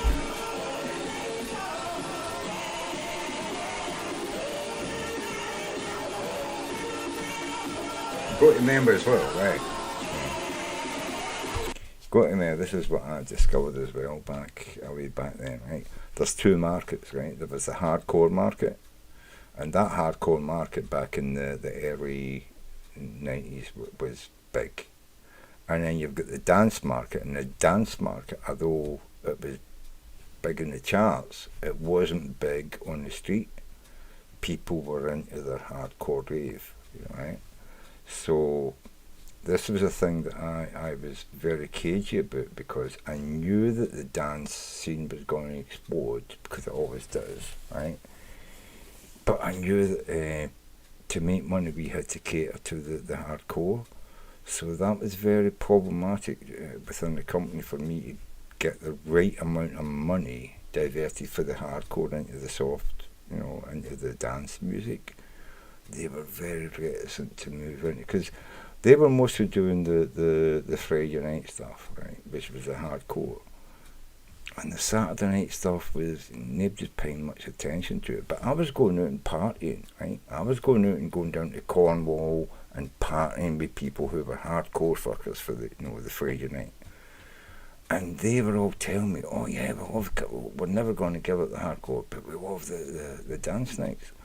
And trying to get that through to, chaos when I was bringing that information back. They were, yeah, but that's just one party you've been to. I'm like, yeah, but I've been to a party every fucking weekend for 2 years. You know what I mean? It's not like one party. It's not one. No, it's not the same guy I'm partying with. You know what I mean? But they wanted data. They wanted to say, like, you've never collected data on the fucking, the 3 years that you were fucking losing money. You never collected any fucking data, which is why you always lost money, right? I've been collecting data, and you don't want to accept my data because I don't have it fucking written down. I don't have affidavits, and I can't fucking have it. I don't have it in camera. Like, you brought me in here, and I'm working for fucking nothing, basically. I worked for them for nothing for the first 3 years, basically. Nothing. They weren't even paying my rent.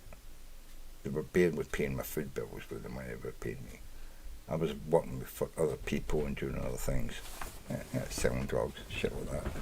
to make my way, and I brought that company back for the fucking dead, and they weren't listening to me. I was fucking so incensed that they would bring me in and ask me to fucking do this, and then when I brought them information, they wouldn't fucking listen to me. I was fucking really angry, you know.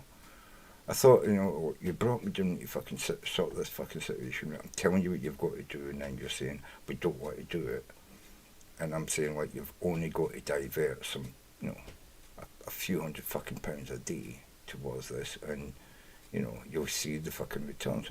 And it took fucking 2 years. I improved the you know, the sales and all that, you know, the hardcore sales, and so, you know, I helped with the embroidery and stuff like that. I didn't go down the road of working for the cloth and the you know, getting the tailors and all that, you know, the embroidery company. Dan did all that. But I told them that was the area they had to move into, and they moved into and they made money, you know. It was like, I wasn't the person who set everything up and did all the organising, but I was the person who told them what you've got to concentrate on, what you've got to take money out of and what you've got to put money into. And when I found that they were reticent to go into the dance scene, and I says, look, nobody thought fucking, you know, the sort of like 60s and 70s disco was going to explode, but it fucking did. And look at now. Yeah, you've got hardcore, you've got fucking rap, but even today, dance music is still the biggest fucking, you know, commercial market in the world, you know. People see, because people have got their own, they've got their own. I'm not really into dance music, right? I'm more an ambient. I love ambient, but I knew ambient was not going to sell. Ambient is like 13% of music, is, you know, 14% of music is fucking ambient. But that's my love. I love ambient music, right? But I'm telling them what they've got to move in, and they were like, oh, no, you know, and it's like, it was weird. I say, I'm working for you for nothing, on the promise of money later if I make your company fucking, you know, financially viable, you know what I mean, profitable. And that never ended, because when the company eventually became financially profitable, do you know what happened? A coup happened between the directors, and they refinanced the shares of the company between everybody in the company. And because I've been fighting for the people who had been working for the company for 3 years and getting paid shit wages. You can't pay them more, but you can give them, like, you know, 4% of the company. You know, the 8 people that made the company viable.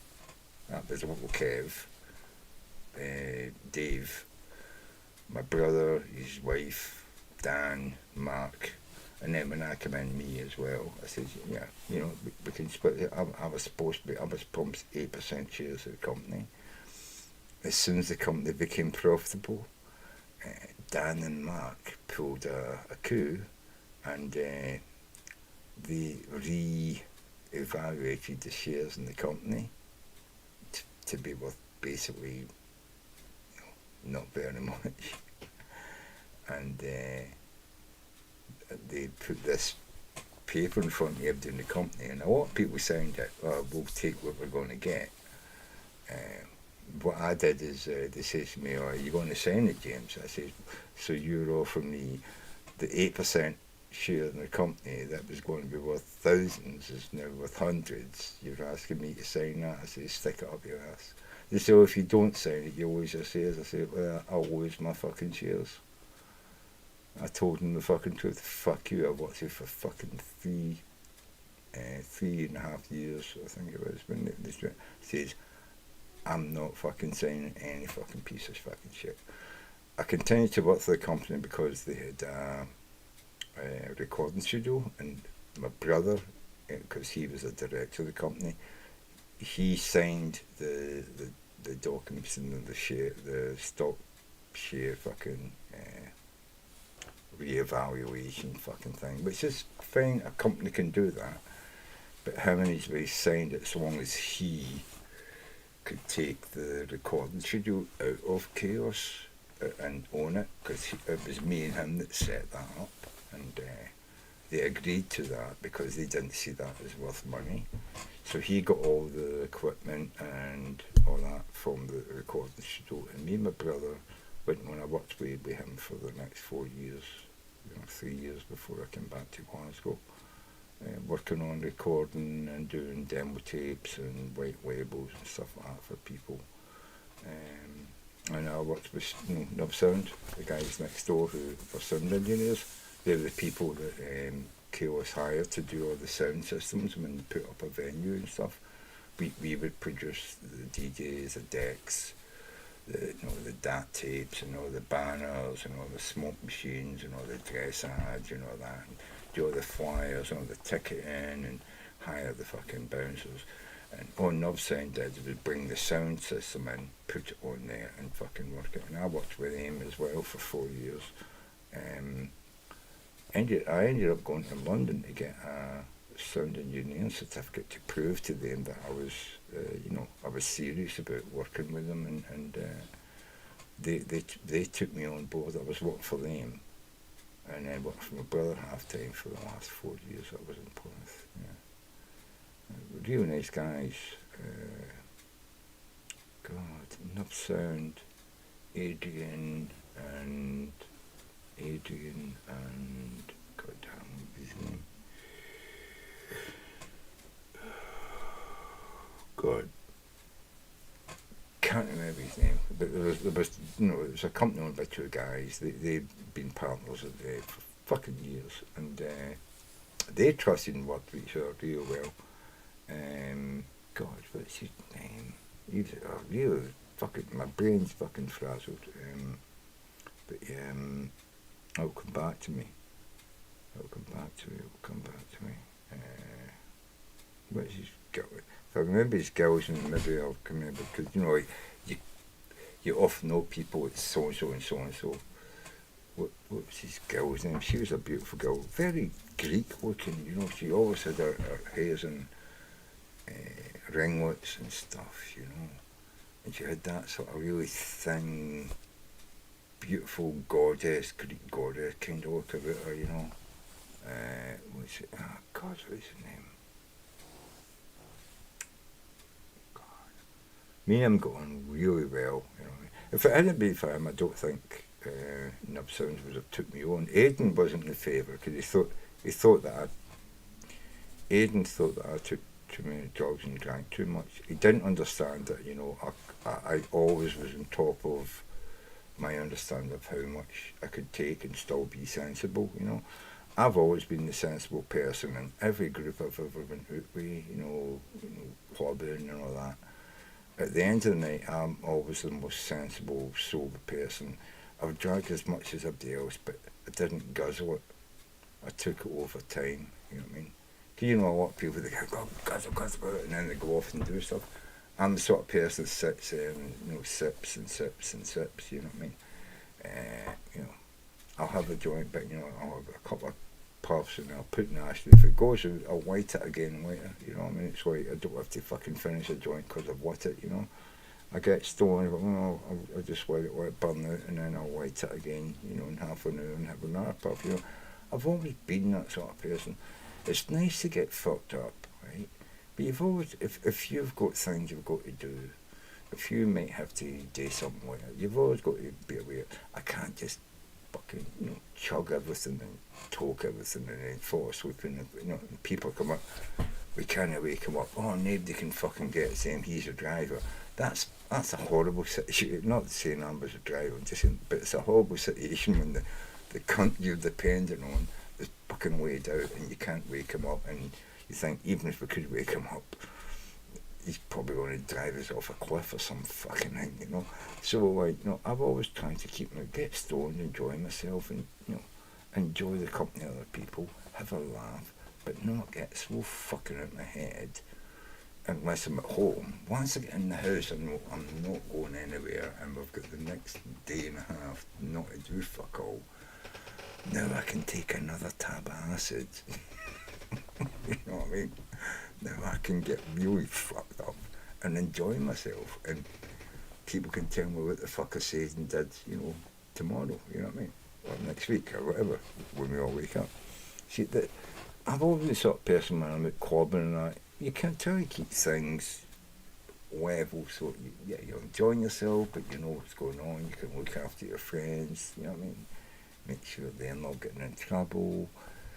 And then once you get home, once you've enjoyed yourself and you go home, then you can get fucked up, right? I mean, really fucked up.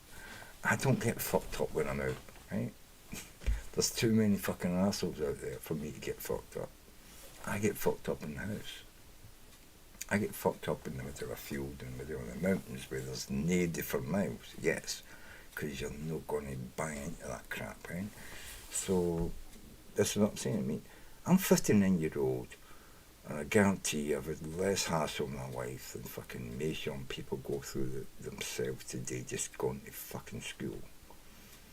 Because one, I've been put up with shit, and two, there's more assholes today. There just is. There's just fucking far more assholes today. And most of them are too fucked up. And they're not fucked up with drugs or drink. They're fucked up with the fucking crap they fucking read on fucking social media. Their brains are fucking being tampered with fucking, you know, shite. You know what I mean? Propaganda. Yeah. And they're happy with it. That's a fucking weird fucking thing. And you tell them about it, they don't believe you. Well, fuck you, you know. Anyway. I need to go and find some more drink, because that's another bottle empty. I'm going to have to go in, because my dad, I've got my bottle here, but he's not drank a quarter of it. And he fell on his ass, so I think I can go and nick some of that. And, you know, I'm probably doing him a favour, anyway. But yeah, I've got an empty glass here, and I'm not done drinking tonight. I need to take this jacket off, though. Although it's winter, I'm sitting inside the house, and I'm sitting here with a jacket on. This MA1 jacket, mate. You must get these today, can't you? You must get MA1. I'm sure that's what it's called. Let me have a quick Google here, right? MA jackets.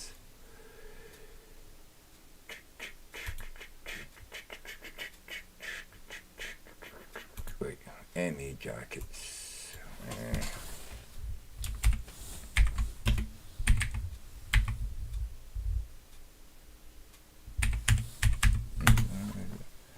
Bomber jacket, the MA bomber jackets, there we go.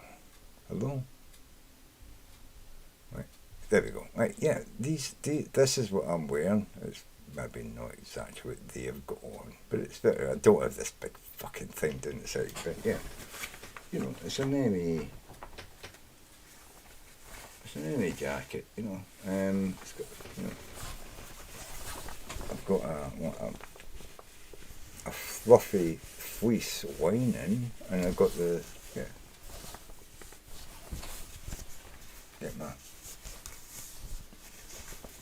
I've got my, in fact, he's got a curved top, it means he's got a straight, you see that I've got a straight top, see he's got a curved top, his curves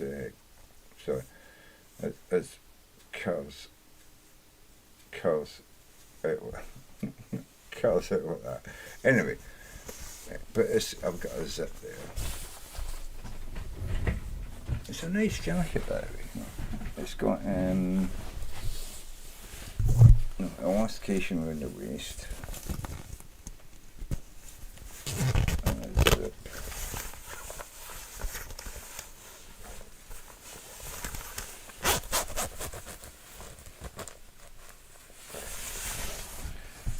So, I turn that round. Yeah, it's like any jacket. I've got a big beard, so you can't actually see. But it's got like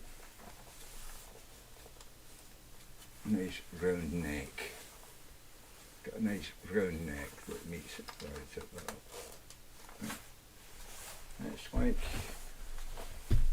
it's okay, you know what I mean? We did ones with like a big dancing flower on the back, and with the Children of Chaos symbol, which is Children of Chaos, and then flipped over and mirrored.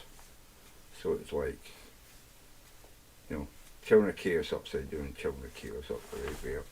And we did stuff like that. That's what I was trying to find, because it used to be on the internet. It's all gone now.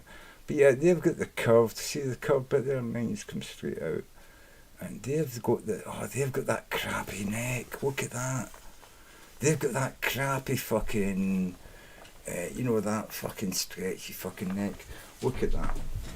Mine's is the old fucking style neck. Look at it. Oh, hold on. Right. Turn right.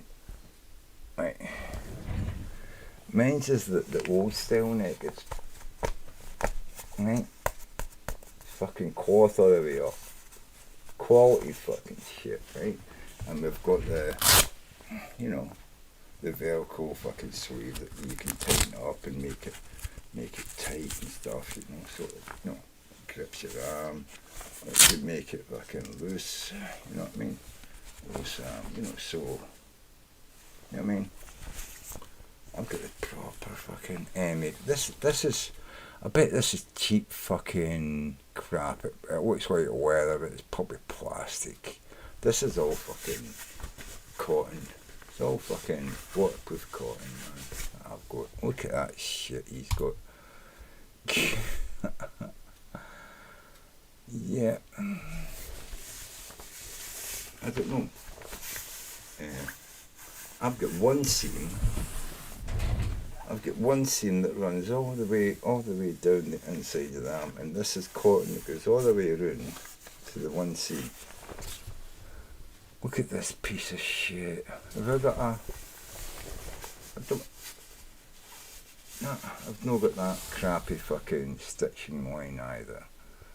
And this, I don't have, they are, these are cheap fucking MA1 bomber jacket. Heritage they call it as well, Heritage.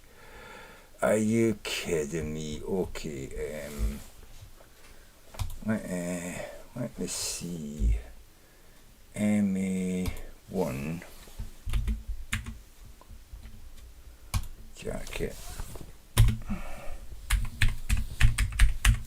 Vintage. That's what I want to. They don't have a vintage. Come on, vintage. Yeah, these are more like the vintage stuff. This is. It's got a pocket. I don't mind got a pocket either. I'll get my pocket. So mine's is more like this thing here. Except they've got that fucking crappy fucking elasticated neck as well. Oh, come on. Is there any of these jackets? What's that look like? It's got the fucking crappy fucking elasticated fucking neck as well. Okay. What about that? Hold on. No. Elasticated neck. Okay, you think they had those? Because these are like fashioned on a World War II fucking jacket. They didn't have fucking these elasticated necks back then, you know. These are all, there's no way that they've all got that fucking, see this crappy elasticated neck? And you'll see that I don't have an elasticated neck. It's all fucking just, you know. It's all cotton, waterproof cotton.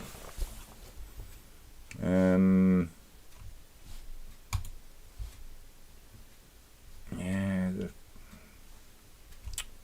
god damn. Yeah, but this is from 1991.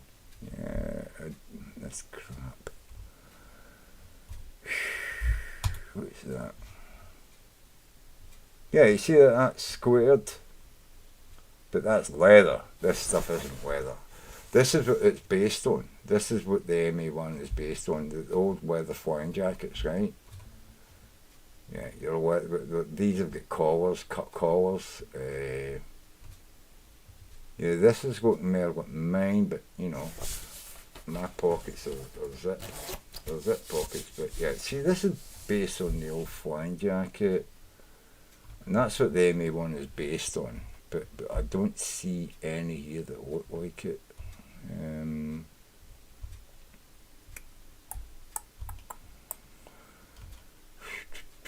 Technics, that might be like that's got what a collar.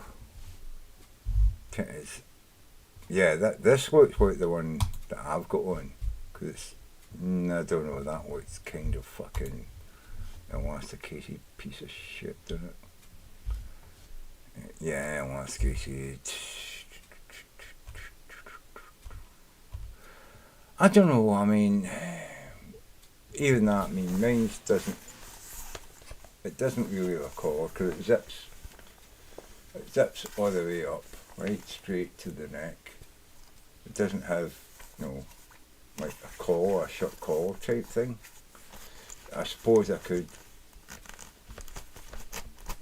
turn that down.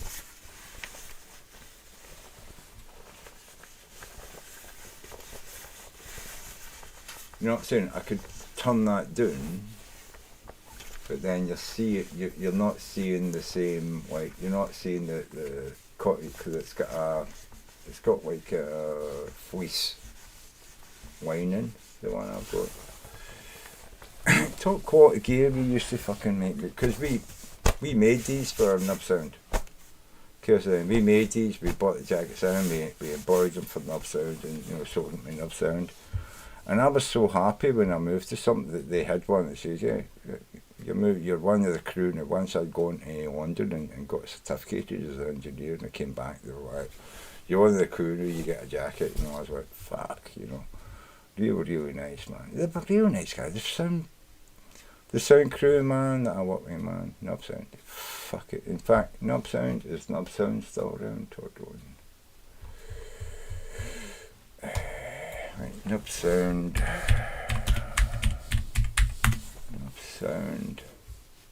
Professional Video Audio, that doesn't, have they changed? I don't know if that's them. That's not them. Nub Sound, Plymouth.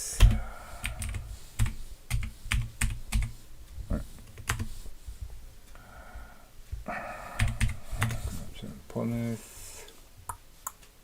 Are you kidding? Have they changed their? Oh my god. Have they changed? That can't be them, surely. No, none of them are Nub Sound. That's got to be America. Nub Sound, Plymouth, UK. Plymouth, UK. Are you fucking kidding me? I still can't get to fucking Nub Sound. I don't. Oh. Plymouth, Devon, there we go. Right, Nub Sound. Yeah, they're still fucking. But that's them. Oh no, hold on. Has Adrian and that stepped back? Have they sold it off? Because, what was his name? Oh, the bald guy. God. He was smaller looking when hold on. Hold on. I can't get into fucking Facebook because I can't stream on fucking Twitch. I can't get into it. Well, I closed my Facebook down anyway. But I can't stream on Twitch TV anymore. At the moment, I had a problem with the computer the other day, and I had to clear my fucking cache. But then when I tried to log into Steam, they refused to recognise my computer logging in, and they wanted to, two-part verify. Thing is, I lost my computer, my phone, last New Year. That they've got registered as my phone. I've got a new fucking phone now. Fuck. Anyway, so I've got a new phone now. So they were like, no, yeah, we'll send you what do you call it? Fucking, what's the name of that fucking thing? Goddamn fucking piece of shit fucking software. Authy, right? So we'll send the verification, coin to Authy, and I was like, except Authy changed what they were doing. They no longer support the Authy I've got on my computer, so I didn't get the coin on my Authy, and when I tried to contact, Twitch, they said, oh, you've got to log in order to register, in order to talk to us, or oh yeah, oh, you're having problems.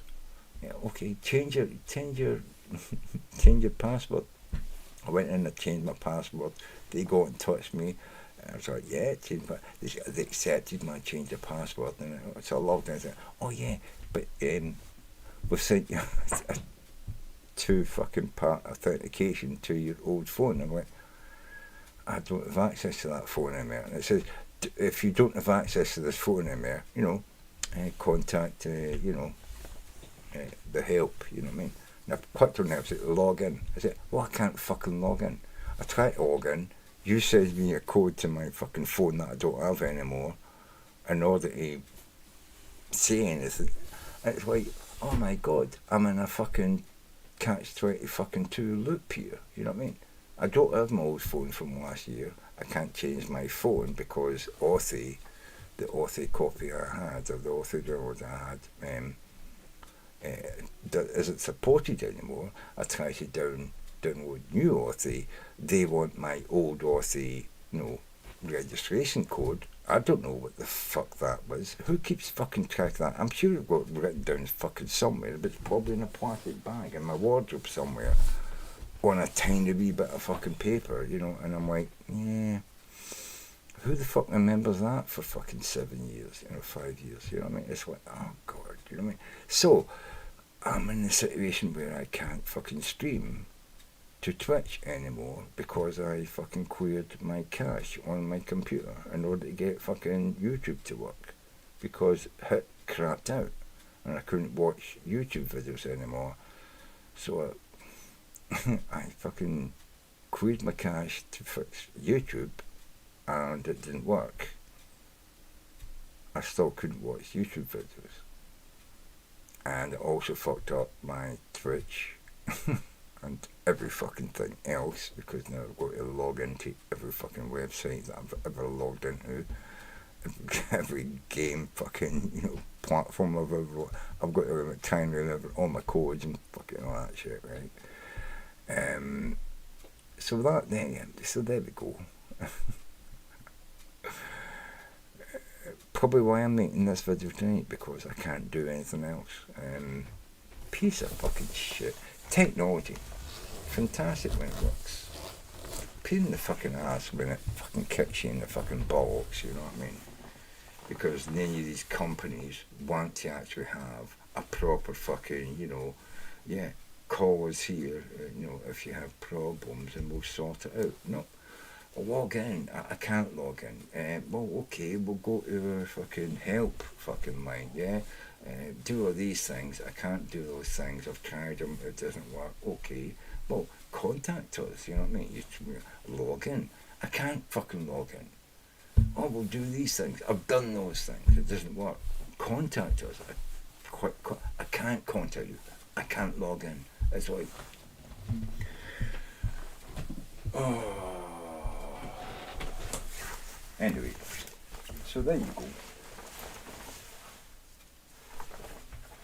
Quick rundown of my history. This could be nuts out. That could be, who's the guys I used to... So, the jackets we got these, you can see the label there, Fortress by Castle. This is a large. Fortress by Castle. I mean, look at that beautiful inner layer of, you know what I mean? That kept me warm a lot of fucking winters when I was... It's a lovely jacket. I still like it. Obviously it's warm, but it's not terrible. I keep it as a memento, basically. I don't go clubbing anymore, and I'm not a sound engineer anymore, but it's something... still revered as something like going to London and paying 800 fucking quid to get trained as a fucking civil engineer.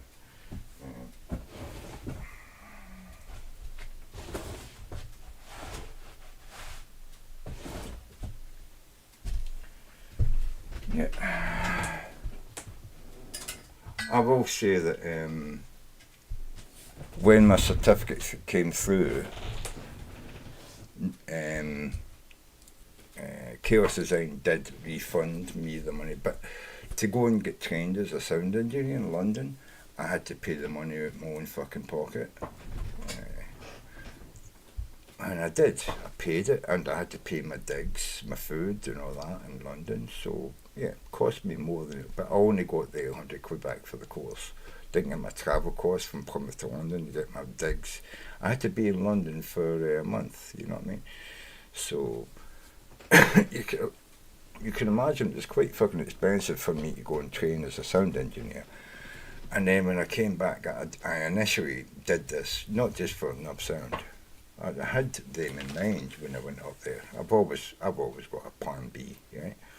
But we were building a recording studio in Chaos Design, and I needed to know how to use all the equipment, understand, you know, sound and recording and all that stuff, editing and stuff. So that's why, you know, that's initially why I said I needed to go on.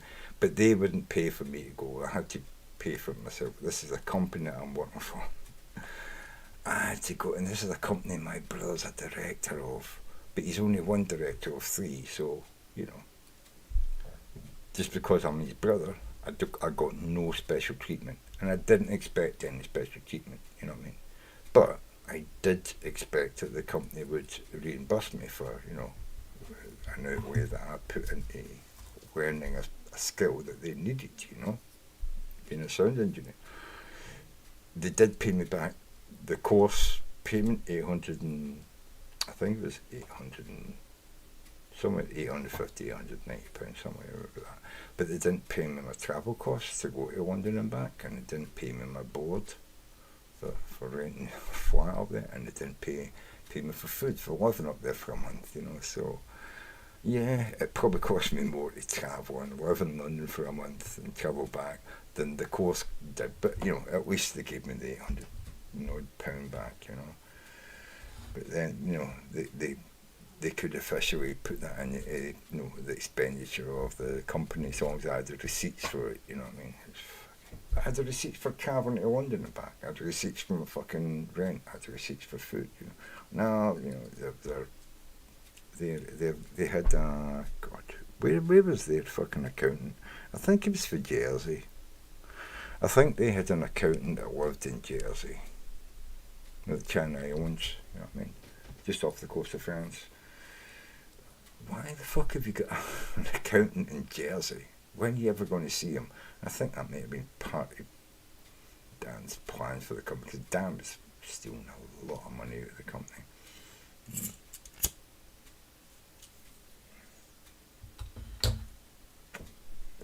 See, that was also one of the things that I was brought in for.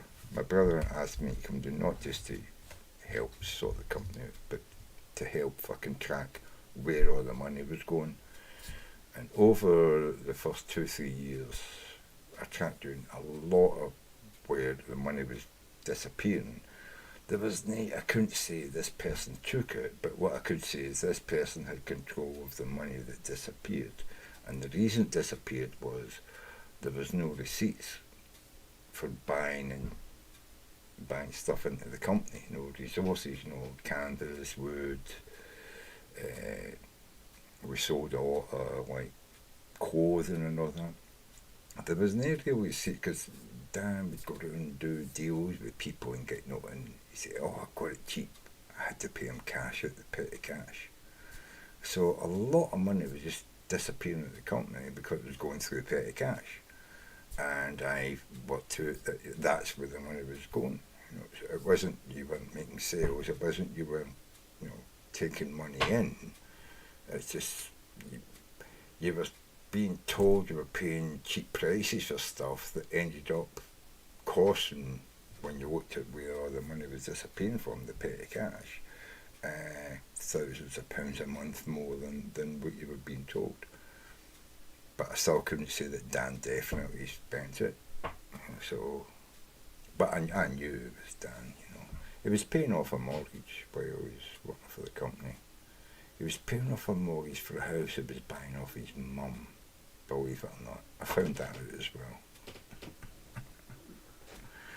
It's funny the things you can find out when you know where to look, you know.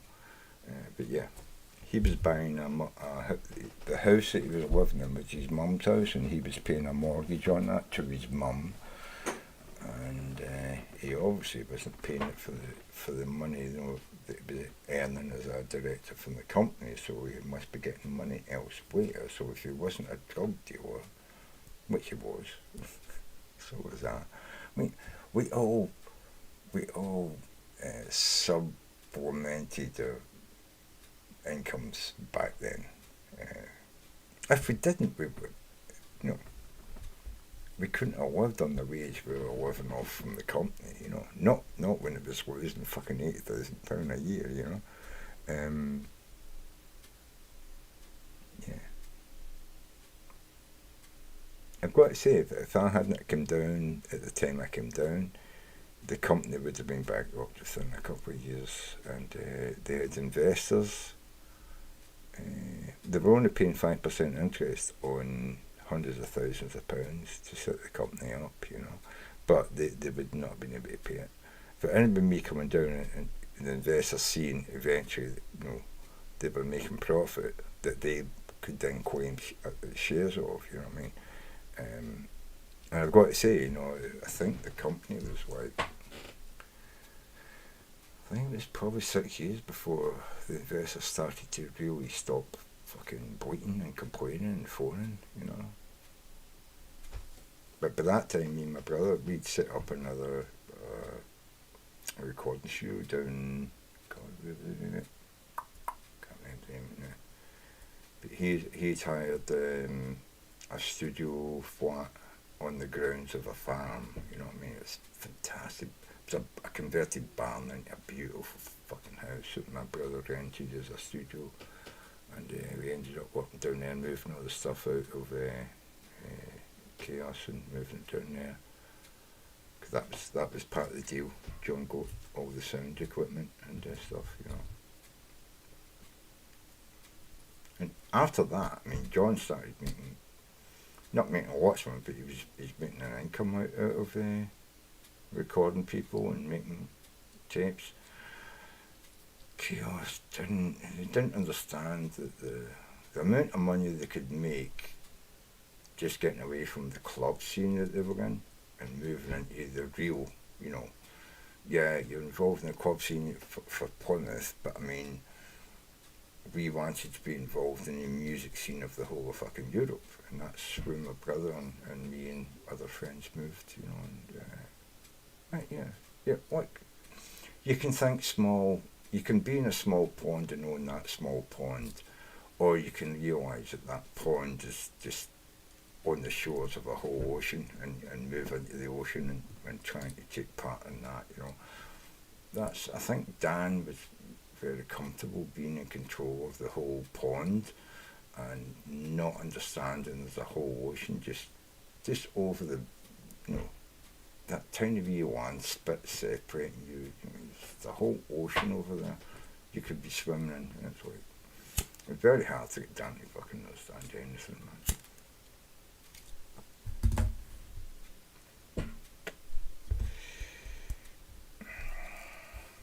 So the only thing I can say to people is, don't be constrained by the horizon that you see. It's probably a fake horizon.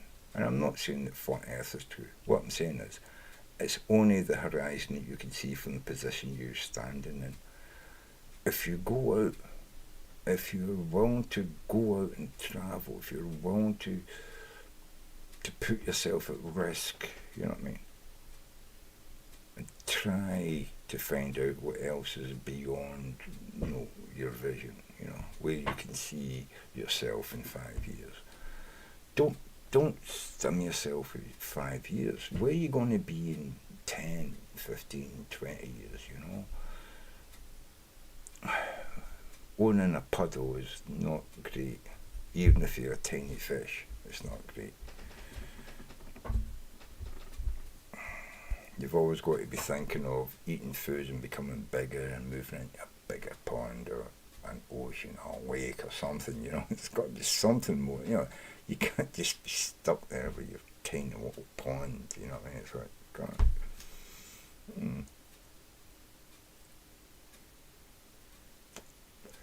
Even frogs start off as tadpoles. They become frogs and they leave the pond they were born in and they go and find bigger ponds, you know what I mean? It's like, I can never understand people that with this small-mindedness. If I can control everything I see, then you know you know everything's fit. No, you know there's more out there. You talk to people, they tell you there's other places. You've got to think of going out. You've got to think of expanding. You've got to think of reaching out and making connections and forming bonds, and you know that's how a company grows, you know.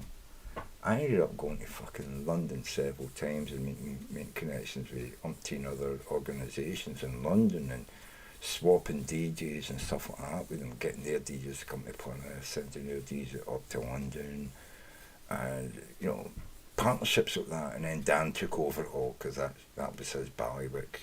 As soon as you did something and he seen a bit of fruit coming out of it, he was like, oh, that's mine, you know. And I was happy. Okay, Dan, you know, go on. You know, but yeah, people, man. I worked in big events with Nub Sound. Stuff like this, shit, yeah. Don't know about this. What the fuck is that? Special point, yeah. Live event, touring. I did live event touring with them.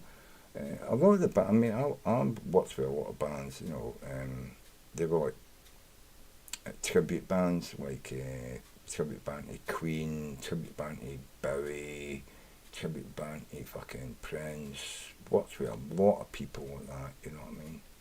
Big venue was this, man. You know, fucking fantastic. People loved all that shit. I mean, the bands aren't touring anymore. They wanted to hear them, you know, wanted to hear somebody play that music, you know, live, you know. It's like, did a lot of stuff like that. And it's hard work. Fucking hard work, you know what I mean? You're up all hours, you're driving fucking 12 hours, 6 hours setting up, fucking 4 hours sleep, and then the concert starts, and then, you know, you're working, you know what I mean, another 12 hours, you know what I mean? You've got to pack all your shit up and put in the van and get out of the venue and the walk, you know what I mean? It's like, god damn, man, hard fucking work, you know? I've seen me work, like, you know, starting on Friday night, loading the van, and not get back to Monday morning, and I've had 4 hours sleep from Friday night, you know, like 10 o'clock Friday night to fucking 8 o'clock Monday morning, 4 hours kip, you know what I mean? And that would be a normal weekend after I've worked, you know what I mean? Like Monday to Friday, you know. I mean, I say to people I used to work 16-hour days, 7 days a week. I probably worked more than that, you know, for 7, 8 years, like in Plymouth. Fucking not burning a candle at 2 ends, I'm burning a candle at fucking 3 ends, man. And yeah, fucking hard work, man. People complain that they've got to work fucking 8 hours, you know, 40-hour week. Goddamn, 40-hour fucking week. I'd love to have worked just a 40-hour week most of the fucking time. That's too many chips. All that meat, are you kidding me?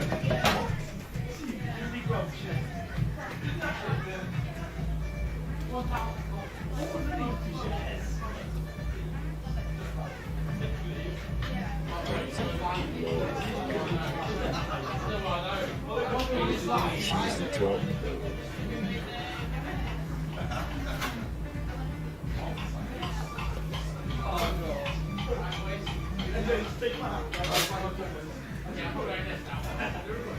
Some kind of sauce, some barbecue sauce.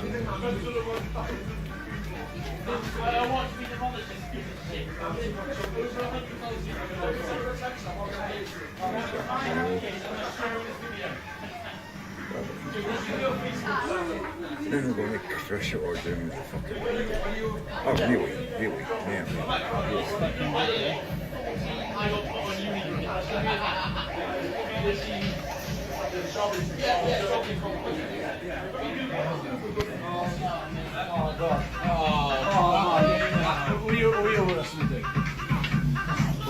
Ready, boys?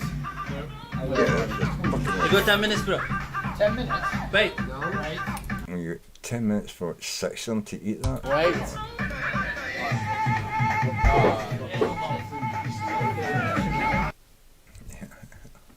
Obviously, I don't think they completed it.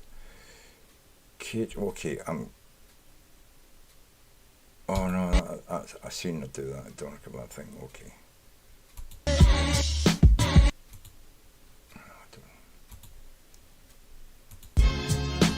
Yeah, but see, This look has at how much literally been my she leaves Everest. all that. I Shit. can't believe I chose. She always, he's already done it as well. Nobody could save me. Not even the half. Yeah, not even. Right, I'm going to French here, guys, and I'm maybe going to go and watch somebody play Assassin's Creed and shit, TOT, fuck off, right, Polka Dot, Young Turks, still not get anything from with this. What's the James, what? No, that's got to be a fake fucking thing. Metro Bank, that's a fake thing. Fleet of Mindset, that's a fake thing as well. Right, fuck you, right? Don't know what I'm going to watch, but how to binge without getting fat, how to make dieting easy. Yeah, I'm going to watch these two things before I go on, because they're only going, that's 10 minutes. That's 10 minutes, 20 minutes when I go and watch some Assassin's Creed or something. Hello? Yeah, he's up now, isn't he? Yeah, I kept him in. You okay? Aye. Who? I don't know. I'm just going to go and check. You see, I think I heard him going to bed. Is he?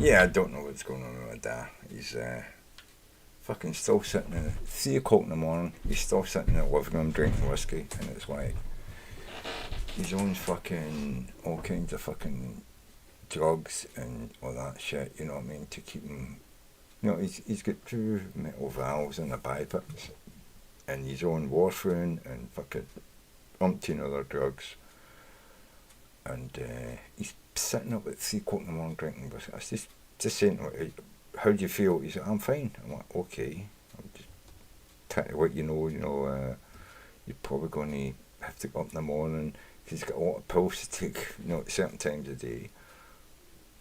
You've got to get up and take your pills at the right time. You've got to have food in your stomach before you eat the pills, because they can't be taken into the stomach. And he's not going to feel fucking like eating in the morning, when he wakes up. If you've been drinking all night, and it's like, I'm just saying to me, you've got to think of your health. He's like, I'm thinking, I know, but I said, okay, Dad, I'm not arguing with you. I'm just saying, I'm worried. But if, I mean, I can't force him, you know what I mean?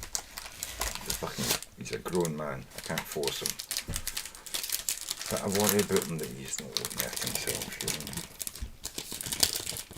I do myself to try to help him, to try to look after my parents, but I can't fucking hold him down and force feed him, you know what I mean?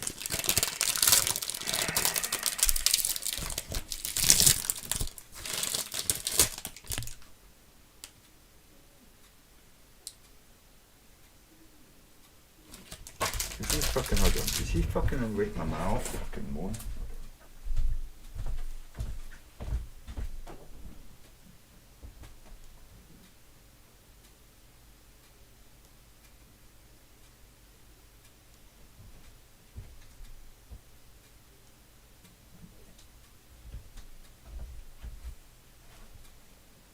Is that you sitting there moaning?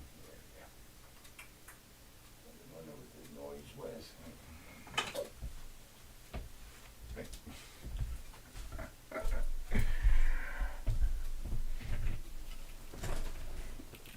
No, sorry, through the headphones I could hear somebody whining and moaning, right? It's the fucking cat on the windowsill. I'm getting worried with him as well. He's getting old, he's what, 16, 17 years old, and he's starting to lose a lot of weight, and I'm feeding him, as much as I can get him to eat, but I don't like to see him suffer. He seems happy when I pet him and all that, but he doesn't seem to be taking care of himself so well. I hate to think about it, but I might have to go and have him put down soon. I'm going to take him to the vet first and have them check him over and tell me what they think. But, animals, when they get old, I'm no one for sitting letting them suffer because I love them. I'd rather put them to sleep because I love them. I wouldn't do that as a human being, but I hope that by the time I'm 80 and I want to die, that I'm able to fucking, go somewhere and take a pill, Anyway. I would never ask my parents to take a pill. But for me, I want the right to be able to fucking make that decision,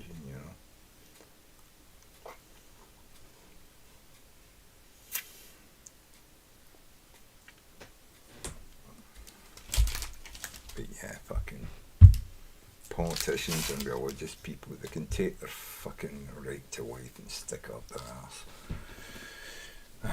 The right to life is the right they want to give life, not the right that fucking life deserves. It's the right they think life deserves, and only certain life deserves what they think it should be. It's like, oh my god, kids, horrible fucking brats, horrible starving kids, fuck them. We're not going to educate them, we're not going to fucking feed them. But the unborn child, oh my god, that's sacro-fucking-sacked. You know what I mean? Why? Why is a embryo that hasn't got any consciousness yet, why is that more sacrosanct than a child, a 2-year-old, starving to death in a fucking ghetto in the middle of America. I'm sorry. I fucking don't understand you Christian motherfuckers. You can take that shit and stick it up your fucking rectum with a bad wire, mate. A big pole covered in bad wire. Oh, ream you fucking out, you cunts, you know what I mean? Care fuck all for fucking people that are alive, but, you know, oh, the unborn. I don't know. Is it because it's like your God that that human doesn't exist yet, and therefore they've got the sanctity of God with them? You know, fuck you. You know what I mean?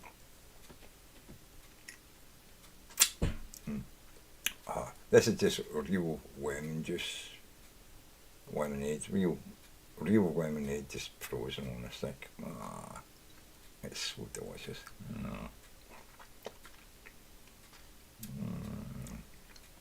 I love it. Love it, love it, love it. Anyway, I think that's me done. I'm going to go and watch some... let me just refresh and see who's here.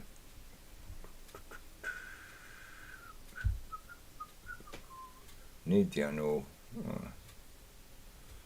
The Hunter Wild, I know him. Don't know, it's not something to follow though. I can. No, it's not who I was thinking of.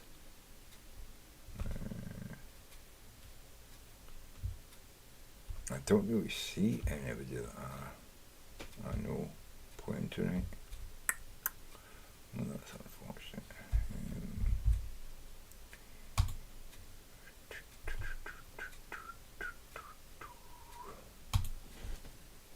Let's see.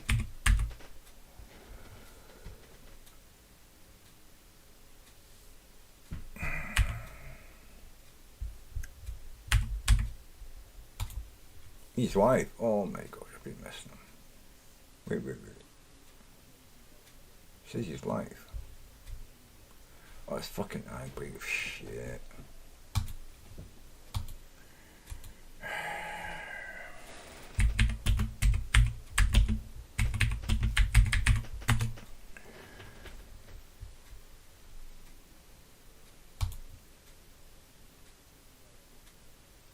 Oh, see, it wants a fucking token. What the fuck? I don't have the fucking token. Fuck you.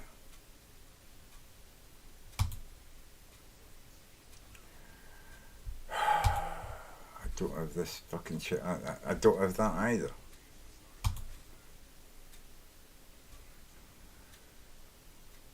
Oh, it's quite. Oh, God. Change email address. New email address.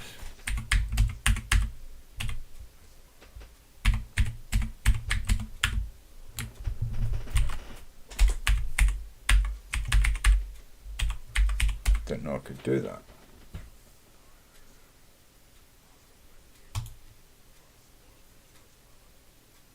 You're on our Facebook account. What? What the fuck?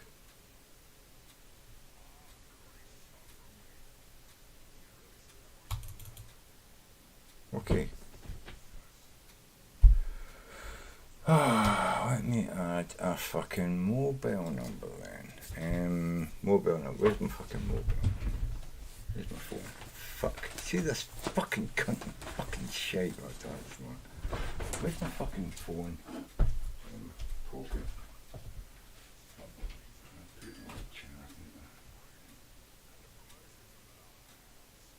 100%, right?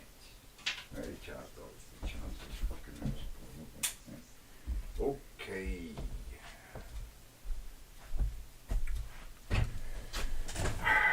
Okay,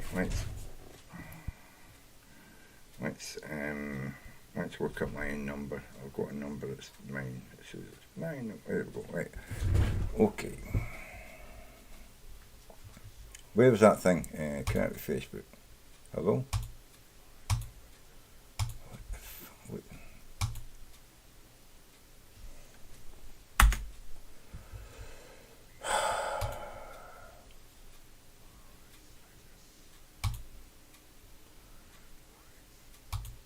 Mobile number. No, fuck off.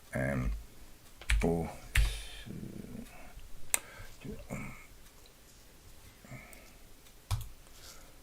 Oh my god. Okay. Don't want the game any more better about it to the internet.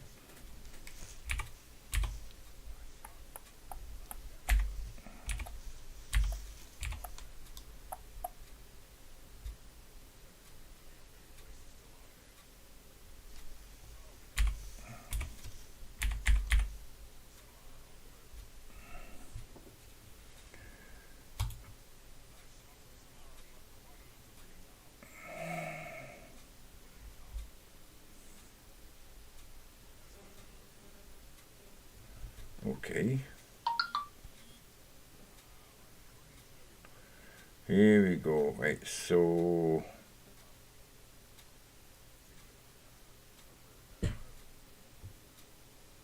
okay.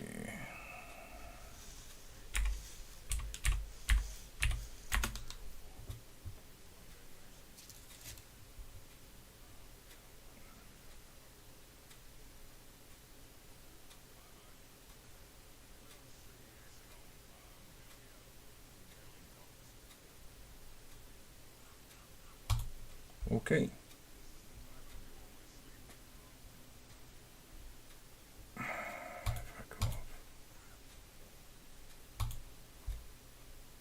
Okay. Box of that. Can I just fucking log in, motherfucker? No, I don't. Right, okay.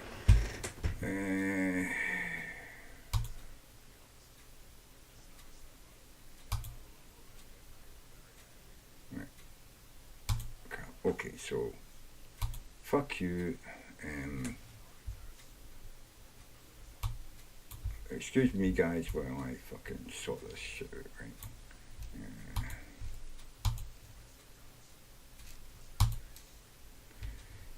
Damn.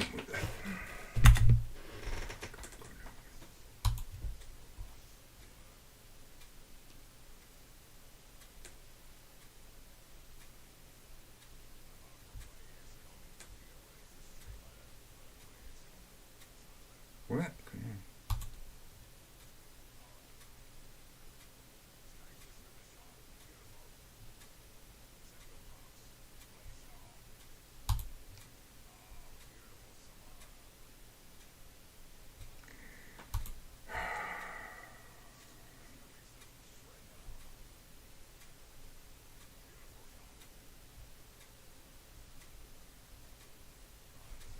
Okay, so apparently I can't.